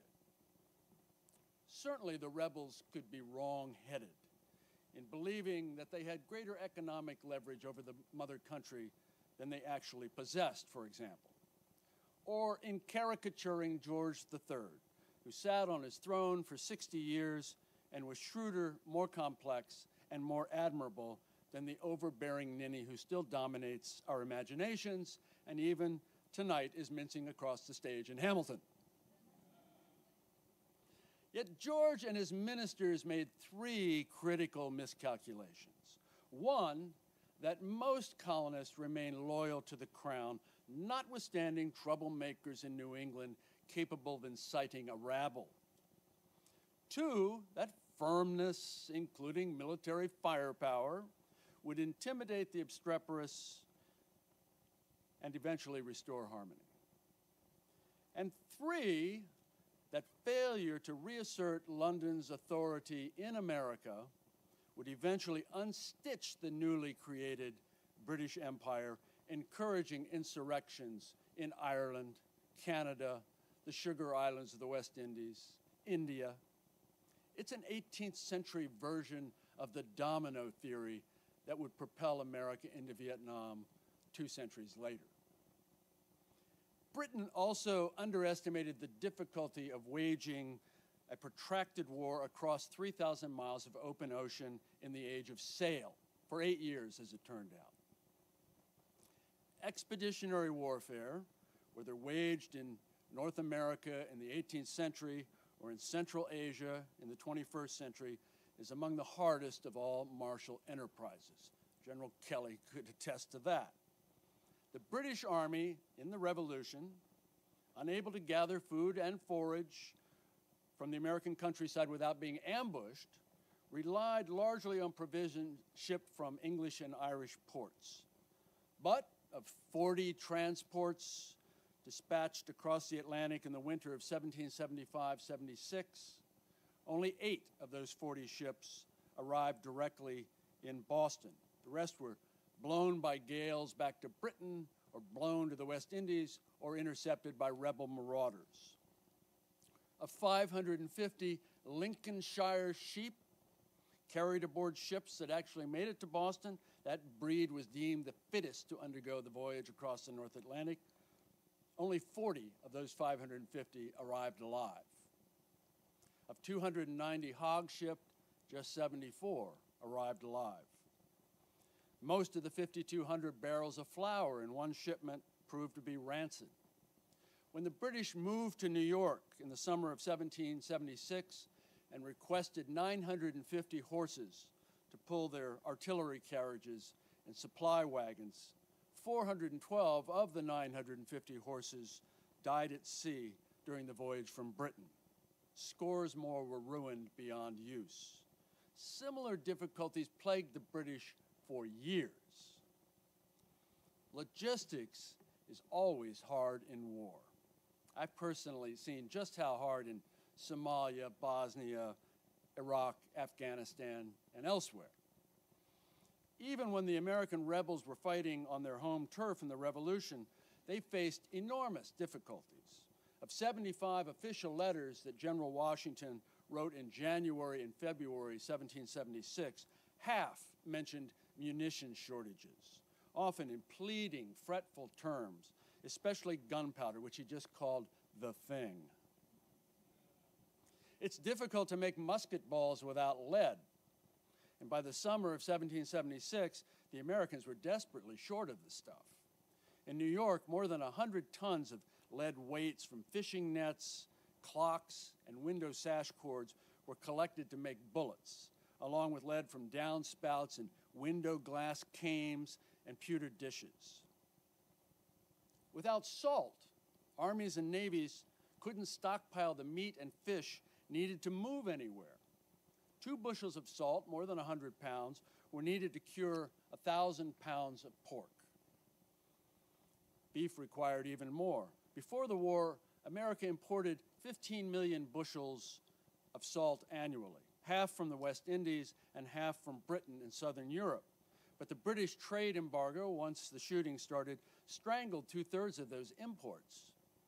Profiteers and hoarders drove up the prices from 2 shillings a bushel to eventually 75 shillings a bushel by late summer of 1777. To encourage salt works along the coast, pamphlets were printed with recipes for salt making. Congress authorized handsome bounties for every bushel created. All the old women and children are gone down to the Jersey shore to make salt, John Adams wrote, but 400 gallons of seawater were needed to boil off a single bushel of salt, and that required enormous stacks of firewood. Virginia spent more than 6,000 pounds, a huge sum in those days, to build evaporation ponds along the Chesapeake Bay, but collected a total of 50 bushels. It's probably the most expensive salt in the world. Yet those problems, substantial as they were, hardly matched Britain's problems. The 1,000 tons of bread required each month to feed British soldiers in New York often arrived from depots in Cork, moldy and infested with Irish rats. And there's no rat as nasty as an Irish rat. And those rats soon infested British storehouses on Staten Island. For the winter of 1776-77, the British needed 64,000 cords of firewood, 70 tons of candles, the daily allowance of a gill of rum for each redcoat. A gill is about 5 ounces. It's a gallon of rum a month per soldier. Took an enormous amount of shipping space. The British Navy Board needed 400 transports and victualling ships to move and supply the large force in New York. It's triple the tonnage used at the peak of the 7 Years' War. Let me talk for a moment about George, our last king. He's an intriguing adversary. Queen Elizabeth II only recently opened up to outside scrutiny the Georgian papers, which she owns, as part of a project to catalog and digitize the papers from all 4 Georges who became king in the 18th and 19th centuries. There are 350,000 pages, mostly from the reign of George III, most of them previously unpublished. And I was among the first allowed in to take a look for a whole month in April 2016 at Windsor Castle, where the papers are stored. Every morning I would show my badge at the Henry VIII gate and show it again at the Norman Tower, then climb 102 stone steps and 21 wooden stairs to the garret of the Round Tower, begun by William the Conqueror in the 11th century. And there are the papers, in gorgeous, oversized red binders. George was his own secretary until late in life when he began to go blind. He had become king in 1760 at the age of 22. And he wrote not only most of his correspondence himself, he also made the copies. And as you paw through these pages, there's a tactile sense of being in his presence. Among other things, he's a great list maker. lists of British garrisons abroad between 1764 and 1775, lists of Royal Navy vessels under construction in various shipyards, lists of all his regiments in America with the number of officers, musicians, and rank and file for each tabulated with his arithmetic scratchings in the margins as he does his sums. George copied out his own recipes for cough syrup. Write this down. Rosemary, rice, vinegar, brown sugar, all boiled in silver. And insecticide, wormwood, vinegar, lime, swine's fat, quicksilver. He was an ardent theater goer, and he kept critical notes on performances, writing that one actor, for instance, had a formal gravity in his mien and a piercing eye. He'd married an obscure, drab German princess, Charlotte, as in Charlotte, North Carolina, Charlottesville. Charlotte learned to play God Save the King on the harpsichord during her voyage to England from Germany. They married 6 hours after they met, and he had the marriage bedroom decorated with 700 yards of blue damask and large basins of goldfish. Nothing says I love you like a bowl of goldfish. The happy union proved fertile. She produced children with lunar regularity, eventually to number 15, and we see in his personal correspondence that George is a caring father. He's invested in the rearing of his kids. And through all this, he's trying to figure out the proper course for the British Empire, for the monarchy, and for his people. He's easy enough to dislike, but impossible, I find, to detest or simply dismiss as a reactionary autocrat. The war he chooses to wage is brutal, bloody, and often savage. Unlike modern war, killing is usually intimate, at very close range, face to face, often with a bayonet. That's partly because 18th century muskets were mostly inaccurate beyond 50 yards and usually hopeless beyond 100 yards. Scholars have calculated that in the fights at Lexington, Concord, and the British retreat to Boston on the first day of the war, April 19, 1775, the Americans fired at least 75,000 rounds, but only one bullet in every 300 or so actually hit a redcoat. The shot heard round the world probably missed. Battlefield wisdom held that it took a man's weight in bullets to kill him. And in Revolutionary War combat, that's not far wrong. On the other hand, massed musket fire by clusters of men firing in volleys, sending swarms of 1-ounce lead slugs flying downrange at perhaps 1,000 feet a second, that could be devastating. A man 5 feet 8 inches tall had an exterior surface of 2,550 square inches, of which 1,000 were exposed to gunfire when he was facing an enemy frontally at close range. Given the primitive inadequacy of 18th century medicine, which was hardly worthy of the name, if you're hit in the torso, you have more than a 50% chance of dying. If you're hit in the head, the odds of surviving are even worse. By the way, later studies by the British Army demonstrated that soldiers wearing conspicuous red uniforms were more than twice as likely to be shot in combat as those in muted blues and grays. Duh.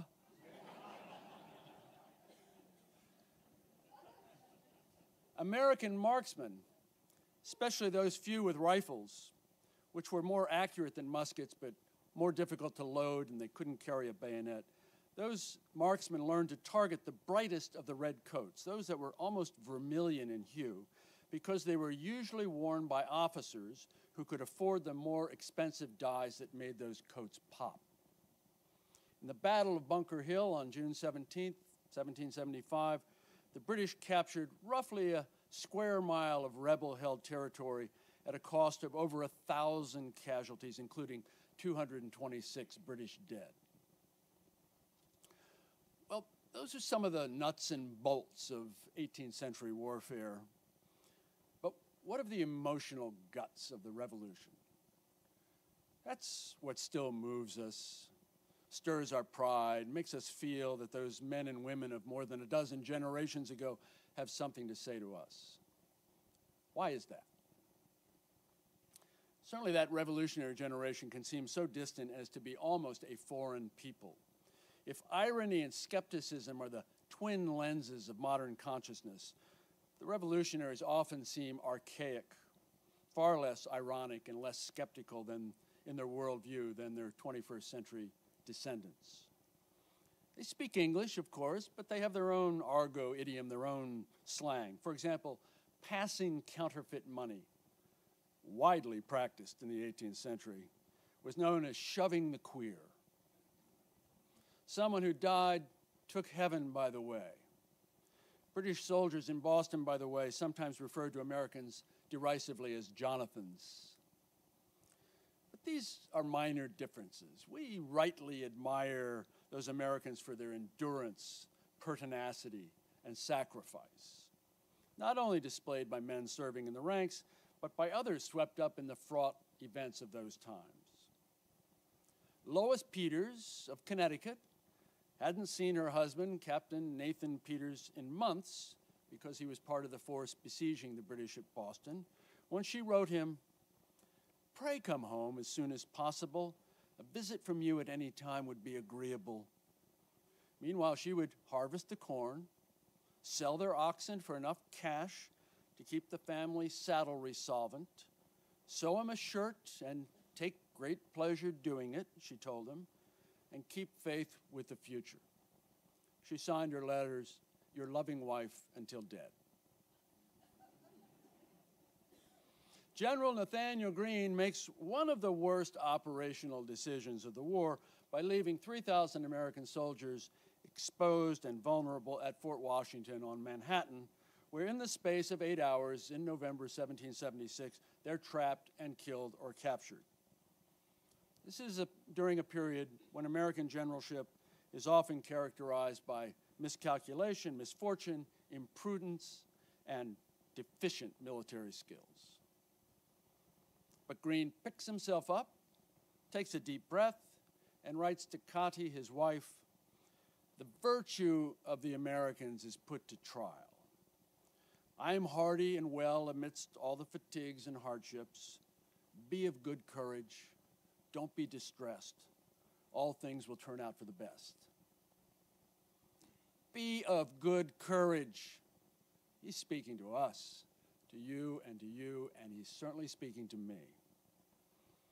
The sheer drama of the revolution keeps it compelling and often stunning. From the bloodletting at Bunker Hill, where 1 of every 8 British soldiers killed during the Long War would die in 4 hours, to the skin of the teeth escape by Washington and his army in the fog across the East River in August 1776 after a terrible drubbing on Long Island. And beyond the battlefield, the theatrical power and pathos of the conflict surely outruns any dramatist's imagination. The abrupt arrival of the septuagenarian Benjamin Franklin in Paris to woo the French absolute monarchy into an alliance with radical Republicans. The 100,000 smallpox deaths in North America from 1775 to 1782. Those white men sitting in Philadelphia in the summer of 1776, lashing at horseflies with their handkerchiefs while carving up Thomas Jefferson's draft declaration to make it shorter and much better. The many American families, Ben Franklin's among them, ripped apart by irreconcilable political differences. If the central figures in our creation story have frequently been embalmed in reverence, they nonetheless remain beguiling, worthy of perpetual scrutiny and often of emulation. Washington is a case in point. Let's talk about him for a minute. Yes, he owned more than 300 slaves when he died here in 1799. You cannot square that moral circle. He demonstrated shortcomings as a tactical commander at Long Island, Fort Washington, and on other battlefields.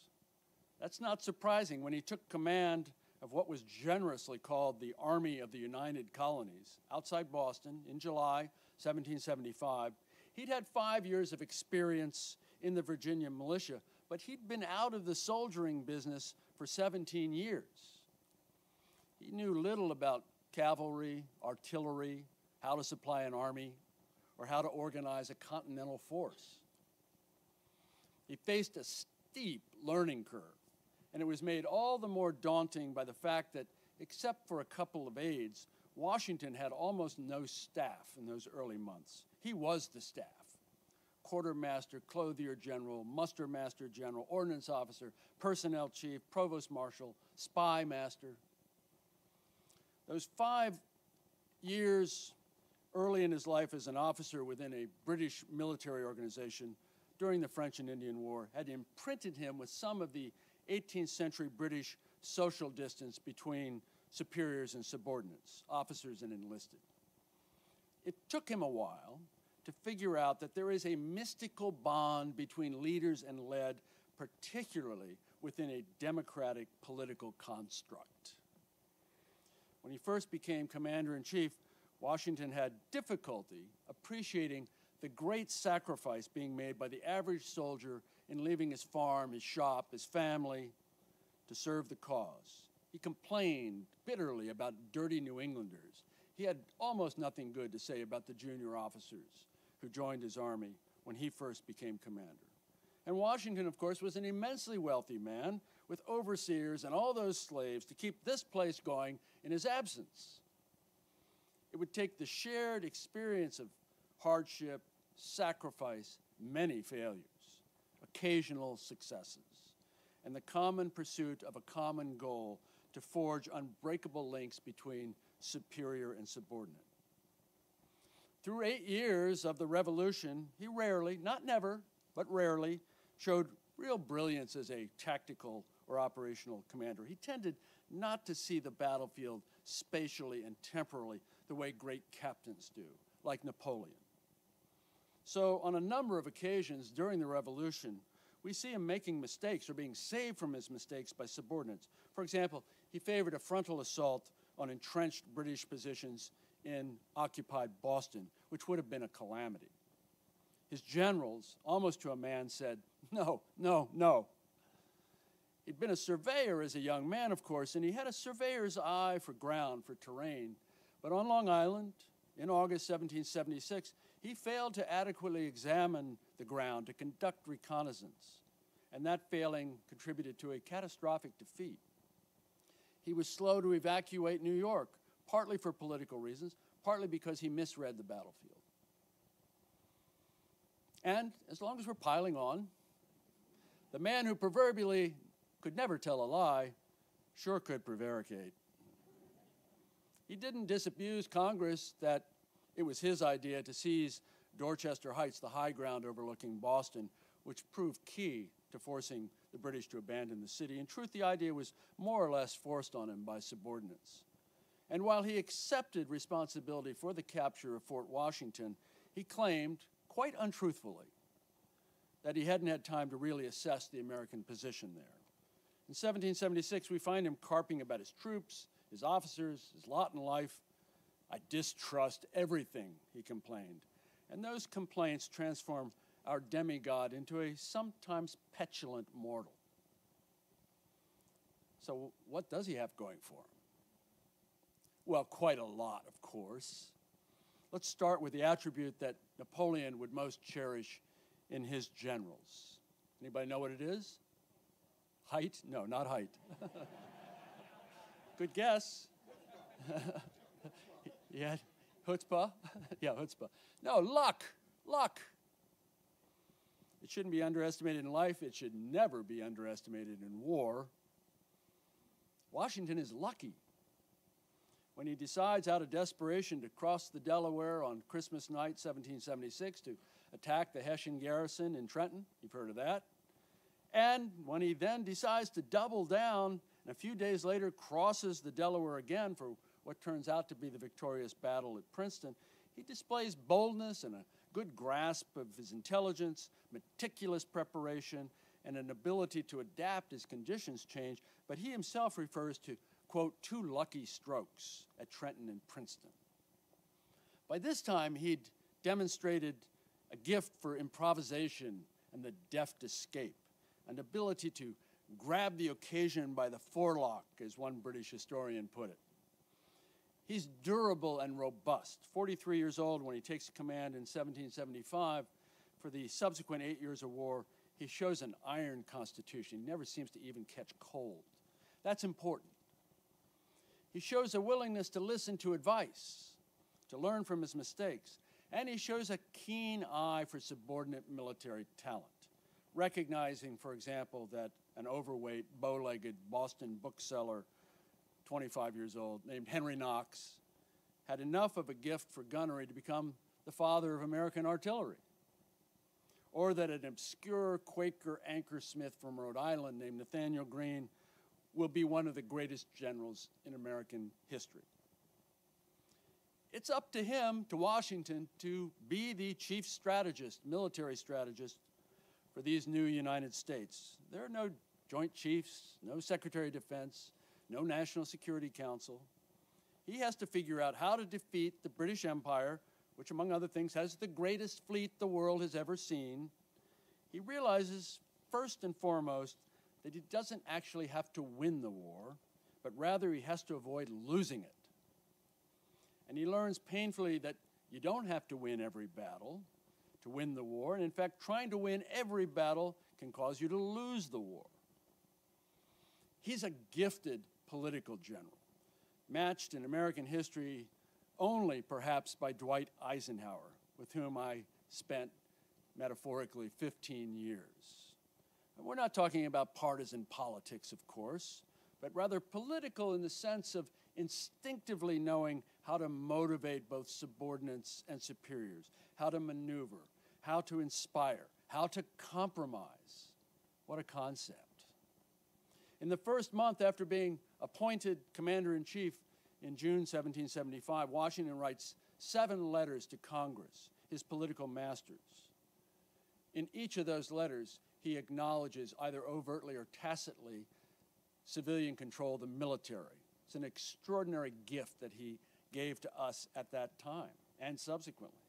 An extraordinary portion of his correspondence during the war is to governors, congressional committees, provincial committees of safety, influential movers and shakers. This not only signals his steadfast devotion to civilian control of the military, it's a fraught subject in the 18th century. They're very aware of Oliver Cromwell's history.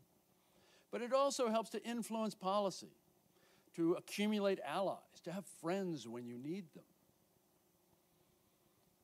He also learns some bitter lessons, that war is rarely linear. It prefers a path of fits and starts, ups and downs, triumphs and cataclysms, that only battle can reveal those with the necessary dark heart for killing, years of killing, that only those with the requisite stamina, aptitude, and yes, luck, will be able to see it through. And finally, the hardest of war's hard truths, that for a new nation to live, young men must die, often alone, usually in pain, and sometimes to no obvious purpose. He, more than anyone, will be responsible during the Revolution for ordering those men to their deaths. He embodies Republican values, small r. Of course he has insecurities, and he's ambitious and preoccupied with his reputation. But he recognizes that there must be a moral core at the center of the great enterprise he commands, knowing that immoral behavior is a slippery slope in war as in life. He's constantly reminding his soldiers to behave, in part because he knows that a civil war, and the Revolution is our first civil war, is about hearts and minds, and that soldier behavior is critical to winning that battle. Great responsibility enlarges him. He rightly embodies the sacrifice of personal interests to a greater good, as well as other virtues, dignity, humility, determination, moral stamina, incorruptibility, traits that should remain true north for every citizen today. His faith gave others faith. His strength made others strong. And finally, he develops a shrewd understanding of the ornery, independent peoples known collectively as Americans. In January 1777, Washington wrote, "A people unused to restraint must be led. They will not be drove." He was a leader, and how lucky we are.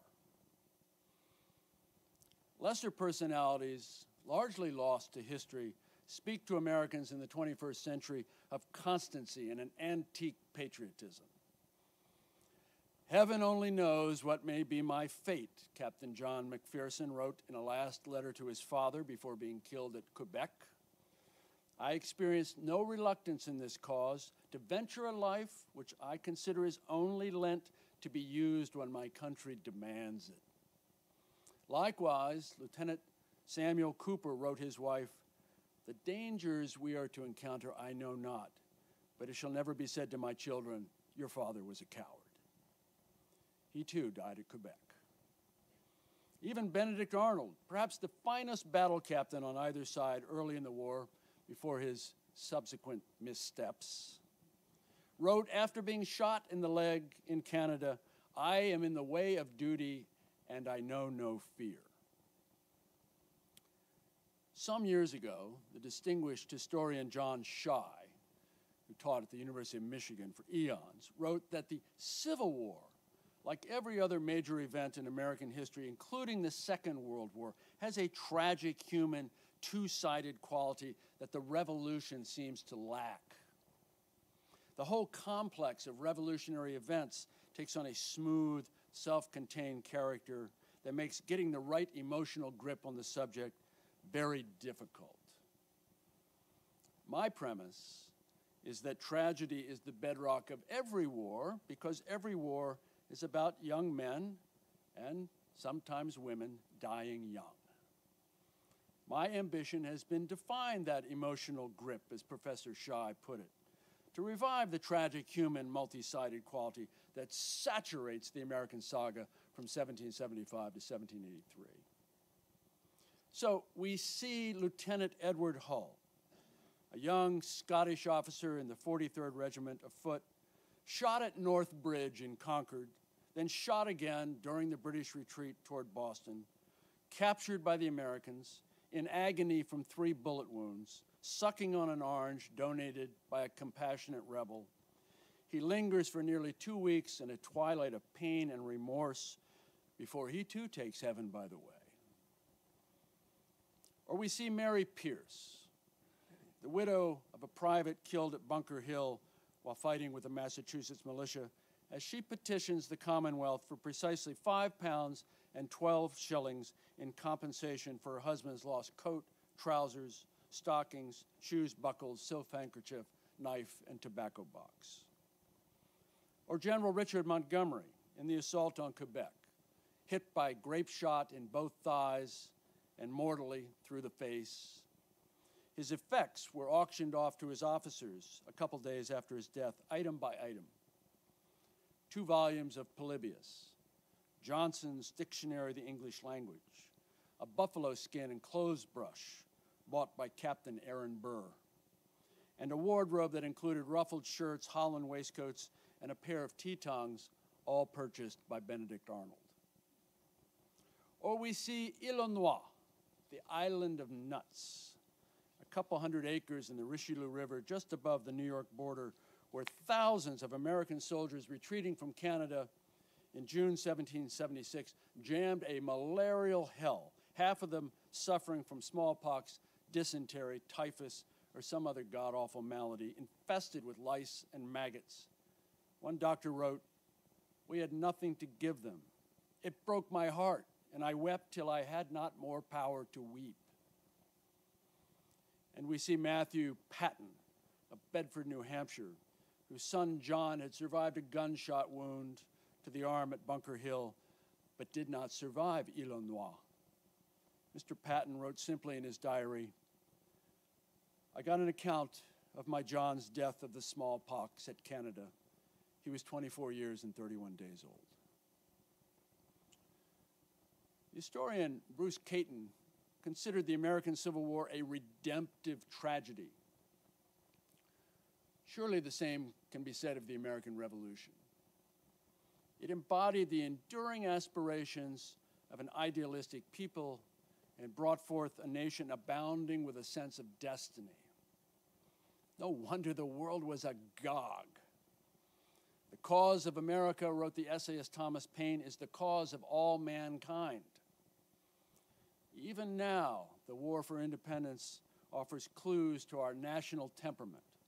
It remains a bright mirror in which we see traits that fashion the American character, from ingenuity and resilience to brutality and pugnacity. We've come far in almost 2.5 centuries in power, diversity, tolerance, and sheer scale. But in some respects, those ancestors remain nearer than we know. Their existential struggle churned up issues that perplex us to this day, including individual liberty versus collective security, the proper limits on executive power, the obligations of citizenship, and the elusive quest for a more equitable society. The tacit primal question of 1776 persists in 2019. Who do we want to be?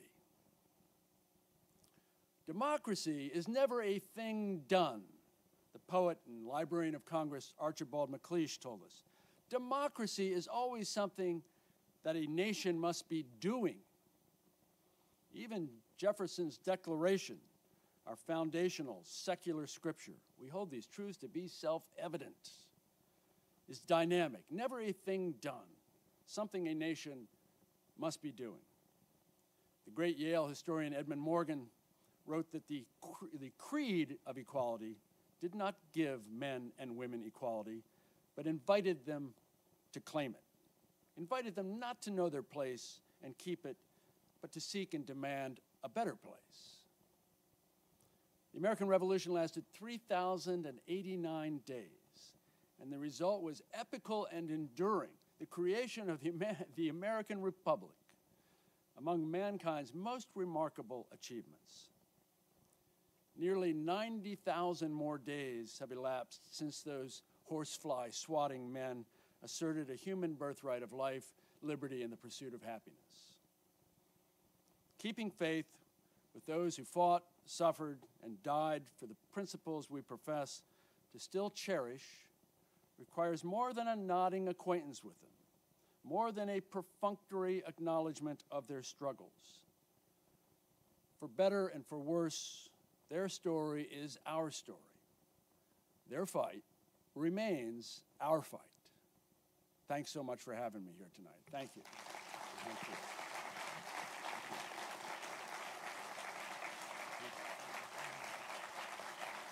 Thanks very much.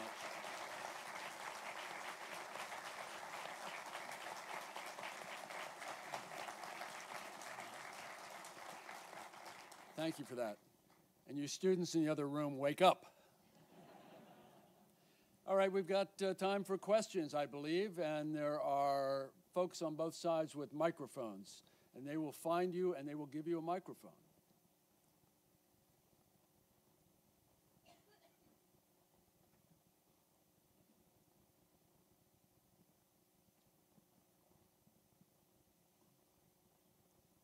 I've sort of asked this question of a couple of your other speakers, but I never get quite the answer I'm looking for. Washington starts out the war wanting to draw the British into a climactic battle and win it. At Boston, at Long Island, to some degree at Harlem Heights. A short time later, he is into asymmetrical, almost guerrilla war, to draw them inland, to wear them down, and so forth and so on. What do you attribute that change in his basic focus of, and the term you used, I thought you nailed it, was he needed to not lose the war. They couldn't win the war, but he just needed not to lose it. What caused that transition? Getting his butt kicked repeatedly is what caused it. I mean, he recognized, first of all, he's very aggressive. he's really, he is a natively an aggressive commander. He is looking to mix it up. Sometimes when we look at the alabaster portraits of him, I think we underestimate the extent to which he really is, aggression is part and parcel of his makeup. But he realizes, you know, you could argue somewhat belatedly, particularly after the defeat on Long Island, that he just doesn't have the wherewithal to go toe-to-toe in the kind of climactic battle, as you put it, that he would perhaps like to fight. He also realizes that the British, having experienced Bunker Hill, General Howe was there, he walks up the hill, every member of his staff, General Howe's staff, is killed or wounded. Howe comes back down unscathed, but covered in blood. And Washington knows that it's unlikely that the British are going to make that same mistake twice in the sort of frontal assault on entrenched positions. And so he comes to the realization that he's got to fight a different kind of war, that it's, you know, he talks about a war of posts in which you pick your spots. And he's always looking for the main chance. He's always looking for the opportunity to fall on the British and on his terms fight them in a Donnybrook. But those opportunities are pretty rare, and you know, on the few occasions when they do happen, things don't go right. No plan survives contact with the enemy, and that's true in the Revolution as it's true in every other war. So he realizes that in order to win the war, he's going to have to lay back. He's going to have to be smart. He's going to have to fight essentially a defensive war. All the time looking for his chances. He finds that chance, I mentioned it earlier, at Trenton twice, in Princeton, where he falls in the garrison and almost 1,000 Hessians are killed or captured, and that's fine, but it's not the kind of slugfest that he's hoping for. And so over the course of 8 years, he's going to have to fight the kind of war that's imposed on him by the conditions that he finds, not the conditions that he hopes for, not with the army that he would like to have and the supplies that he would like to have, but with the army he's actually got and the supplies that he's actually got. So, you know, one of the things that is most admirable about his generalship, he may not be Napoleon the way he sees a battlefield, but he's got a strategic sense of, first of all, he needs to not lose the war. He knows the British have to win the war, that they're at the end of a very long supply tether, that British public opinion is a fragile thing, he hopes. Turns out not to be as fragile as you might think. It takes 8 years. But that if he can drag it out, if he can bleed them here and there, nicks and cuts and British soldiers bleeding, that he cannot lose the war and therefore eventually win it. I think it's quite a remarkable realization by him, and it's a tribute to the fact that he really has some chops as a general. Now you can say to the next speaker, I've asked the three last.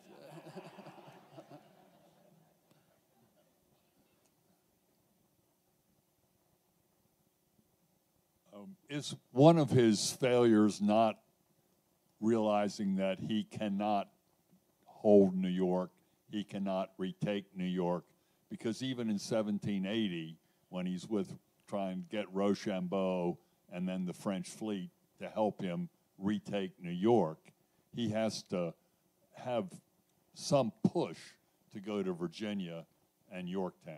Yeah, I mean, New York is a grudge match for him. He's held it initially partly because Congress, dithering a bit, and you know, Congress is Congress, wants him to hold New York. They're reluctant to give it up, and so he's holding on to it.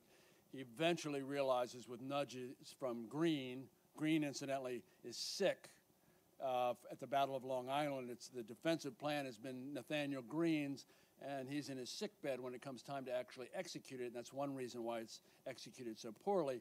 But when Greene gets out of his sickbed, he helps to persuade Washington that the position in New York in 1776 is untenable. You don't have to be a military genius to know that New York is built on an archipelago, and there's 800 miles of shoreline, and whoever controls the waterways around New York has an enormous advantage. And Washington writes about the fact that they've got this advantage. So when he finally is persuaded that Manhattan Island, first of all, is not going to be his for long, and he makes the mistake of affirming Greene's decision to leave the garrison at Fort Washington, but that's when he begins to the process of being ejected from New York. And it clearly sticks in his craw for years. You know, he's looking for an opportunity to take it back. You know, it's a pivot in the whole colonial construct. And if he can get back New York in 1780, that's going to make the British hold on the 13 colonies generally very, very difficult. It's been their headquarters for 4 years at that point. But he needs, again, to be kind of general. There's a better opportunity waiting for you in the South. And it turns out there's a better opportunity waiting for him in the South. It's called Yorktown. And, you know, again, to his credit, he's not a stubborn fool. He's not, I am the commander-in-chief, don't tell me what I should think. He listens to it, looks at the maps, thinks it through, and makes a decision. Can't ask for more than that in a commander-in-chief. You know, I think that's what's happening when, in that interval between 1776 and 1780. A lot happens then to him, but I think all the time New York is in the back of his mind.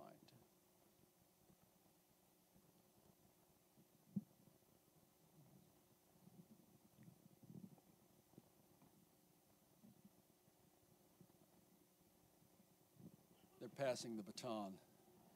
Sir. Thank you for your lecture. I really enjoyed it. It sounds like prior to the Revolution or during the early days, the Loyalists and the Patriots there was very little civility and there was a lot of violence. We know a similar situation occurred prior to the Civil War. And it sort of feels like we're in that same position right now. How do we get out of where we are now without having another war? Well, that's depressing. Yeah, I mean, let's talk about Loyalists for just a moment. You know, John Adams said long after the war that about a third of the American population during the war were Loyalists, and about a third were either indifferent or they just wanted to stay out of the way, and a third were rebels, patriots. That's been misinterpreted, what Adams actually said, and that's clearly wrong. Modern scholarship indicates that of the 2 million white Americans in the 13 colonies when the insurrection begins, probably 18 to 20% are loyalists. Now, loyalism is a shifting concept. You might be loyal when the British Army is in your backyard, but when they leave and your neighbors come over and stick a finger in your chest and tell you that you're going to go to jail, you may be less loyal to the crown at that point. So there's a lot of that, and that's not uncommon in an insurgency. But 18 to 20% is not sufficient, as it turns out, and not nearly the percentage that the king and his ministers believe. It's not sufficient to tilt the cause in favor of the British. They cannot rally in sufficient numbers and provide the human terrain, to use a term Petraeus uses all the time, is very complex in America in the 1770s. And the notion that there will be enough of a silent majority of loyalists able to rally to the British cause when the army shows up proves to be a pipe dream in almost all cases. And so consequently, one of the things that the patriots, let's call them the patriots, doesn't imply moral superiority, are doing is to try to suppress the loyalists to the extent they can with the kinds of measures that I mentioned, including some really nasty measures. You're right. I mean, there were parallels to the Civil War. I don't think that, you know, the parallels to today, I hope it's not to that point. You know, again, I think that historically we have been at loggerheads often. and we've had serious political disagreements, and we've been nasty to each other. What does it take to right the ship and getting us all pulling the rope in the same direction? I think a catastrophe, actually. Civil war. You know, hopefully not a civil war, but a war, a calamity of some sort. That has tended to be our national trajectory. Take World War II, a war that I know very well. You know, in the late 1930s and really into the early 1940s, the country is badly divided over what to do. And there are bad feelings toward those who want to do something that's different from what you want to do. And there's a strong sense of isolationism. And there's a reluctance to get involved in another European war.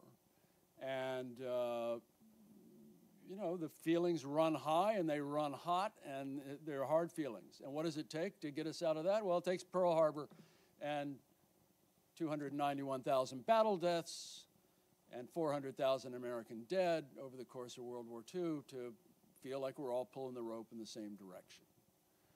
Now, I hope that that's not the case. I think one thing that would be helpful is to have a leader who can unify us. When you see him or her, you let me know. That's not a partisan statement. That's an observation. You know, it's hard to be optimistic about things today, but on the other hand, I think it's wrong to be excessively pessimistic. One reason to study our history not only is to acknowledge those who've come before us, but it's to feel that we found our way before. We know how to get ourselves out of jams. We are very, very inventive, and we are extremely capable when we put our minds to it. And, you know, I have faith in the future. I have faith in my children's future. And when we lose that, then we're really in trouble. Thanks for the question. Thank you. There have been, even here, we've had lots of speakers on their histories of the revolution and how they approach it. I was curious how, in your mind, you distinguish yourself from other historians who have gone at the Revolutionary War. What kinds of things you want to bring to it that perhaps previous historians have not? How you distinguish yourself in this crowd? Yeah, it's a crowd. There have been quite a few books written about it. Not as many as World War II, I think, actually. I think Amazon has 60,000 hardback books on World War II. How do I distinguish myself from it? I'm going to leave that to you, the reader. I think, in part, that what I bring to it is a real intensity as an archive rat. The mystery of the next unopened archival box still entrances me. And I know that all great events, like all great figures in history, are bottomless, that there is more to discover, there's more to write about. People will be writing about Abraham Lincoln 500 years from now. The same is true for World War II. And so I know that there is stuff to find. I found it in the garret of the Round Tower, for example, among many other places.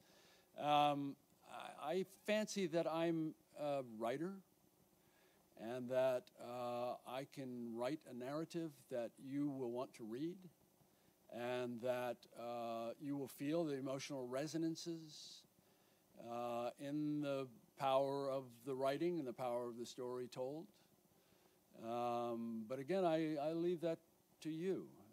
It's reviewed on the cover of the New York Times Book Review 2 days ago. You can take a look and see what Joseph Ellis said. And he said nice things, and he's a good guy to have on your side. So it's, you know, I think that it's incumbent on anybody tackling this big subject, ground that's been well trod, to bring something to it. You have to feel that you can move the ball forward. I feel like I'm moving the ball forward.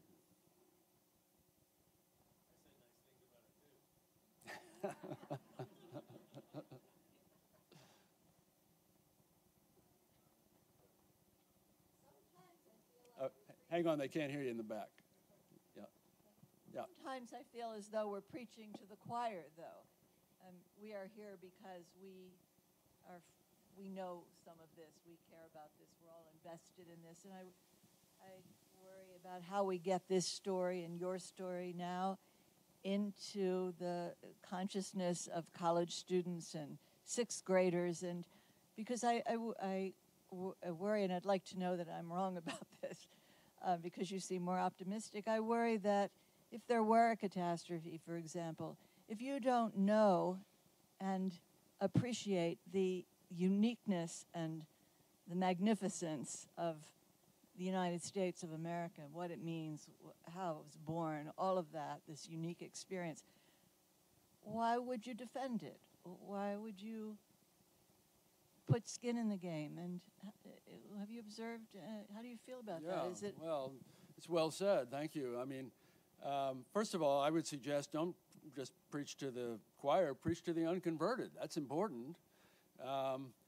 Yeah, I know you're trying. And, you know, I was here for Revolutionary War weekend at the beginning of May, and despite threatening weather, there were thousands here, families enjoying the reenactors and doing all the other things that go on here, and it's spectacular, and it's a way to reach out to the community and a way to bring to the 21st century a sense of what the 18th century was like and a sense of what this place was like. And I think those are marvelous things to do. I mean, you know, World War II, country of 130 million people, we had 16.1 million in uniform. Everybody had someone they loved in harm's way. Everybody had skin in the game, as you said. 324 million today. Armed forces are 2 million or so, including the reserves. Almost nobody has skin in the game. 1%. And that is potentially problematic. It's problematic for the country in terms of having a sense that we're sending our sons and daughters off to bad places, that we, in fact, have an emotional investment in our military. And it's important, I think, for our leaders, and it's important for our everyday, ordinary citizens to remember, not just on Memorial Day yesterday, but every day, what's at stake and what has been sacrificed. And that's part of the story that you're talking about. You know, there's no easy answer to your good question. Why would they risk what they risk if they don't know what it is that has been given to us? Well, that's why it's really important, you know, to insist that the schools do what the schools should be doing, that the community does what the community should be doing, that, you know, General Kelly and I were talking about Section 60 in Arlington Cemetery, where many of our Afghan and Iraq dead are buried now. I think the next time we're thinking about foreign adventures, we should insist all 324 million people go visit Section 60 first, so that we have some sense of what's at stake. So, you know, find the bully pulpit that fits you best and preach to the unconverted. It's the Lord's work. And I don't think there's a simpler answer than that.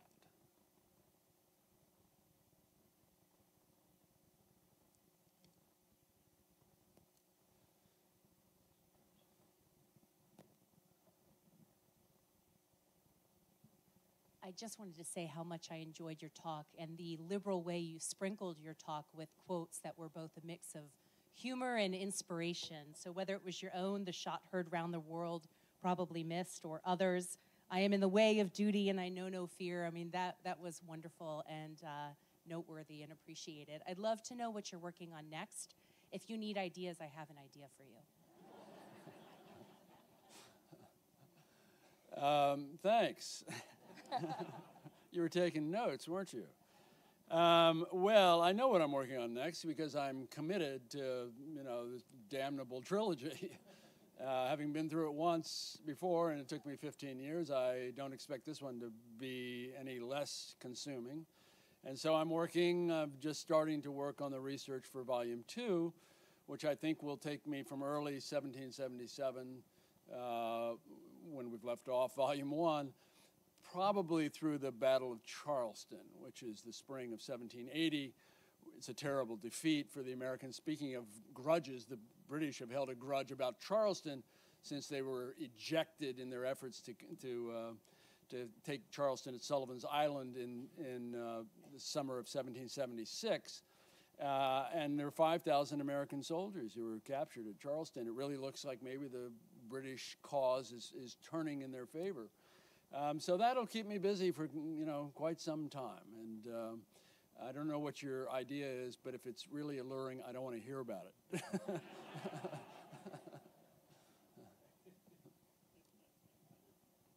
Mr. Atkinson, up here. Hi. What I wanted to ask you is, we've had generations of military leaders that have studied at the Naval War College, the Army War College, the command staff courses at Fort Leavenworth. When they study General Washington, what are the lessons they draw from him as a military leader in terms of his successes, the qualities that he demonstrated as a general that they admire, respect, and draw from as they study?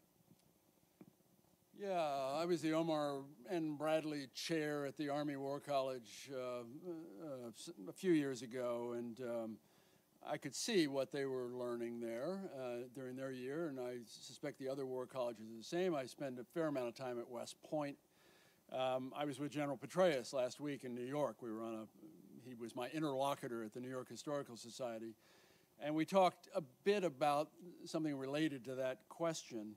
I think the foremost thing that they study, trying to speak generally about the military education system, which is very complex and not uniform, but they're looking at character.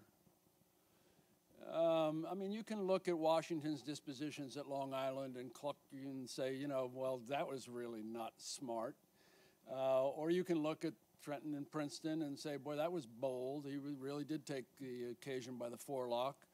And you can look at any one of a number of things that he is doing as a commander, but I think the things that are most enduring about him is character. And character, not only the list of virtues that I mentioned, but his relationship with his subordinates all down the line, his ability to identify subordinate talent, his operations as a political general. Petraeus would know something about that. So especially at the higher levels, you're talking about these young colonels who are going to command brigades in the case of the Army. They're looking at things that they can draw from Washington that doesn't have to do with the tactical issues that he has faced. They may be interested, and they do staff rides, and they walk the ground on some occasions. And at the Army War College, they all go to Gettysburg every year to try and draw lessons from Meade and from Lee at Gettysburg. But again, I just went on one with them in September of last year. They're kind of looking at they're at that level, you're trying to see over the horizon. You don't want your nose down in the weeds too much. You want to get some elevation in your thinking.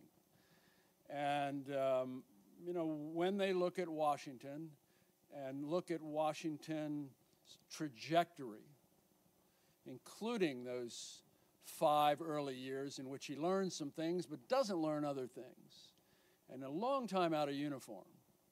And he comes in and he makes early mistakes, and he's got some misconceptions about the men he's commanding. Those are all useful, I think, for anybody who's going to be in a position to command or to be a senior staff officer. And so I know at Carlisle, where the Army War College is, these are the kinds of things they're doing, and I suspect it's the same Montgomery, the Air War College, and the Marines, and Newport for the Navy, where you're looking for Washington to give you some inspiration about being a leader. That's the game, about being a leader. So I think it's the best I can answer that. Ladies and gentlemen, let's let Rick Atkinson know what we thought about that incredible lecture. Thank you. Thank you very much. Thanks.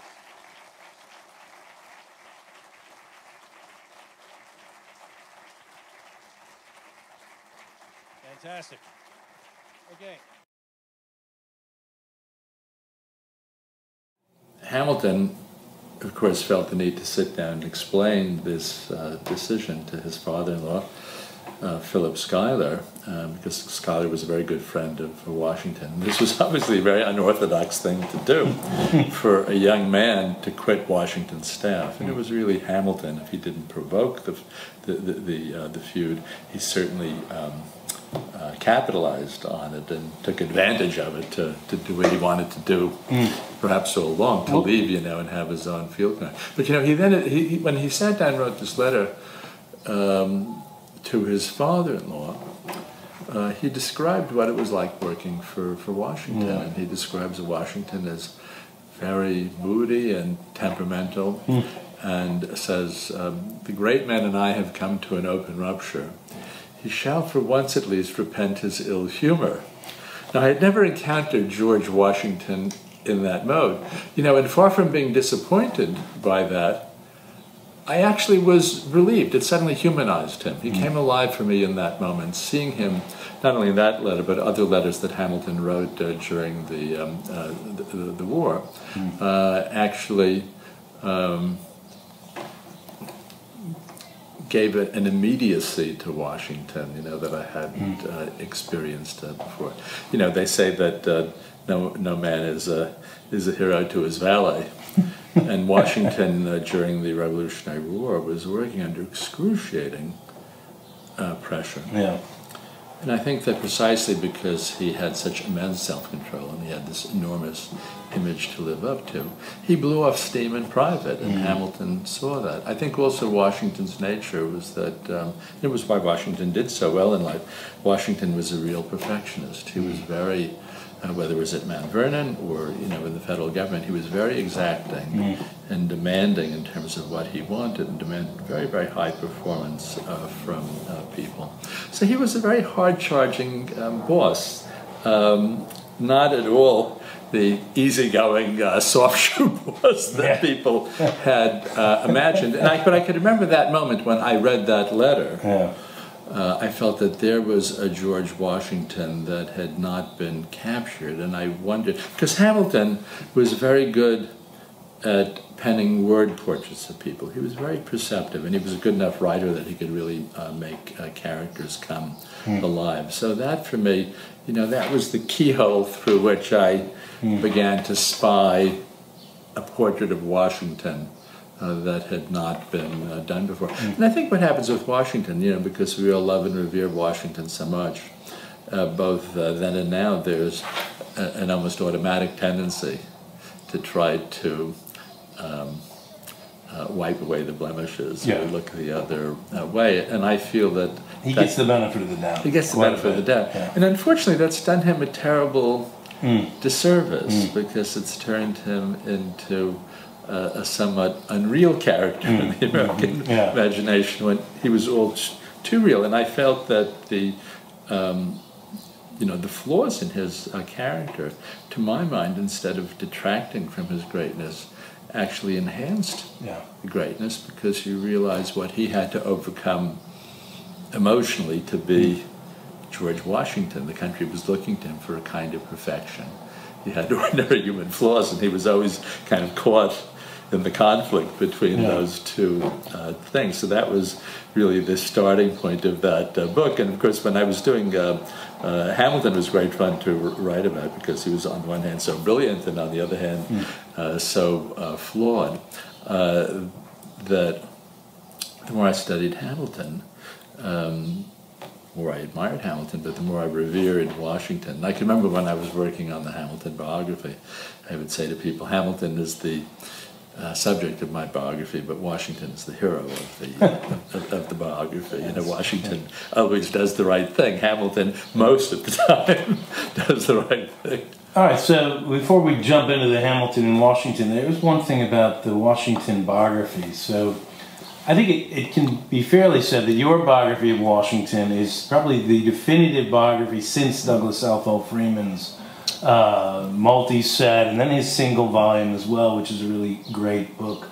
Still, but one thing you had access to was all the papers of George Washington Project, and I know that the people down there in Charlottesville and documentary editors everywhere are really pleased with you because A, you give them lots of credit, B, you use the newest things and didn't use the old stuff when there was new stuff available. And there's so many biographies still where people are still using the writings of Washington and not using the papers of George Washington. So talk a little bit about I feel that project and how it helped you kind of advance where Freeman had been. I feel very humble about this. I feel that if I it all saw farther than other biographers, it was because I was standing on the shoulders of this extraordinary team of editors down at Charlottesville. And that was actually one of the reasons that I did the book, because the old edition that had formed the basis for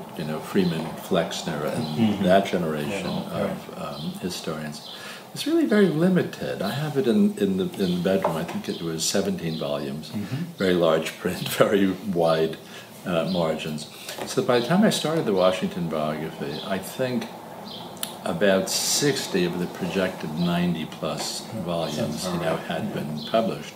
So I said to myself, do I want to wait until, all 90-plus volumes were published? I thought that was, given my age, tempting fate to do that. But I thought that there was already enough on the record. Undoubtedly, when all of the 90-plus have been finished, someone will come, along and try another synthesis. But it's probably the single most frequently asked question that I got when I was working on the book. People would say, is there anything new left to say? And I would say to people, the work is just beginning now.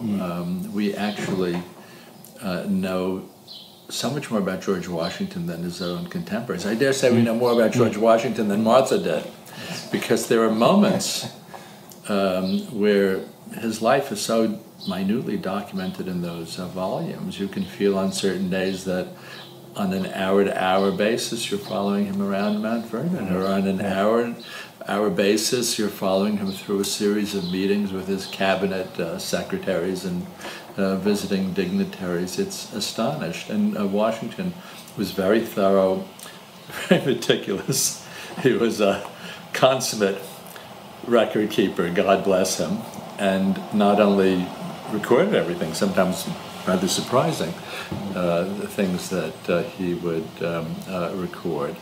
But he had a great regard for the paper trail that he was creating. I was very fascinated during the Revolutionary War that he creates a staff of people and gets a special appropriation to create this beautiful edition of his wartime letters, and then took great care in terms of transporting them back to Mount Vernon. Of course, you know the story much better than I do. He even thought of creating a house, library. Would have been the first presidential library on the estate. So he's tending the documentary record as if he knew that, I was going to come along, and dozens of other biographers were going to come along and be coming through the egomaniacal version. That's coming through all of these, things. You feel that he is. You feel that it was Washington himself who spread a banquet table of documents that all of us have been feasting on, for a great many years. So I started off with the thought that the Hamilton and Washington come from very different worlds, but they seem to get on. They're attracted to each other. They come together. What is it? What are the things about each other that they admire? That they well, first, let me say that there are, even though those lives are so different, there are certain parallels in terms of where these two men have come from. Because Hamilton is an illegitimate, orphaned boy from the Caribbean, is painfully aware of his lack of status, is tremendously ambitious in terms of wanting to enter into high society and into the political world. He's an autodidact. He's constantly improving himself, but he really is an outsider trying to fight his way into the inner, ranks of society and government. And George Washington's story, although he was born at a much higher level, as I recall, his father had 10,000, enormous amount of acreage and slaves. But Washington, too, was very self-conscious about what he referred to as his defective education. He wants to enter the upper ranks of Virginia gentry. And so he was, in his way, as hard-charging and ambitious as Hamilton was, and had a similar consciousness of being an outsider. Also, both of them, as young men, had an unusual capacity for befriending powerful older men who became their mentors and champions. And so I think in this, we could talk about this when we come to the show, because have you seen the show yet? No. Okay. This is actually very central to the show, because Lin-Manuel Miranda asked me, would Washington have seen Hamilton as a younger version of himself? And I said, yes, their personalities were so unlike, but there was something about their situations that would have seemed familiar to Washington. Now, Hamilton always said that their personalities could not have been more different. He used the word dispositions. He said our dispositions could not have been more alike. But what we mean by personality, I think, is what he meant by dispositions. And Hamilton was a brash and headstrong personality. He was very mercurial and brilliant and very impulsive. Washington was the opposite. Washington was cautious, thorough, slow, methodical in his approaches to things, so that their personal style could not have been more dissimilar. But these two men complement each other in a way that just feels uncannily right. George Washington was a very smart man. I think that he was much, much smarter than people realize. But he was not an original thinker, either in terms of political theory or in statecraft. Washington could not have been one of the contributors to the Federalist Papers. Washington could not have forged the provisions of the Constitution, and could not have forged a lot of the policies of his administration. But what Washington had in abundance was judgment, which was often the very thing that Alexander Hamilton lacked. It was, to my mind, George Washington had what I would call a reactive genius, that many people noticed that when presented with a set of options, he had an amazing ability to latch on to the right one. He couldn't have generated a lot of those options himself, but because of his judgment, his patriotism, his character, he could spot the right one. And he was a tremendous talent scout, and assembled around him so many of the great figures of the time.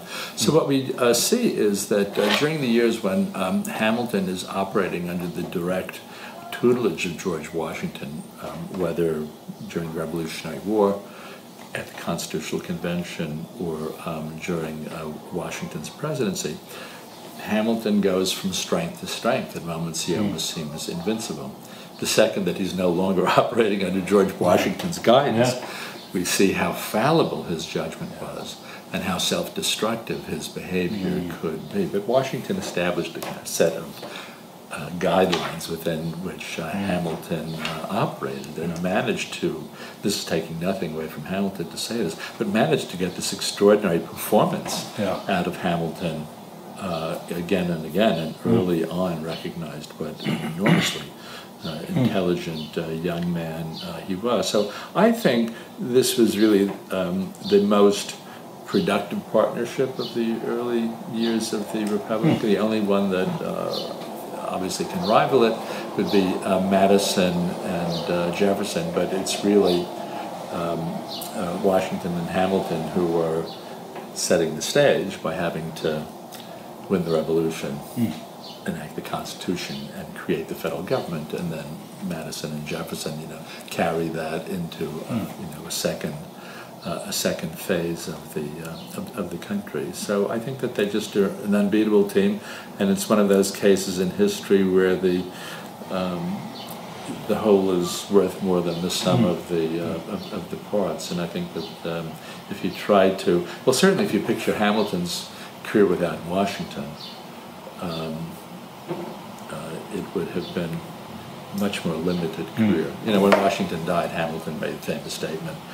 Washington was an aegis, that is a shield, most essential to me. We can more easily, I think, imagine Washington's career without Hamilton, certainly in terms of the Revolutionary War and the Constitutional Convention. More difficult, though, I think, in terms of his presidency, because Hamilton's accomplishments as Treasury Secretary are so fundamental to especially that first term in office, that it is difficult to imagine what Washington's first term would have looked like. And that was not a gap, I think, that either a Madison or a Jefferson could have supplied. Hamilton had a genius for statecraft, and Hamilton combined the political, he was both a political theorist and a brilliant technocrat. In that particular combination, I mean, Madison was certainly his equal as a political theorist, or a Jefferson, but they didn't combine that gift for forging policies, creating governmental institutions. Hamilton is just so extraordinary in those early years of the presidency. Extraordinarily complicated, incredible pieces of legislation. He's everywhere. Yeah, and I think that Washington was very aware when he became president that appointment was going to be far and away the most important. That. Do you think Washington knew that, or he only knew that kind of in hindsight? No, I think he knew at the time, because remember, the country was effectively bankrupt at the time. We were in arrears, not just on the principal, but the interest of both the state and local debt that had been used to finance the war. So Washington knew that the restoration of American credit would probably be the single most important task that he faced, and that there would be an urgent need for government revenue. Remember, Hamilton had to create the first fiscal system, the first monetary system, first accounting system, first taxes. These were all gigantic things. And Hamilton's Treasury Department, by creating all these tax collectors and customs inspectors, was very quickly many times larger than the rest of the government combined. I mean, Knox's staff at War, Jefferson's staff at State Department are tiny in comparison. But Hamilton's Treasury Department really is, for all intents and purposes, the government, and that certainly Jefferson, that seemed like Hamilton seemed overweening. Anyone who was Treasury Secretary would have been first among equals in the cabinet. Hamilton, with his own personality, he was not bashful, expanded that and played upon it. But that the issues that immediately confronted George Washington the day that he took office were the economic and financial ones. And I told one of the questions you had was about the choice of Hamilton as Treasury Secretary. The story that I tell in the book, which I think came from Hamilton's son, was about Washington stopping off in Philadelphia en route to the inauguration, offering the job to Robert Morris. Right. That has the ring of truth. And then Morris turning it down and recommending Hamilton. And according to the story, Washington said, well, I knew that Mr. Hamilton was a young man of enormous talents, but I didn't realize that he has this financial knowledge. And Morris said to him, to a mind like his, nothing is amiss. I'm sure that Washington knew much more about Hamilton's views at that point. They were having dinner every day during the Revolutionary War when all these topics were being freely discussed. Also, and Washington couldn't have been oblivious to this, Hamilton, as they're going from camp to camp, Hamilton is lugging all of these books about economics and finance. He's already boning up to be Treasury Secretary. And he's writing letters and essays, and very much kind of the Hamiltonian system is already foreshadowed in letters that he was writing back during the Revolutionary War. So Washington must have had some inkling of this. But I would love to have had even kind of, better information that moment in the book. The only name that I was able to come up with in terms of other people being considered was Robert Morris, and that would be completely predictable since he'd been the chief financier. It's a bit opaque. All right, so let's now, when did Hamilton then first come to the attention of Washington? And then how did he become a member of his military family? Well, Hamilton's reputation preceded him even before January 1777, which is when notice was sent out for Hamilton to contact Washington about being aide-de-camp. Hamilton had already distinguished himself at the Battle of White Plains, crossing of New Jersey. Hamilton had fought at the battles of Trenton and Princeton, in both places where he had really stood out. And he had already rebuffed invitations from Alexander McDougall, Nathaniel Greene, and Lord Stirling to join their staffs. So Hamilton was a famous holdout that this boy wonder of the Continental Army had already declined to be on the staffs of 3 people. I guess Washington figured, correctly as it turned out, that an invitation from him would be irresistible. But Hamilton had this unusual combination of gifts, because on the one hand, he was very well versed in military lore. He was always something of a daredevil. He was very fearless in battle. Throughout his life, he was physically fearless personality. But he was also smart. He had not completed his college education at King's, but his intellectual reputation preceded him. And so, Washington during the Revolution was feeling quite oppressed by the weight of the correspondence that he had to handle. He was in a very unenviable situation. He was serving 14 political masters, 13 state governors, and the Continental Congress, and so his correspondence is immense, and like any general, he wanted to be able to concentrate on military matters rather than writing these endless letters. But the endless letters were necessary because he was short of men and gunpowder, shoes, clothing, blankets, food, everything. So it was like 8.5 years of badgering people to contribute to the cause. And Hamilton was a superb letter writer. The way that Washington worked with his aides is that Washington would give them what he called headings, I guess what we would call topics, or points to be covered.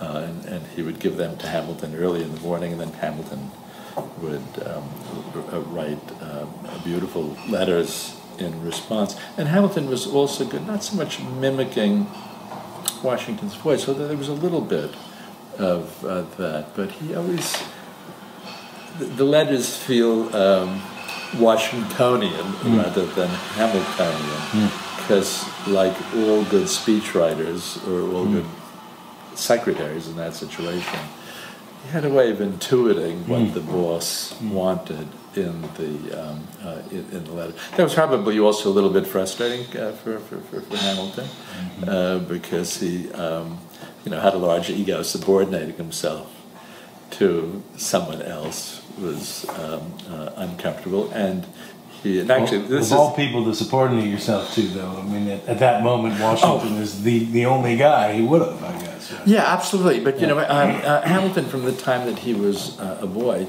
had this obsession with military glory. Actually, the very first letter that we have from Hamilton when he was in his early teens, and with Hamilton writing, "I wish there was a war so that he could prove himself." And Hamilton knew, and he was right about this, that post-war political glory would not go to the person who'd written the most beautiful letters during the war, but to the battlefield heroes. Is that the seed of his growing frustration in Washington? Absolutely, because he keeps asking Washington for field command.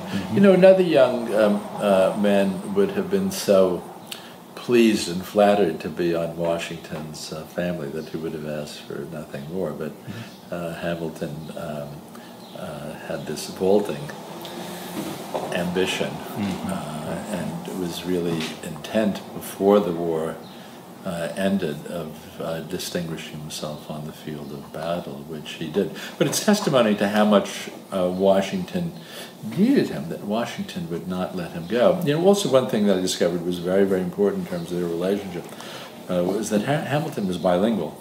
Hamilton's mother was French Huguenot, and so Hamilton, grew up not only with English but French.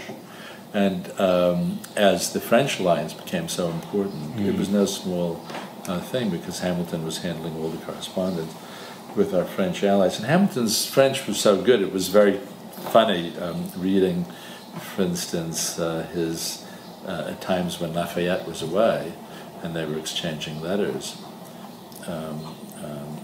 Lafayette would write a letter to Hamilton in French, and it would be full of spelling and grammatical errors. And then Hamilton would write back an absolutely faultless letter in French to the Frenchman. His French was much better than Lafayette's.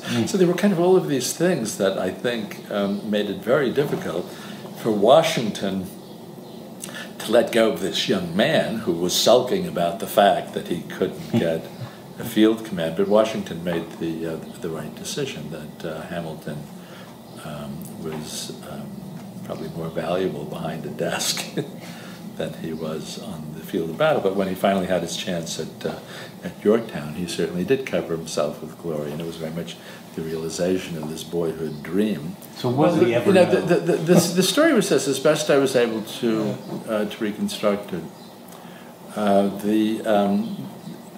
The French in the relationship with the Americans at Yorktown, the French really had the upper hand. But the French liked to maintain the appearance that this was an equal relationship, or even that the Americans were leading.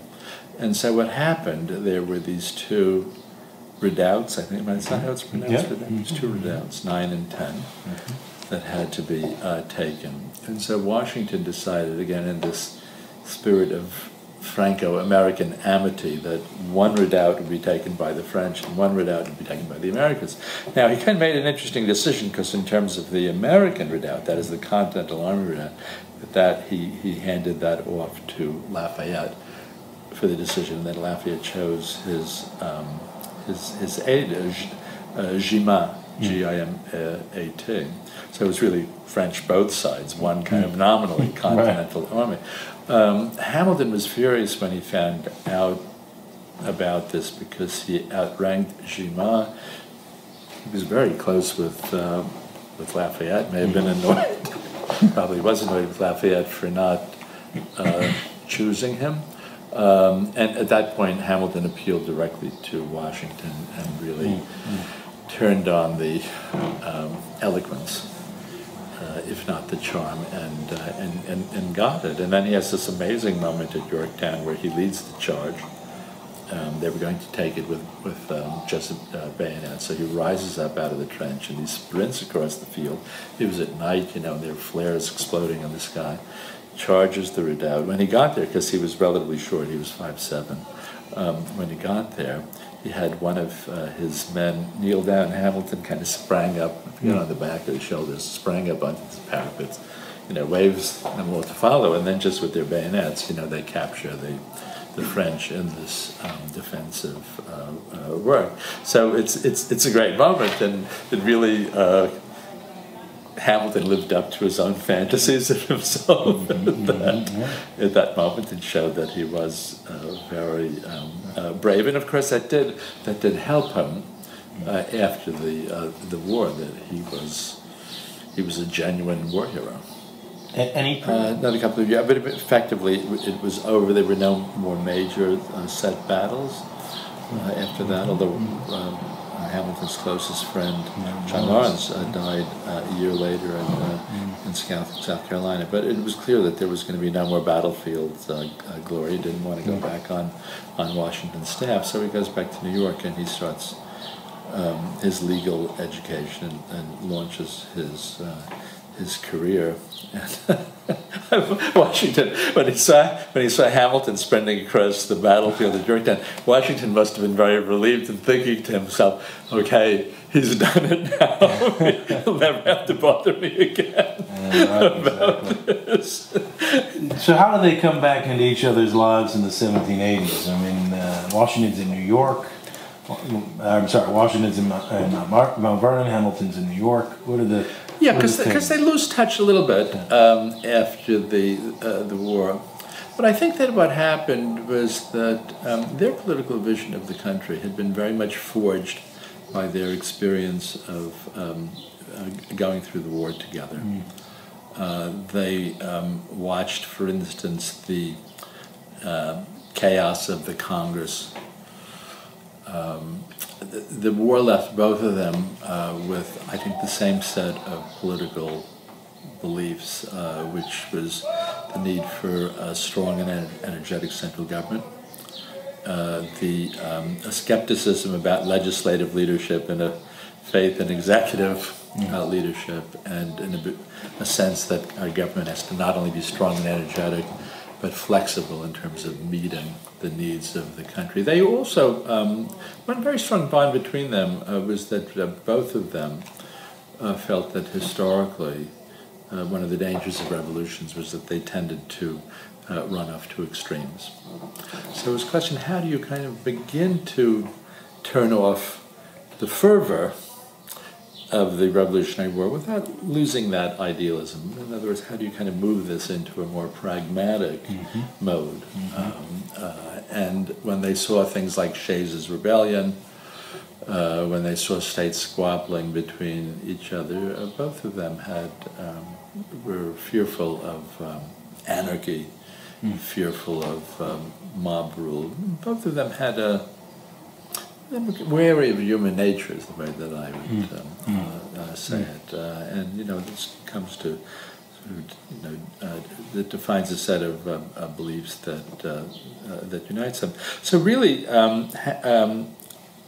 Hamilton and Washington, at first apart, then together, are having very similar reactions to the post-war political situation, and have very, very similar diagnosis in terms of the need to revise or even replace the Articles of Confederation and to establish a much stronger government. So Hamilton, he wasn't the only one, but I think that Hamilton was very important in terms of coaxing Washington back out of retirement, of beginning to sort of tutor him in the constitutional issues, which Hamilton did along with Madison and Knox. They were all sending him memos, beginning to brief him for the Constitutional Convention, but also convincing Washington that the American Revolution is incomplete without the Constitutional Convention. Then I would convince him that the Constitutional Convention was incomplete without the creation of the federal government with Washington as president. And so actually when they come back together at the Constitutional Convention, the personal feeling between the two men seems to have warmed up again. Are they saying in this? Well, he's not there very long. Hamilton's there in the beginning, and You know, talks about how much he loves the British Constitution, and he goes home. Yeah, and when he leaves in July, and Washington sends him this letter, "I'm sorry you're away," even though Hamilton has delivered this slightly crazy speech to the convention. So I think the fact that Washington was so eager to, have Hamilton come back, which he did. Of course, Hamilton was the only one from New York who signed the document, that Washington saw them as kindred spirits in terms of these constitutional issues. So really, at that point, from the lead up to the Constitutional Convention and beyond, they really never lose contact with each other again, and the relationship only grows broader and deeper as time goes on. How does it emerge? As the tensions between Jefferson, Madison, Hamilton all start to appear. Where is Washington's role in that? He goes from being sort of trying to stay above the fray, or helping to try to mediate, to shifting over into one side at some point. How would you describe that story? I think what happens is that Washington, although as time goes on, it's clear that his sympathies are much more with the Federalists than with the Republicans or Jeffersonians at the time. Washington was a very good president in terms of encouraging a free interplay of ideas within the government, and so he genuinely wants different voices. He uses the same style of governance, actually, that he uses as a general in terms of canvassing opinion. He would ask people, and then he would kind of very slowly ponder. Hamilton said he ponders slowly. What was the line? Ponders slowly, ponders surely.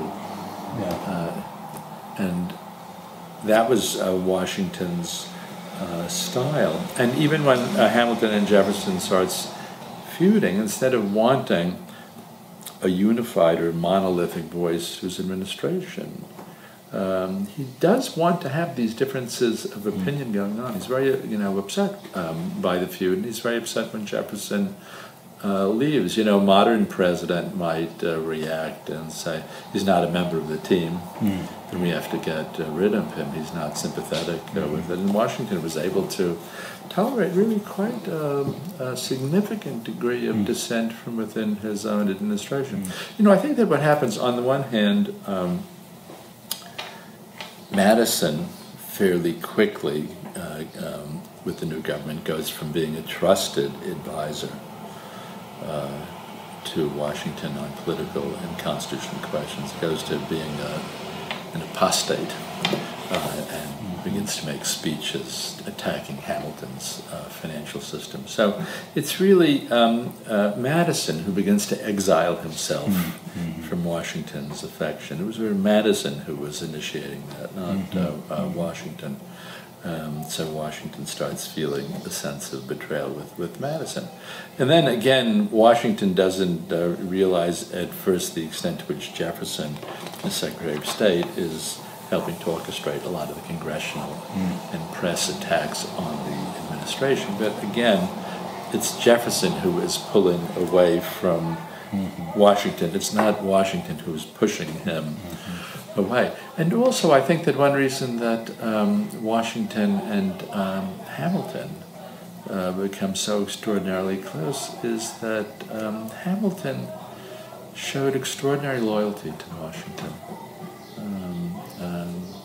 Was never scheming against Washington behind his back, and Hamilton could scheme, but not against Washington. And so Washington never had cause to doubt the personal and political loyalty of Alexander Hamilton right up till the day that he died. It was an extraordinarily good relationship, and Washington ended up feeling quite bitter towards Madison, and Jefferson really didn't speak to them the last few years of his life. And I was very struck when I came upon the story, when I was doing the biography, of when Jefferson visited Mount Vernon after Washington died, and Martha Washington said it was the second worst day of her life, the first day being when her husband died. But it's a very, very strong statement. They traced it down both to the reminiscences of one of the congressmen that was there from 1840, but there's also someone saying that contemporaneously as well, one of the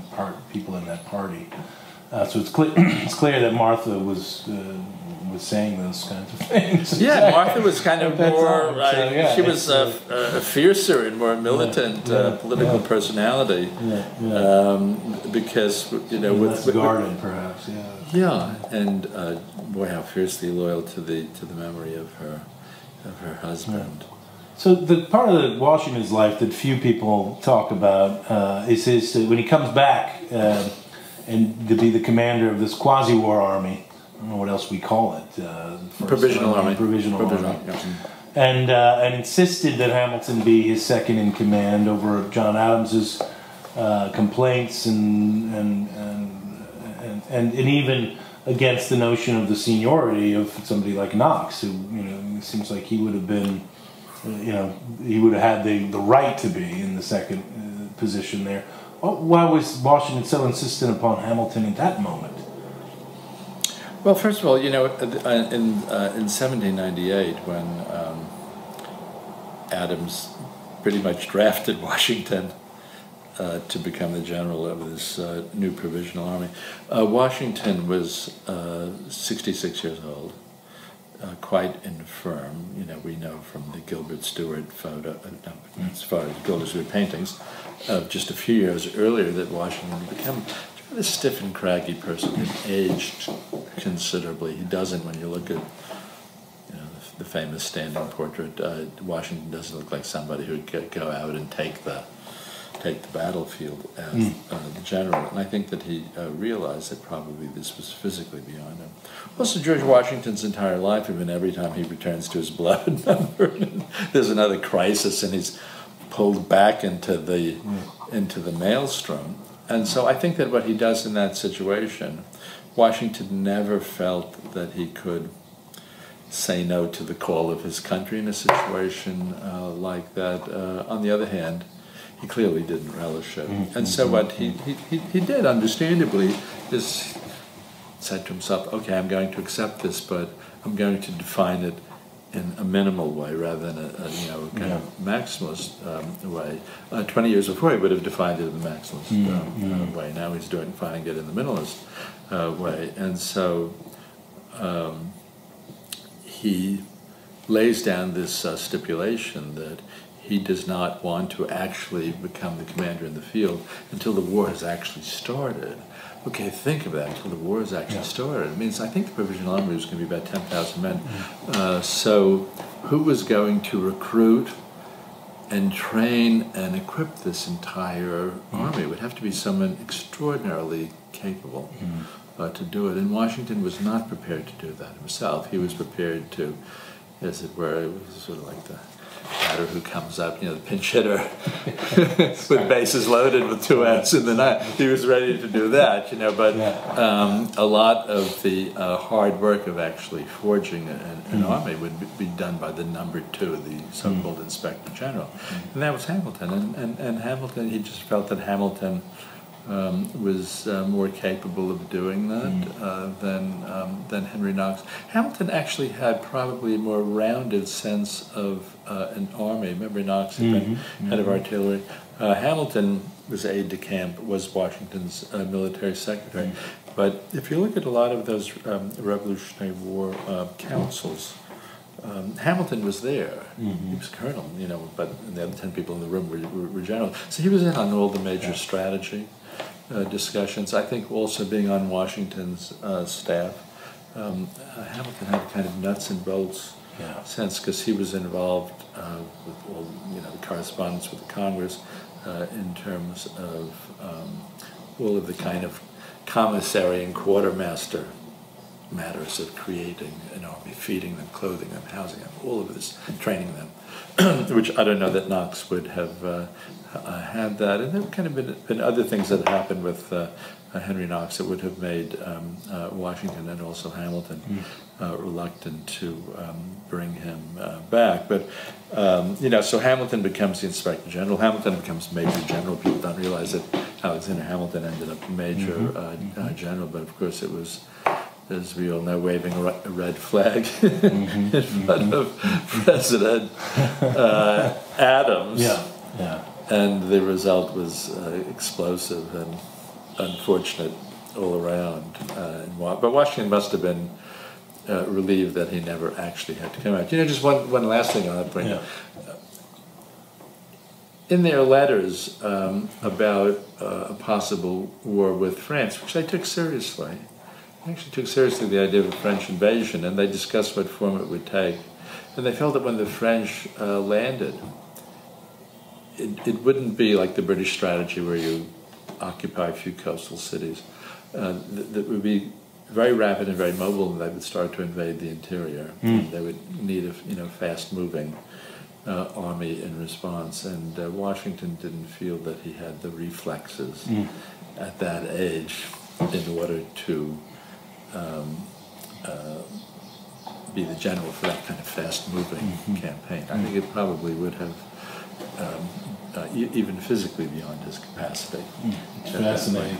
And Washington really threw Hamilton. Why did you decide to do Hamilton? Well, this seems ironic now, but in 1998, when I started working on Hamilton, he seemed to be the neglected and misunderstood founding father, and I thought, oh, he's the one who's overlooked. I should do Hamilton. And also, I had done a series of books about tycoons of the Gilded Age, and wanted to move away from that. And Hamilton seemed like if only you lived 100 years later. Well, it was kind of a perfect exit. It was a perfect exit strategy for me from the Gilded Age, because with Hamilton, I knew that I would get an enormous amount of financial history. After all, he creates the financial infrastructure of the country.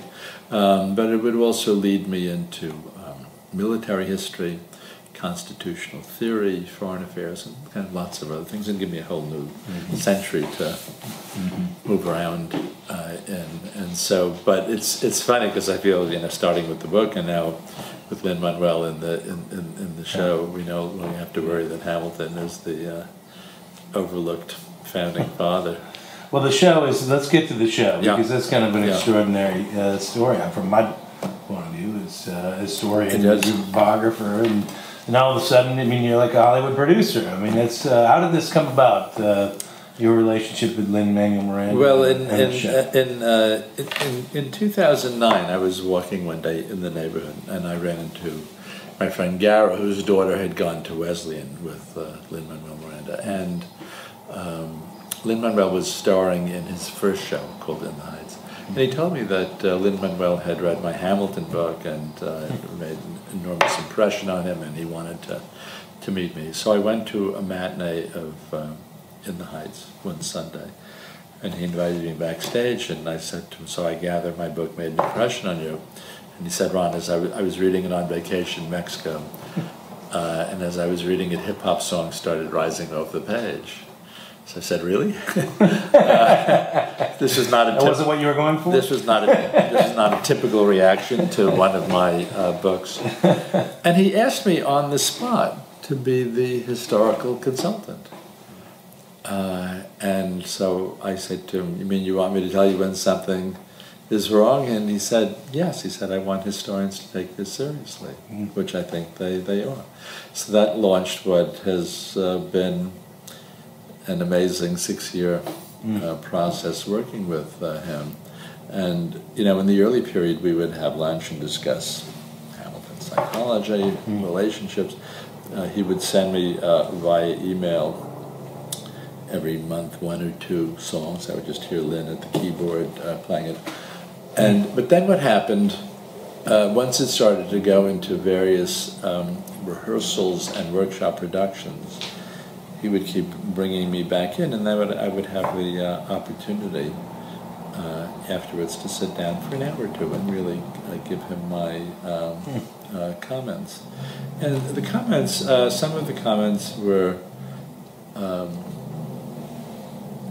if I thought something was factually incorrect, although I have to say he's very well read, and he was almost always aware when he was departing from the fact. But he had a sound dramatic reason. I think that I'm not sure that how to put this.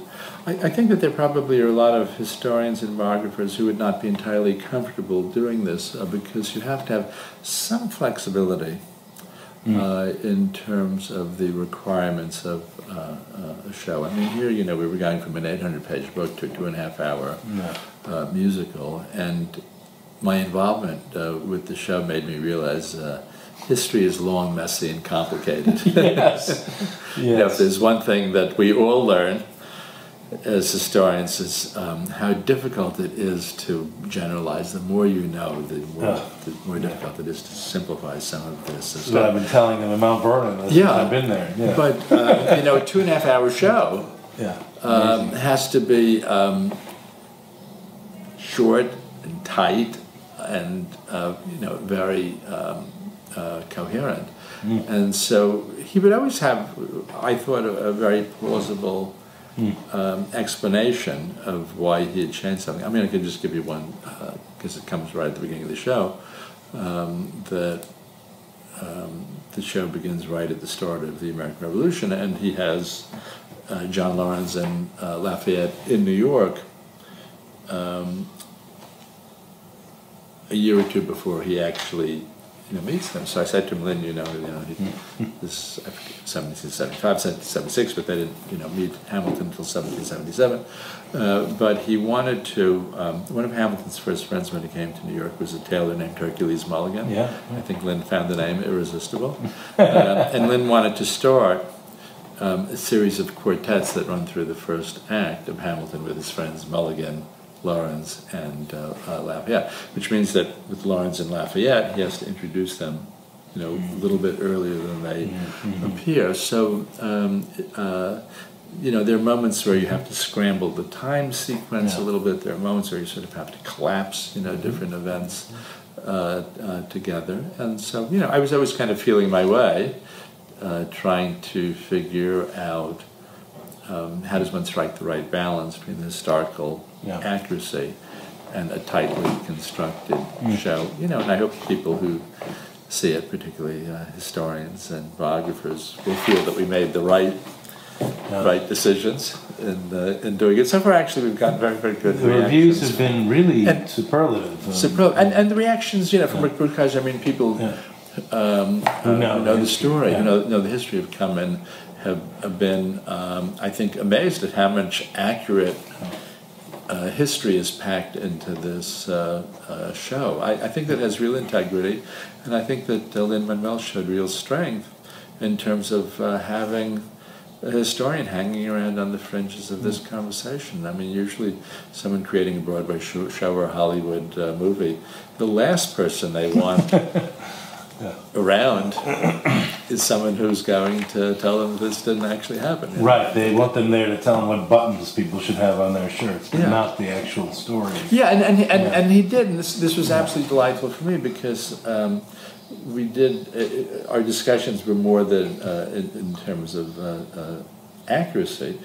We discussed the characters, the relationships, and really the entire dramatic trajectory of Hamilton's life. And it was fascinating for me, as I mentioned earlier. He said to me one day early on, would Washington have seen Hamilton as a younger version of himself? And I said yes, and Lynn responded to that very powerfully. And you'll see, created a couple of beautiful songs where Washington sings to Hamilton, "Let me tell you what I wish I'd known when I was a younger man." And he starts talking about, he doesn't name Fort Necessity, but he's clearly talking about the Jumonville incident in Fort Necessity and the mistakes that he made as a younger that's really man. neat. Yeah, it really is Yeah, that's accurate. Yeah. So why are people so excited about the play? I mean, it's great that historians think it's accurate, but there's something else going on here. I mean, there's something. Yeah, there's a lot going on. So why is the moment right for this? What is it capturing? Yeah, let me kind of take a few shots at that one, because I remember the first show that I ever saw about the Founding Fathers was called 1776. Yeah, another musical. Yeah, and and I loved it. It was delightful, but it was a quaint period piece. It was a bunch of late middle-aged white males, with wigs and buckled shoes. Okay, this is a show about the Founding Fathers, where probably 3/4 of the people in the cast are black, Latino, Eurasian, biracial. Almost the entire cast is under 35. And so this is a very unusual case of a historical show that's simultaneously showing us who we were back then as a country and who we are today. Yeah. So it's it has a way of being both about the 18th century and the early 21st century, and even what Lynn has done with the lyrics. He's created an idiom that is a blend of standard 18th century speech and early 21st century slang, and it all comes out sounding of a piece. Have you seen? Did you see the I've seen clips of it on YouTube and that sort of thing. Yeah, that kind of give you a sense of the way that he blends it, and then even kind of musically, the sounds blend the 18th century and 21st century, and so this young, largely black and Latino cast has a very, very special feel for the early years of the Republic.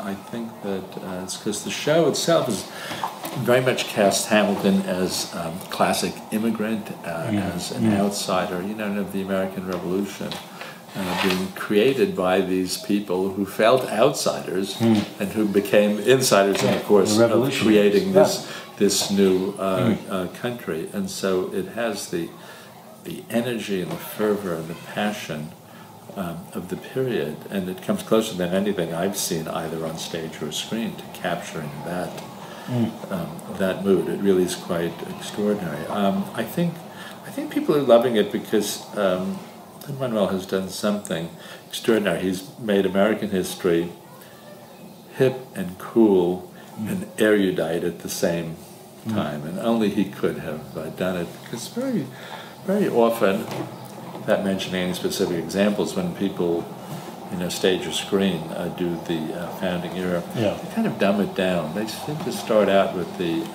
assumption that this is boring, dated stuff. No one's really interested in this stuff. So we better have a lot of action. We better have a lot of cannons, booming, and muskets, firing. We better try to, spice it up with some sex.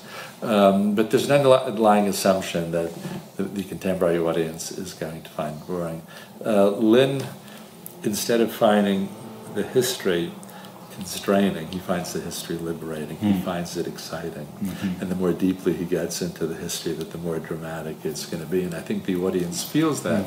So this is like the history class of a lifetime, seeing this show, and we've had kids as young as 10 and 11 come down to see the show and just absolutely adore it. And at the same time, highly literate adults have seen it and took pleasure. They're kind of, if you don't know anything about the period, you'll learn an enormous amount. If you do know a lot about the period, you'll pick up a lot of in-jokes. I could just give one. There's one moment Hamilton's working on his financial plan, and his wife Eliza is trying to get him to take a rest and come away to the country. And so Eliza and Hamilton's sister-in-law Angelica, they're saying, and Eliza turns to Angelica and says, "Angelica, tell my husband that John Adams spends the summers with his family." And then Hamilton says to Angelica, "Angelica, tell my wife that John Adams doesn't have a real job anyway." And it was interesting because I could remember saying to Lynn, well, the audience even, because it's not it hasn't been told to the audience that Adams is vice president. Mm-hmm. And yet the audience roars with laughter. Number one, it was sort of nice that a lot of people realized that Adams was the vice president, but then also people, people know the history. Adams with his famous, line about the vice president. Right. But there are kind of a lot of moments like that. Whereas if you have a sort of insider's knowledge, you'll hear these sort of in-jokes that he's thrown in for your delight, but even if you sort of don't know what's behind the joke, it still is often quite funny. And I think that, and this is something I deal with, it's something that, you both deal with every day, that we're all trying to find ways to reach the modern audience with the message of Washington's greatness, of the drama of the founding period. And here is somebody who, Lin-Manuel, has an extraordinary ability to connect with people of every age and every color and every ethnic group. The show is, it's at once very educational and very... The amazing thing about this year, the year of Yorktown, this is one of the reasons why I called the book In the Hurricane's Eye, because I think a hurricane is an apt metaphor for what was going on in this year. I mean, all of these seemingly random things were happening up and down the coast. Nathaniel Greene and Lord Cornwallis fighting in North Carolina, and then there was the French and British Navy in the Caribbean and what they called the West Indies. And what Washington realized is he needed the ships from down there to come up the coast. He was constantly saying, this is what we need to do, this is what we need to do. And there had been a hurricane in 1780, the year before Yorktown, had actually 3 of them, devastating effects. And so the French were convinced, yes, we need to get our fleet up the coast just to protect them, if nothing else. So they were coming. Washington was always playing those angles, and the frustrating thing was no one had control of the situation. The French really didn't want to attack New York, which was Washington's priority. That he wanted them to attack there. That had been the scene of his greatest embarrassment at the beginning of the war, but it made a lot of sense because that's where the largest British army was, and so that's where he preferred them to attack. But the French were reluctant because it was difficult to get into that harbor over the sandbar, and they saw the Chesapeake as an easier target. The problem was that was not a significant-sized British army there in the beginning of the summer. Lord Cornwallis changed all that by marching up and combining with some previous forces first brought there by Benedict Arnold, and suddenly, in a random way, all the things are coming together. Suddenly there's a 7,000-man British army there, and for reasons that are still difficult to fathom, Cornwallis, who is creating a port at Yorktown, even when this huge French fleet comes in, decides to stay there. It doesn't move, and if he had moved, it would have all gone for nothing. And Washington realized all of these variables. The French just sort of said, we're going to do this no matter what. And so it looked like it was a brilliant French strategy in retrospect. But when you go through that year, you can understand Washington's frustrations and why he wanted other things to happen. And really, I think his true brilliance was when he realized, okay, this is not going to go the way I want it. They're not going to come to New York. Okay, how are we going to make this happen? And he threw all his energies into that in a way that is just fascinating and really thrilling to watch unfold.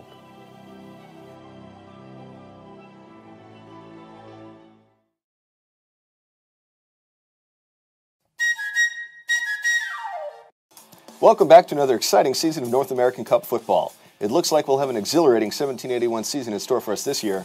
That's right. The Americans have made some fundamental changes to their tactics and have brought in some exciting new talent from Europe. It'll be interesting to see if this improves their chances in this year's contest. What sort of adjustments have they made? Well, the big difference is they decided to play a little more offense this season. They had been happy to sit back in a defensive formation and try to catch the British on counterattacks. But Washington has made some adjustments to his lineup already that should make them more capable of getting after the British in the attack. That's a great point. In previous seasons, Washington definitely liked to sit back on defense. Oh, absolutely. I mean, it made sense given the quality of play he could expect from a young American team new to the game.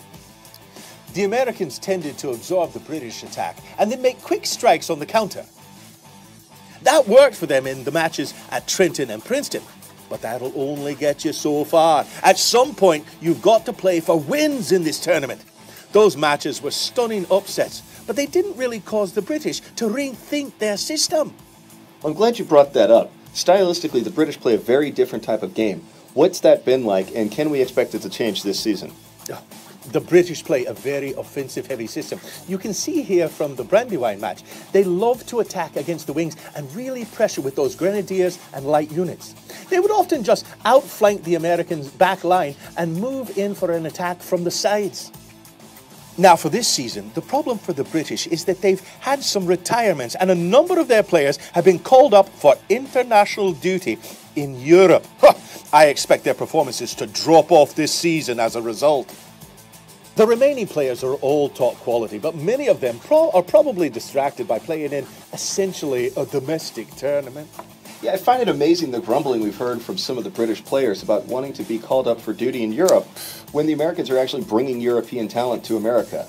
American management has been explicit in its desire to make some key European signings, and while there were some financial issues last year, this year we should see much more European talent on the American side. Let's now go to Sports Center correspondent Aaron Andrews, who's talking with the new star French striker. Thank you, Bill. I'm here with the newly joined striker on the American forces, the Marquis de Chastellux. Thank you so much for joining us today. Why did you choose to play on the American forces? Well, that was an easy choice, really. A lot of us in France are very excited about what is going on here. Their tactics have come a long way. They are not simply settling for ties any longer, and they're trying really creative ideas to score new victories. You know, I personally am very intrigued by what they are doing with their supporters group. The supporters are being let to vote for who's in charge. C'est très révolutionnaire. This is something we are not doing in France.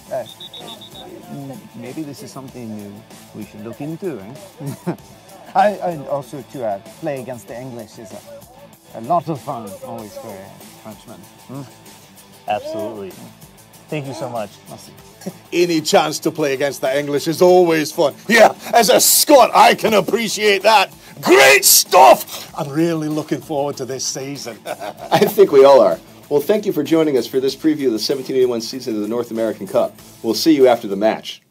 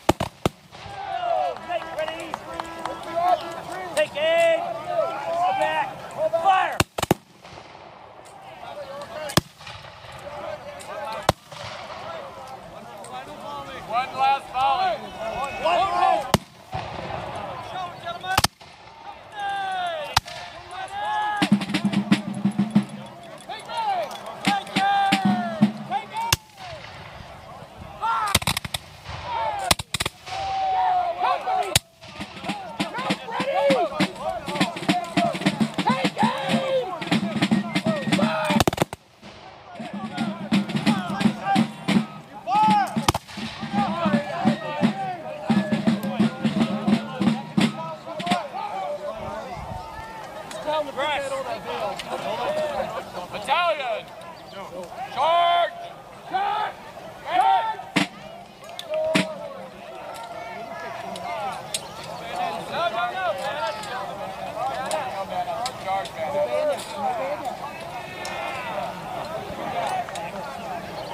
down. Forward! Forward! Forward! Charge!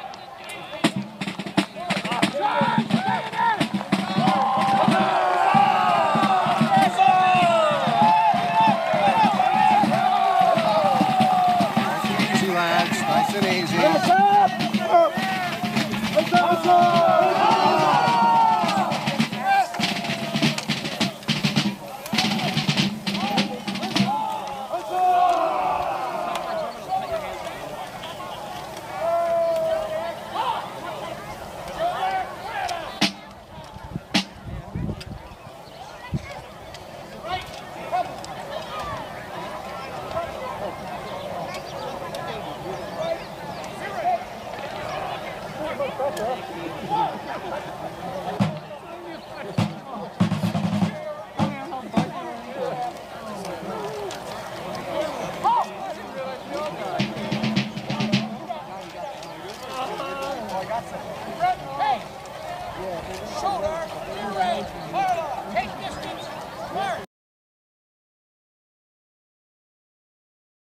I had written two other books about the Revolution, Bunker Hill and Valiant Ambition, with Valiant Ambition focusing on Benedict Arnold and Washington. It ends with Arnold's unsuccessful attempt to surrender West Point to the British and his great treason. And that ended with a cliffhanger. And what I had realized is I'm a maritime guy when you look back throughout my career.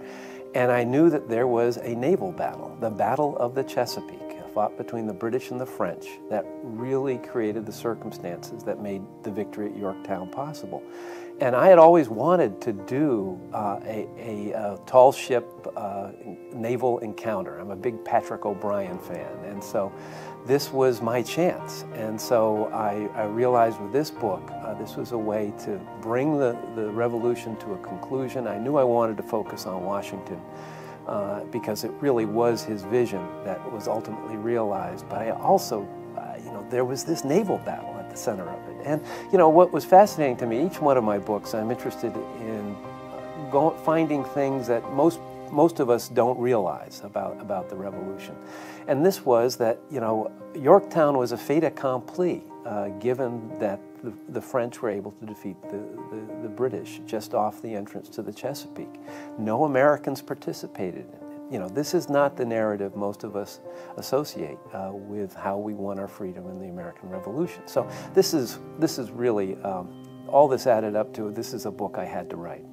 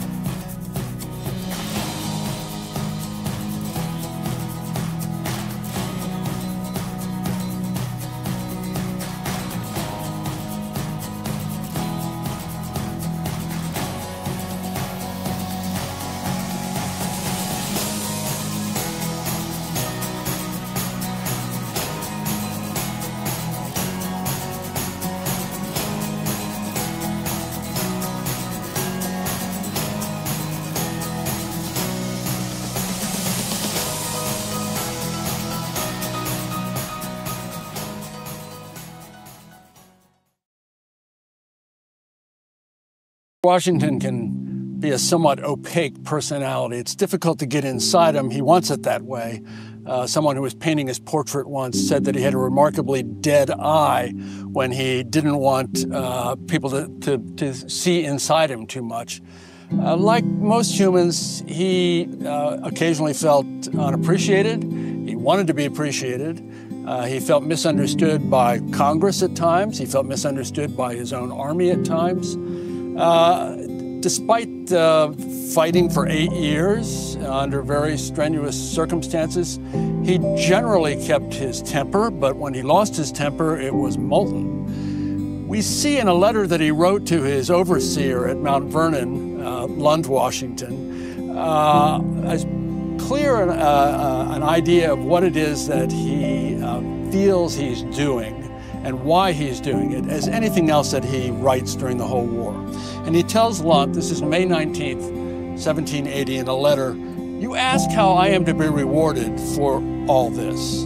There's one reward that nothing can deprive me of, and that is the consciousness of having done my duty with the strictest rectitude and most scrupulous exactness, and the certain knowledge that if we should ultimately fail in the present contest, it is not owing to the want of exertion in me."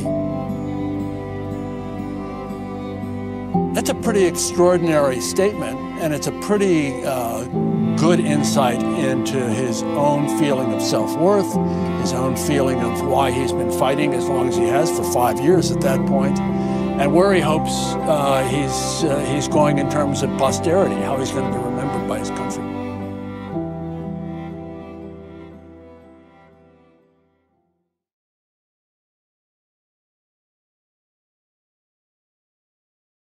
When Washington becomes commanding general of the new Continental Army in July of 1775, there's a lot he doesn't know. He hasn't been in uniform for almost 20 years, and even then it was only 5 years of experience as a militia colonel under British command at all times. So he's got a lot to learn, and he makes a lot of mistakes. What we're going to see in Washington in the first couple of years of the war is that he makes mistakes that are almost catastrophic for the American cause. But he gets better at it because he's a fast learner, he studies his craft. So when we get to the middle years of the war, we see Washington, for example, at the Battle of Brandywine, making some of the same errors that he's made early on. He reads the ground badly. He doesn't see that the British are about to outflank him on Brandywine Creek. He almost loses his entire army there. By the time we get to Monmouth, Brandywine is in September of 1777. By the time we get to Monmouth in June of 1778, he has learned to come into the fight when he needs to come into the fight. So even though his initial force that has gone to meet the British at Monmouth is in danger of being overrun, what Washington does is exactly the right thing. He brings up reinforcements, he takes command of the battlefield, he saves the day. His aide, young Colonel Alexander Hamilton, says, I never saw him to such good advantage. He came in and he saved the fate of the day.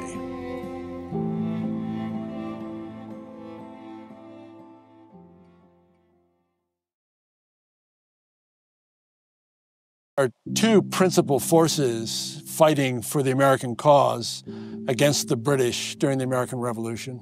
One is the Continental Army, formed in June of 1775, and it's intended to be a national force with soldiers drawn from all 13 colonies, commanded by General George Washington, of course. The other is militia. Militia are part-time soldiers. They tend to come out from their local communities.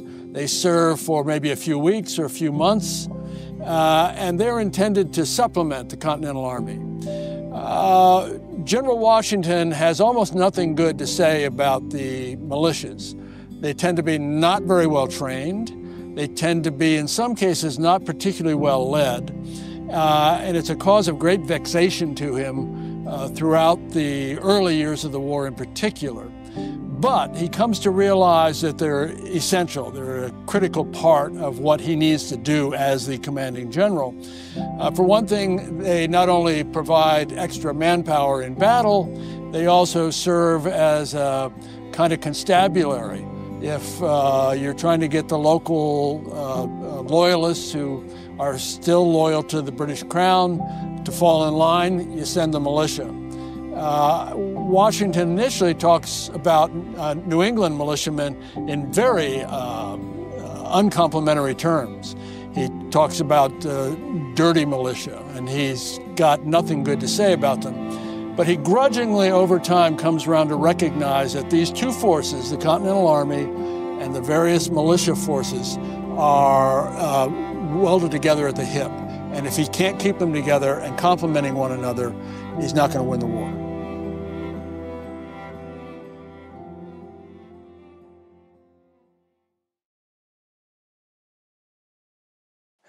Why is George Washington, a Virginian, made commander of the Continental Army in July of 1775? Well, it's partly because he is a Virginian.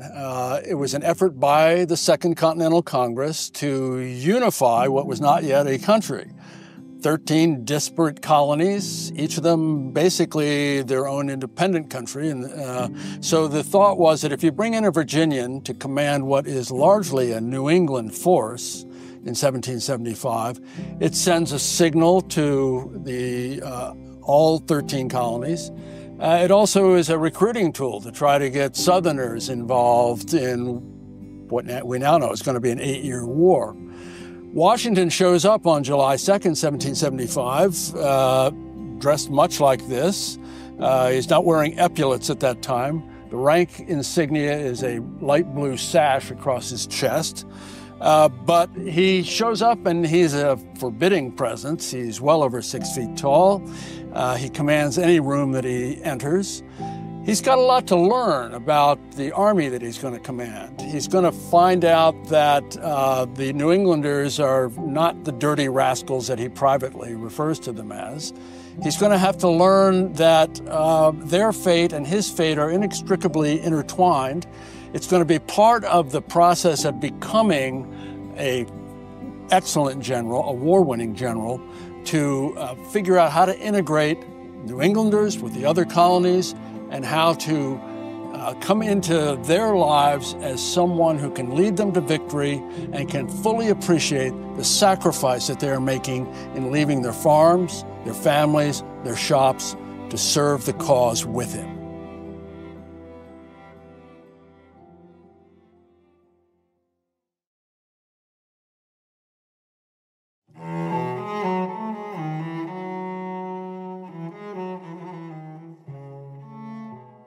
Good day. The uniform that you see me wearing before you now is very much similar to the uniform that I wore when I entered Congress. These were the colors that were chosen by myself for the Fairfax militia. They were the colors of the Whig Party in Parliament, blue and buff. These colors denoted that they stood for liberty, as the Whigs were defending our rights and liberties as free British citizens in the Parliament, and we very much so wish to state that that was our intended purpose as well. When I arrived in Congress wearing this uniform, I was stating very clearly what I believed was at stake and what my politics were. When I was made Commander-in-Chief of the Army, I decided that this would be the colors of our uniform for our officers. I added for myself, as Commander-in-Chief, a blue sash. Other generals of lesser rank would wear pink and purple sashes. These ribbons were meant to make us appear on the field different from other officers and let people know to whom they were speaking. Now, as time went by, we became allied with the French. When the French came, they mentioned to us that ribbons across the chest were a sign of royalty. We wished to show no monarchist inclinations, and so we very quickly decided we would remove our ribbons and instead put upon our epaulets, which until then had been plain knotted epaulets, stars. I, of course, have 3 as Commander-in-Chief. Lesser generals will have 2 and 1 star. You may also note that our cockades, which for officers were black, the French wore white. And when we became allied with them, we added a white center to our cockades. The French, wearing white cockades, added black to their centers to denote that they were our allies. I hope that this has illuminated for you some of the reasons behind our uniforms and what you see when we are wearing them in the field. Good day.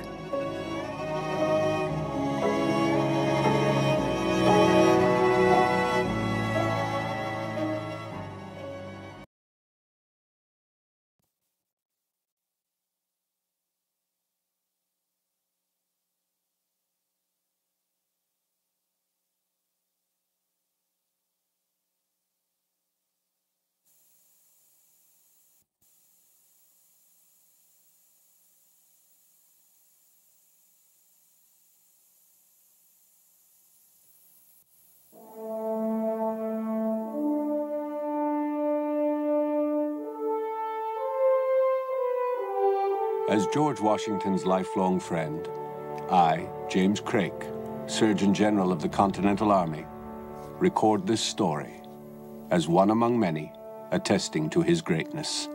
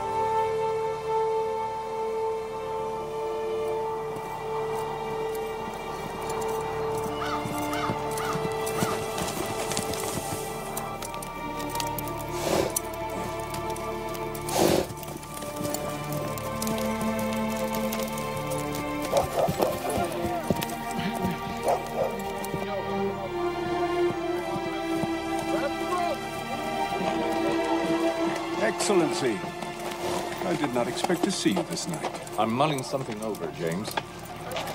And it needs I take stock. Well, this way. The men will be very glad to see you.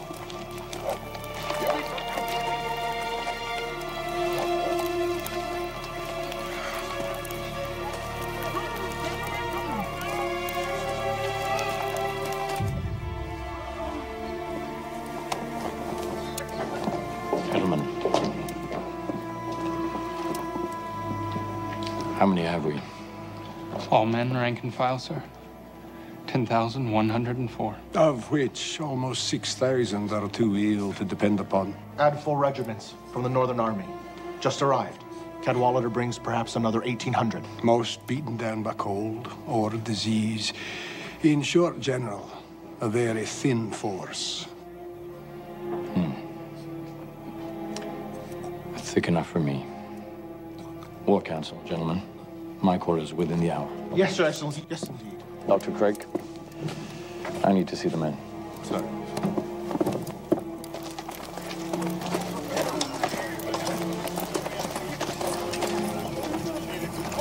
A war council. But we're settled in winter quarters. As other Brits, Larry, and their Hessian hired hands. What better time to tan their hides?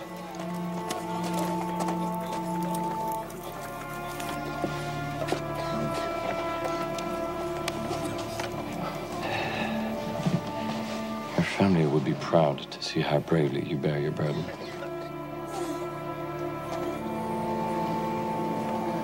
And where are you from, lad?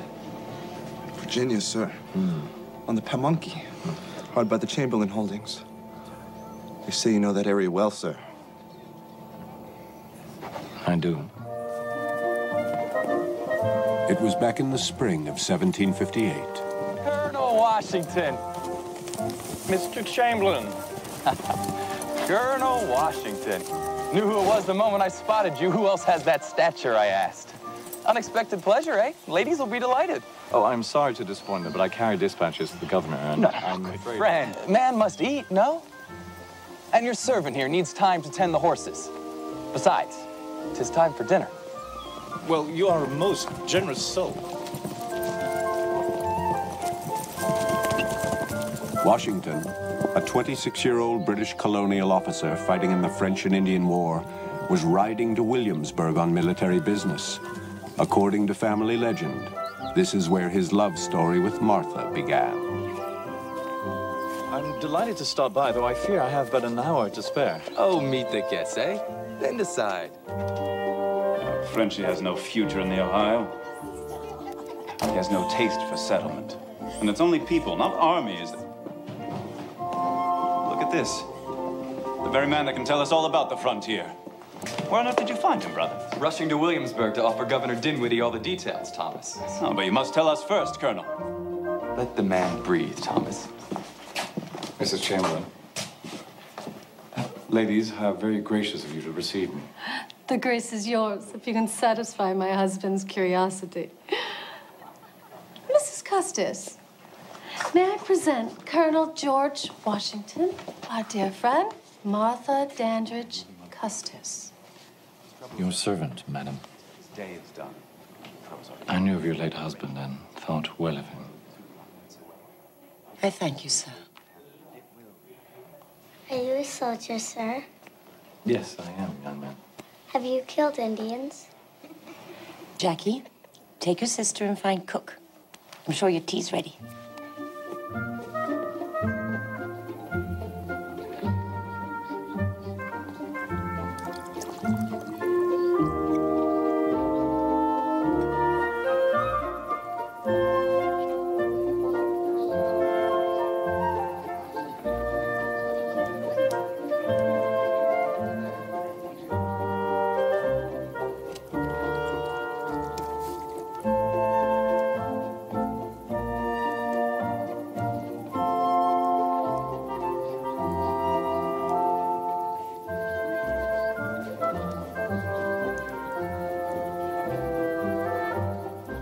Your heroism has made an irrevocable impression, Colonel. Mrs. Custis, I would rather not spoil this moment with discussing the rugged scenes of war. Oh? You would prefer delicate tales of poets and lovers? I would, madam. You see, I have a heart susceptible to the tenderest passion.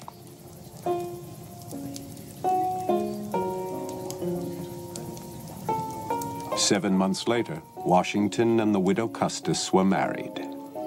16 years after that, the Revolutionary War broke out. By the end of 1776, the situation had grown desperate. His Excellency knew that without a victory, he could not hold the army together, and all would be lost. Time was not on his side. As His Excellency put it, a strike must be struck. Hello now, gentlemen. Let's proceed. This treason adds a wilderness of uncertainties. Our country's full of cursed creatures, called Tories. And now they know that our men are exhausted and unpaid. If this fails, the game is pretty near up. For heaven's sake, keep it yourselves. Dire necessity will now justify the attempt. Now, by crossing at these unguarded points here and here, with every man we have, we should land undetected. If a Hessian patrol should spot one element, they should not be alarmed, expecting multiple crossings for a full invasion. We make our way south in two groups, General Sullivan's force and my own. General Stephen will break away, flank west, and surround them. Timing will be crucial, but with Colonel Knox's artillery on the heights, we can expect a clear passage. Your Excellency, I'm game enough. But my men... A long march in deepening snow and a better half without boots. For Sullivan's men, a defeat could be inevitable. There will be no defeat. This is our land, gentlemen. Our country. Ours. It is that for which we fight. We know every creek and river, every hill and glen of our homes. We have a cause, a reason to offer our lives forfeit if need be. We fight to be free. This is not merely a battle, gentlemen. It is the very meaning of our existence. Now is the time to strike. All the same, I would not underestimate the redcoats, sir. He's a soldier by trade. and a fearsome fighter wherever they put him down. But not invincible. It's victory or death, gentlemen.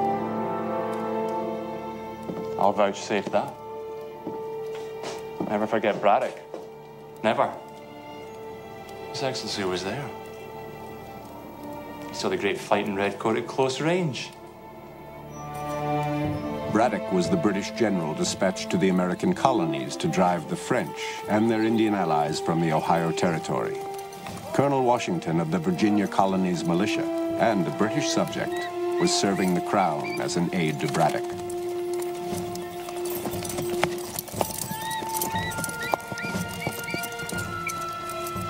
Compliments, General Braddock, sir. If I may, sir, might I suggest we take the precaution of allowing the American force to take to the woods and scout the terrain? And have my army wandering about like women about their shop hopping? Why would I do that, I wonder? Well, they know this frontier, sir. They can read the forest, see how the birds fly. The birds, with their wings, I'm told. Take care! Sir, Colonel Gage reports clear passage ahead. Thank you, Captain Bannister. I put out flankers. Colonel Gage's advance guard will tell us if the enemy's about. Look here, I know you mean well, but I'm really long past having advice given to me by a provincial officer. Thank you. Sir. Up! Right! Forward!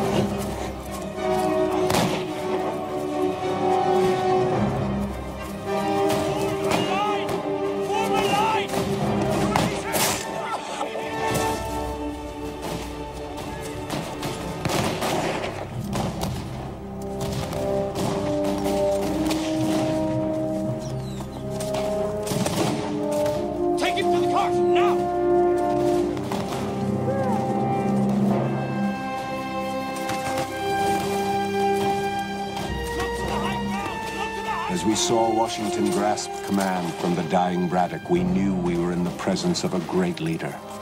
His bravery was extraordinary. He looked death in the face and never flinched. For many of us, this was the beginning of our new nation, for we had learned the redcoat was not invincible.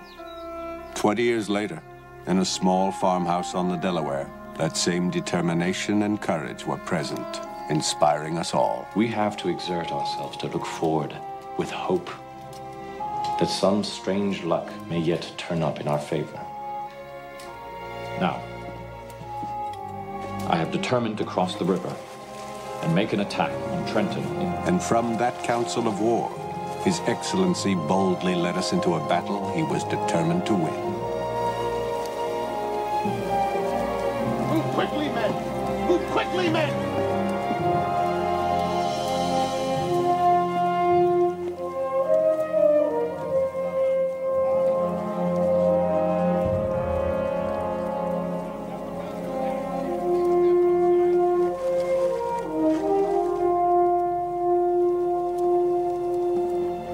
Might be our greatest victory. The crossing and the 9-mile march to Trenton that followed were even more difficult than His Excellency had imagined. But the enemy troops were caught totally by surprise. We captured 900 prisoners and untold arms and supplies. It was a grand victory. Later, His Excellency thanked divine providence that not one American soldier had died. 7 long years would pass before the peace treaty of 1783. Toward the end, some of Washington's officers suggested the army overthrow the civilian government. Some even suggested crowning him king. But he would have no part of that. When the war was finally over, he went to the United States Congress and resigned his military commission. Gave up all his power. I have now the honor of offering my sincere congratulations to Congress, and of presenting myself before them to surrender into their hands the trust committed to me.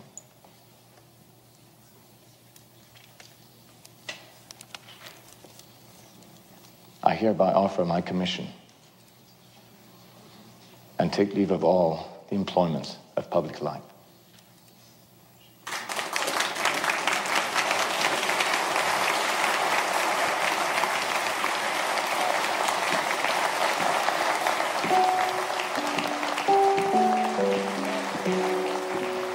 He put America into the hands of the people, where it belonged.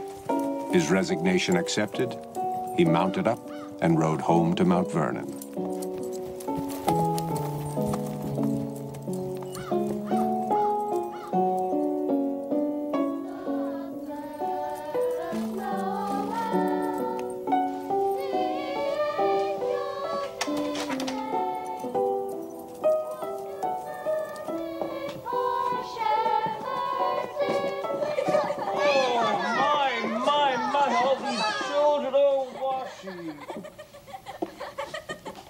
Oh, you are heavy. All right, I'll see you later.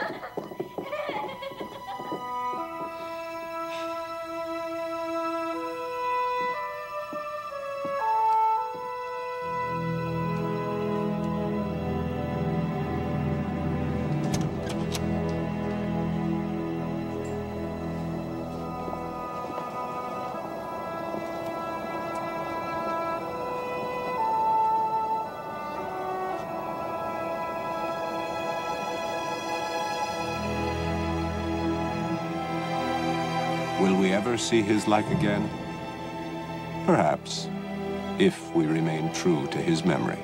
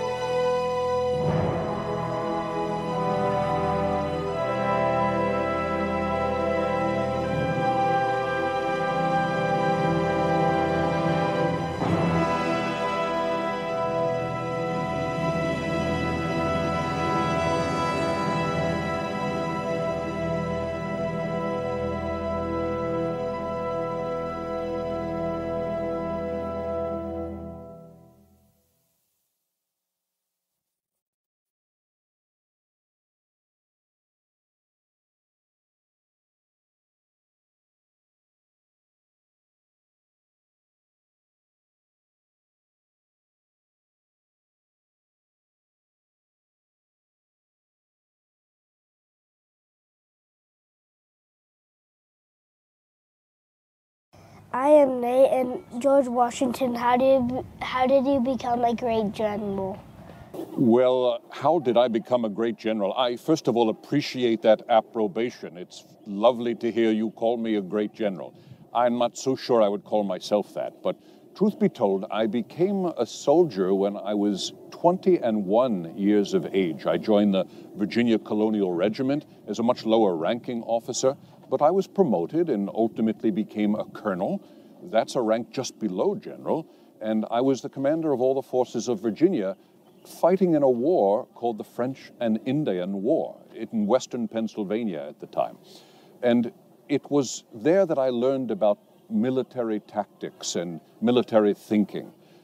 As the years unfolded, we here in British America found ourselves having big problems with the king and the king's ministers and Mother England. So it got to such a serious point that we declared war against Great Britain. And someone had to lead the new army. And so the gentlemen of the Congress put their heads together, and after considering a number of individuals, they decided unanimously to choose me to be General Washington, the commander-in-chief of the Continental Army. I had some successes, I had some failures, but as someone many years ago said, it's not simply about winning the battles, it's about winning the war. And with the help of divine providence and a little luck, we were successful. Click the subscribe button below and the bell icon to get notifications for new videos about George Washington and behind-the-scenes work at Mount Vernon.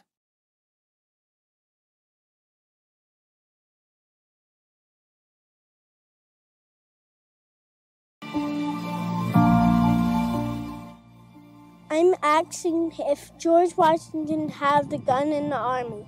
Did George Washington carry a gun in the army?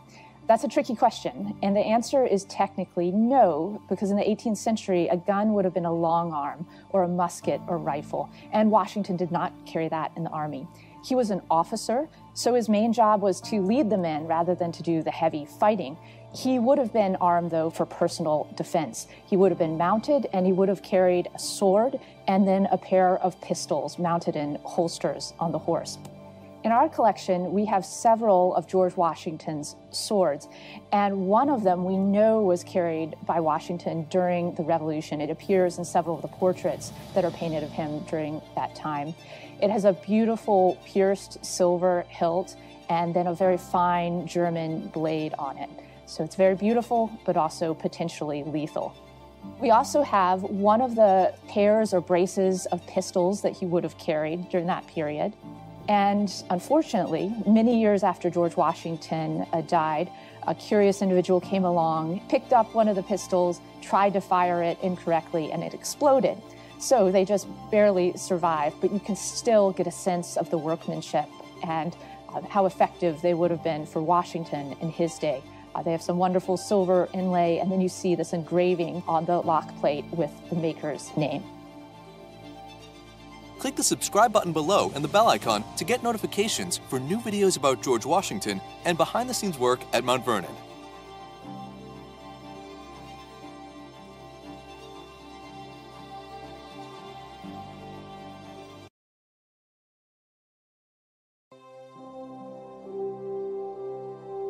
My name is Mark Wilson. I am at 6th grade at Riverside Elementary School. And I want to know if George Washington voted for independence in the First Continental Congress. The question is, did George Washington vote yes for independence in the Continental Congress? It's an interesting question because no, he didn't actually vote yes for independence in the Continental Congress because he wasn't there. He was actually in the field fighting against the British at the time the Continental Congress was debating the question of independence. Washington very much favored independence, however, because once the Declaration of Independence was passed, he had it read to all of his troops. He was in New York at the time, preparing New York for the invasion of the British, and they did come, and eventually they did fight. So George Washington was very much in favor of independence. In fact, he would be a stalwart supporter of independence and did not ever want to compromise and have some sort of compromise peace but instead persisted through the long 8 years of the war until finally the war was won.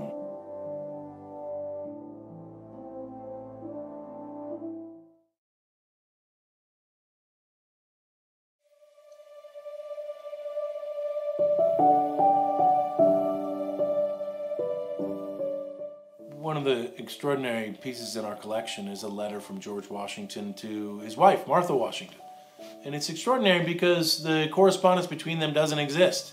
We assume that she burnt it after he died or destroyed it. That was pretty common in the 18th century. But we do have one fantastic letter that has survived. It's one of two that survived underneath a desk drawer in Martha's desk as it descended into her family. Someone discovered this letter and donated it to Mount Vernon. So this is an extraordinary letter because George Washington writes it from Philadelphia in June of 1775. If you remember what's happening in that moment, the American Revolutionary War really begins with the shots heard round the world at the Battle of Lexington and Concord in Massachusetts. And that's when George Washington steps onto the stage that's going to make him the most famous man in the 18th century. He's appointed the commander-in-chief of that army in Philadelphia, and he has to leave. He has to get all his stuff together and leave and go to Boston. So this letter is a letter of departure to Martha. She's back at Mount Vernon. He writes to her, I don't have much time to write much. I'm surrounded by people. I hope to see you at the end of the campaign. But he does say, but I retain for you an unalterable affection which neither time nor distance can change. It's a beautiful sentiment. He doesn't have a Hallmark store that he can run out to and grab a letter. He's got to come up with that on the fly in the middle of all this chaos. And it does give us that little glimpse into that very special relationship that we know was crucial to them both.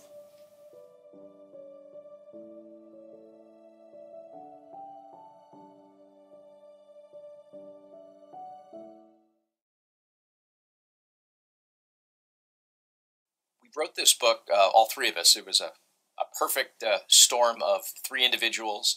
I did most of the writing. Stuart Mowbray, my co-author, did the layout and all the photography, and Brian Hendelson's the man who made it possible.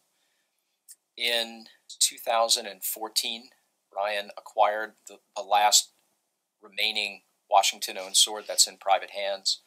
And as it came to Mount Vernon and we started looking at that sword in conjunction with the other Washington swords, it almost screamed at us that nobody had ever decided to tackle this amazing group of swords. There are no other groups of swords from the period that were assembled over an adult's lifetime, over the course of decades, that just by chance belonged to a very important individual. So it was a golden opportunity to take these swords, tell their stories, relate them to each other, and at the same time clear up some of the misinformation that's been bandied about concerning a lot of these swords.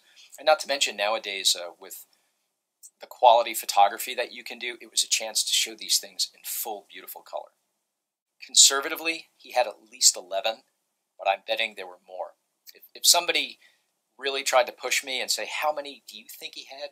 I would bet the number was probably closer to maybe 16, maybe 18. We just don't know. Most of his swords could be seen as dual purpose. The swords that he had that were true military instruments, from what we can tell, were all gifts. They weren't swords he went out and purchased. The swords that we know he went out and acquired tend to be katos, which are, sort of lightly hilted, curved-bladed weapons that could be worn while out riding, or they could be worn on military service. And the more formal type of sword, a small sword with a longer, straight blade and a particular type of hilt architecture, was the sort of thing he would have worn on more dressy occasions. But none of them were specifically military. None of the swords he acquired for himself. There's one in private hands, the last one. There are 4 that are owned by the Mount Vernon Ladies Association. There are 2 at Morristown National Historic Park.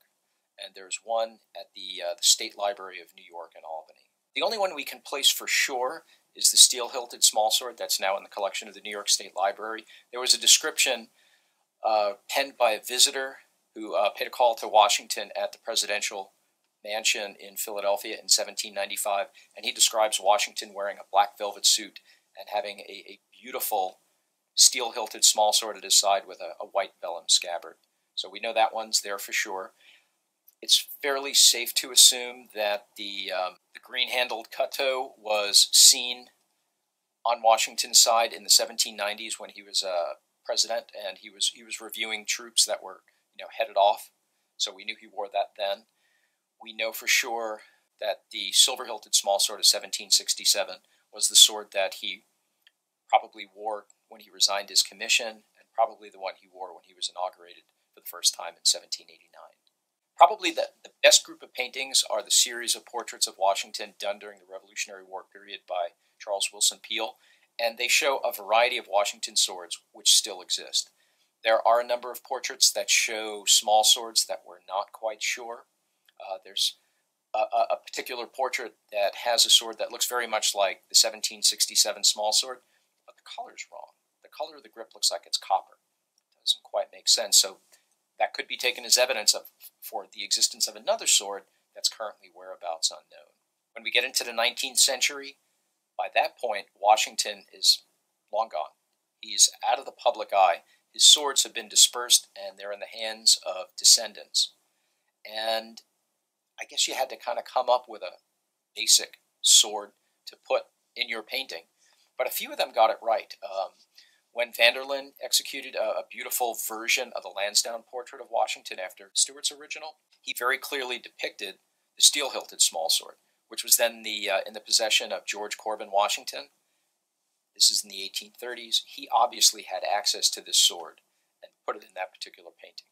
When Leutze painted his famous Washington crossing the Delaware River, he very clearly shows an erroneous representation of what's clearly the Bailey silver and ivory hilted Cateau. But that sword, by 1850, was in the hands of the United States people because it had been donated through Congress in 1843. So he certainly would have had access to it. He would have been able to see it. Or he may have seen a representation of that sword in the 1779 Peel canvas showing Washington at the Battle of Princeton. The one sword that Washington had that I would say would have been unfashionable is a 17th century sword that we believe is ancestral, so he would have inherited it. And like anything you might get from your ancestor, you cherish it, you love it, but you don't necessarily want to use it all the time. Washington was very conscious of his image. He followed fashion, and one of the best ways you can look at how he kept fashionable is if you follow his succession of small swords. True, one of them was a gift, but they distinctly follow what was really in fashion in London between the 1750 period and what was really fashionable at the height of the Revolution. His steel-hilted smallsword, we've recently found out dates from at least 1779. We have concrete proof of that, in Washington's own words, that it was in his hands, but it's almost an ahead-of-its-time sword. Most sword scholars would look at it and place it in the mid-1780s at the earliest. We know swords like this did exist as early as the late 1770s, but it's the sort of thing you'd expect to see just in London. So how Washington gets his hands on one at the height of the Revolution, when he's certainly doing no business with anybody in London, is a real mystery to us. He had a very interesting provision. He decided that he wanted 5 of his nephews, not all of his nephews, 5 specific nephews, each to pick one sword, and then the order he listed them in his will is the order they were to choose. And he put in an interesting passage in there. He said, in talking about the swords, he quantified them as, of which I may die possessed. So he's telling you, sometimes I get rid of swords, sometimes people give me swords, sometimes I buy a new sword. I don't know how long I'm going to live. Swords come and go. So that's a very sort of a tantalizing insight into the way he saw them.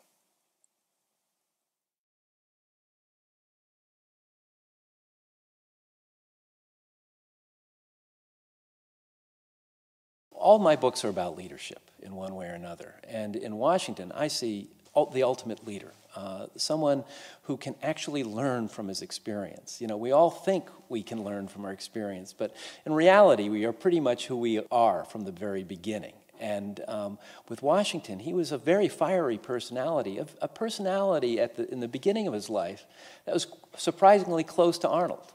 He was when it came to the battlefield, his natural inclinations were very aggressive. And throughout the arc of the story I tell in Valiant Ambition, Washington really learns that for the good of his country, even though it is contrary to how he would like to be as a military commander, he has to fight a defensive war, a war of posts. And this just drives him crazy. It's not the way he wants to do it. He wants to take that bold stroke that ends this war quickly, because he recognizes more than anyone that this country is in danger of falling apart. And yet you see him stumble several times, but ultimately he realizes the only way he's going to see this through, the only way that they're going to outlast the British is if he fights a defensive war. And so you see Washington evolve as a leader and develop incredible political skills, where it's interesting, while he learns militarily he needs to fight a defensive war, he takes, when it comes to his political management of Congress, of rivals in the army, he proves to be a very astute, and when he needs to be, aggressive political insider. And so Washington, in those 4 years, evolves in remarkable ways. And so that at the point when Arnold threatens to dissolve this country, Washington, I feel, has reached the point where he is the one, through sheer force of personality and determination, is holding it together.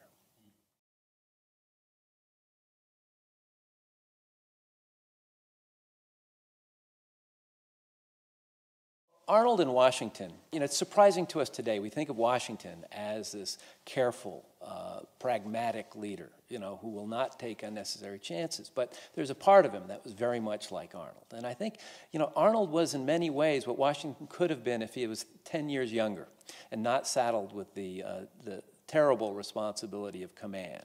He could have gone in there and been that kind of battlefield hero that worked miracles on the battlefield. I mean, that I think was a kind of fantasy for Washington, but he couldn't, of course, he realized he couldn't do that as commander-in-chief. And so he had, I think, great sympathy and respect for Arnold as a warrior. And he realized he could carry it too far, but he lacked those kinds of military figures in his army. He desperately needed someone like an Arnold. And I think it created kind of a blind spot for him. And Washington was, unlike Arnold, a very trusting person by personality. He gave the people he trusted. He had to, or he couldn't have created a functioning army. And so Arnold caught, it wasn't until Arnold caught a lot of people by surprise, but Washington in particular. And yet I think one of Washington's greatest moments is after he learns of Arnold's attempt to turn over West Point. Everyone around him is fulminating with outrage. And Washington, you can tell, is feeling this. But he writes this incredible letter to his French counterpart, Rochambeau, putting it in an immense perspective. Here he is in the midst of all of this. One of his best generals has gone to the British, and he says, the remarkable thing is here we are, this new republic in the middle of a battle, and the remarkable thing is there haven't been more attempts like this. And and he was able to see the long view while people around him are surrendering to their passions. He, through his force of personality and character, a character that he has been creating all his life, is able to contain that and to turn those energies in a positive and ultimately constructive direction.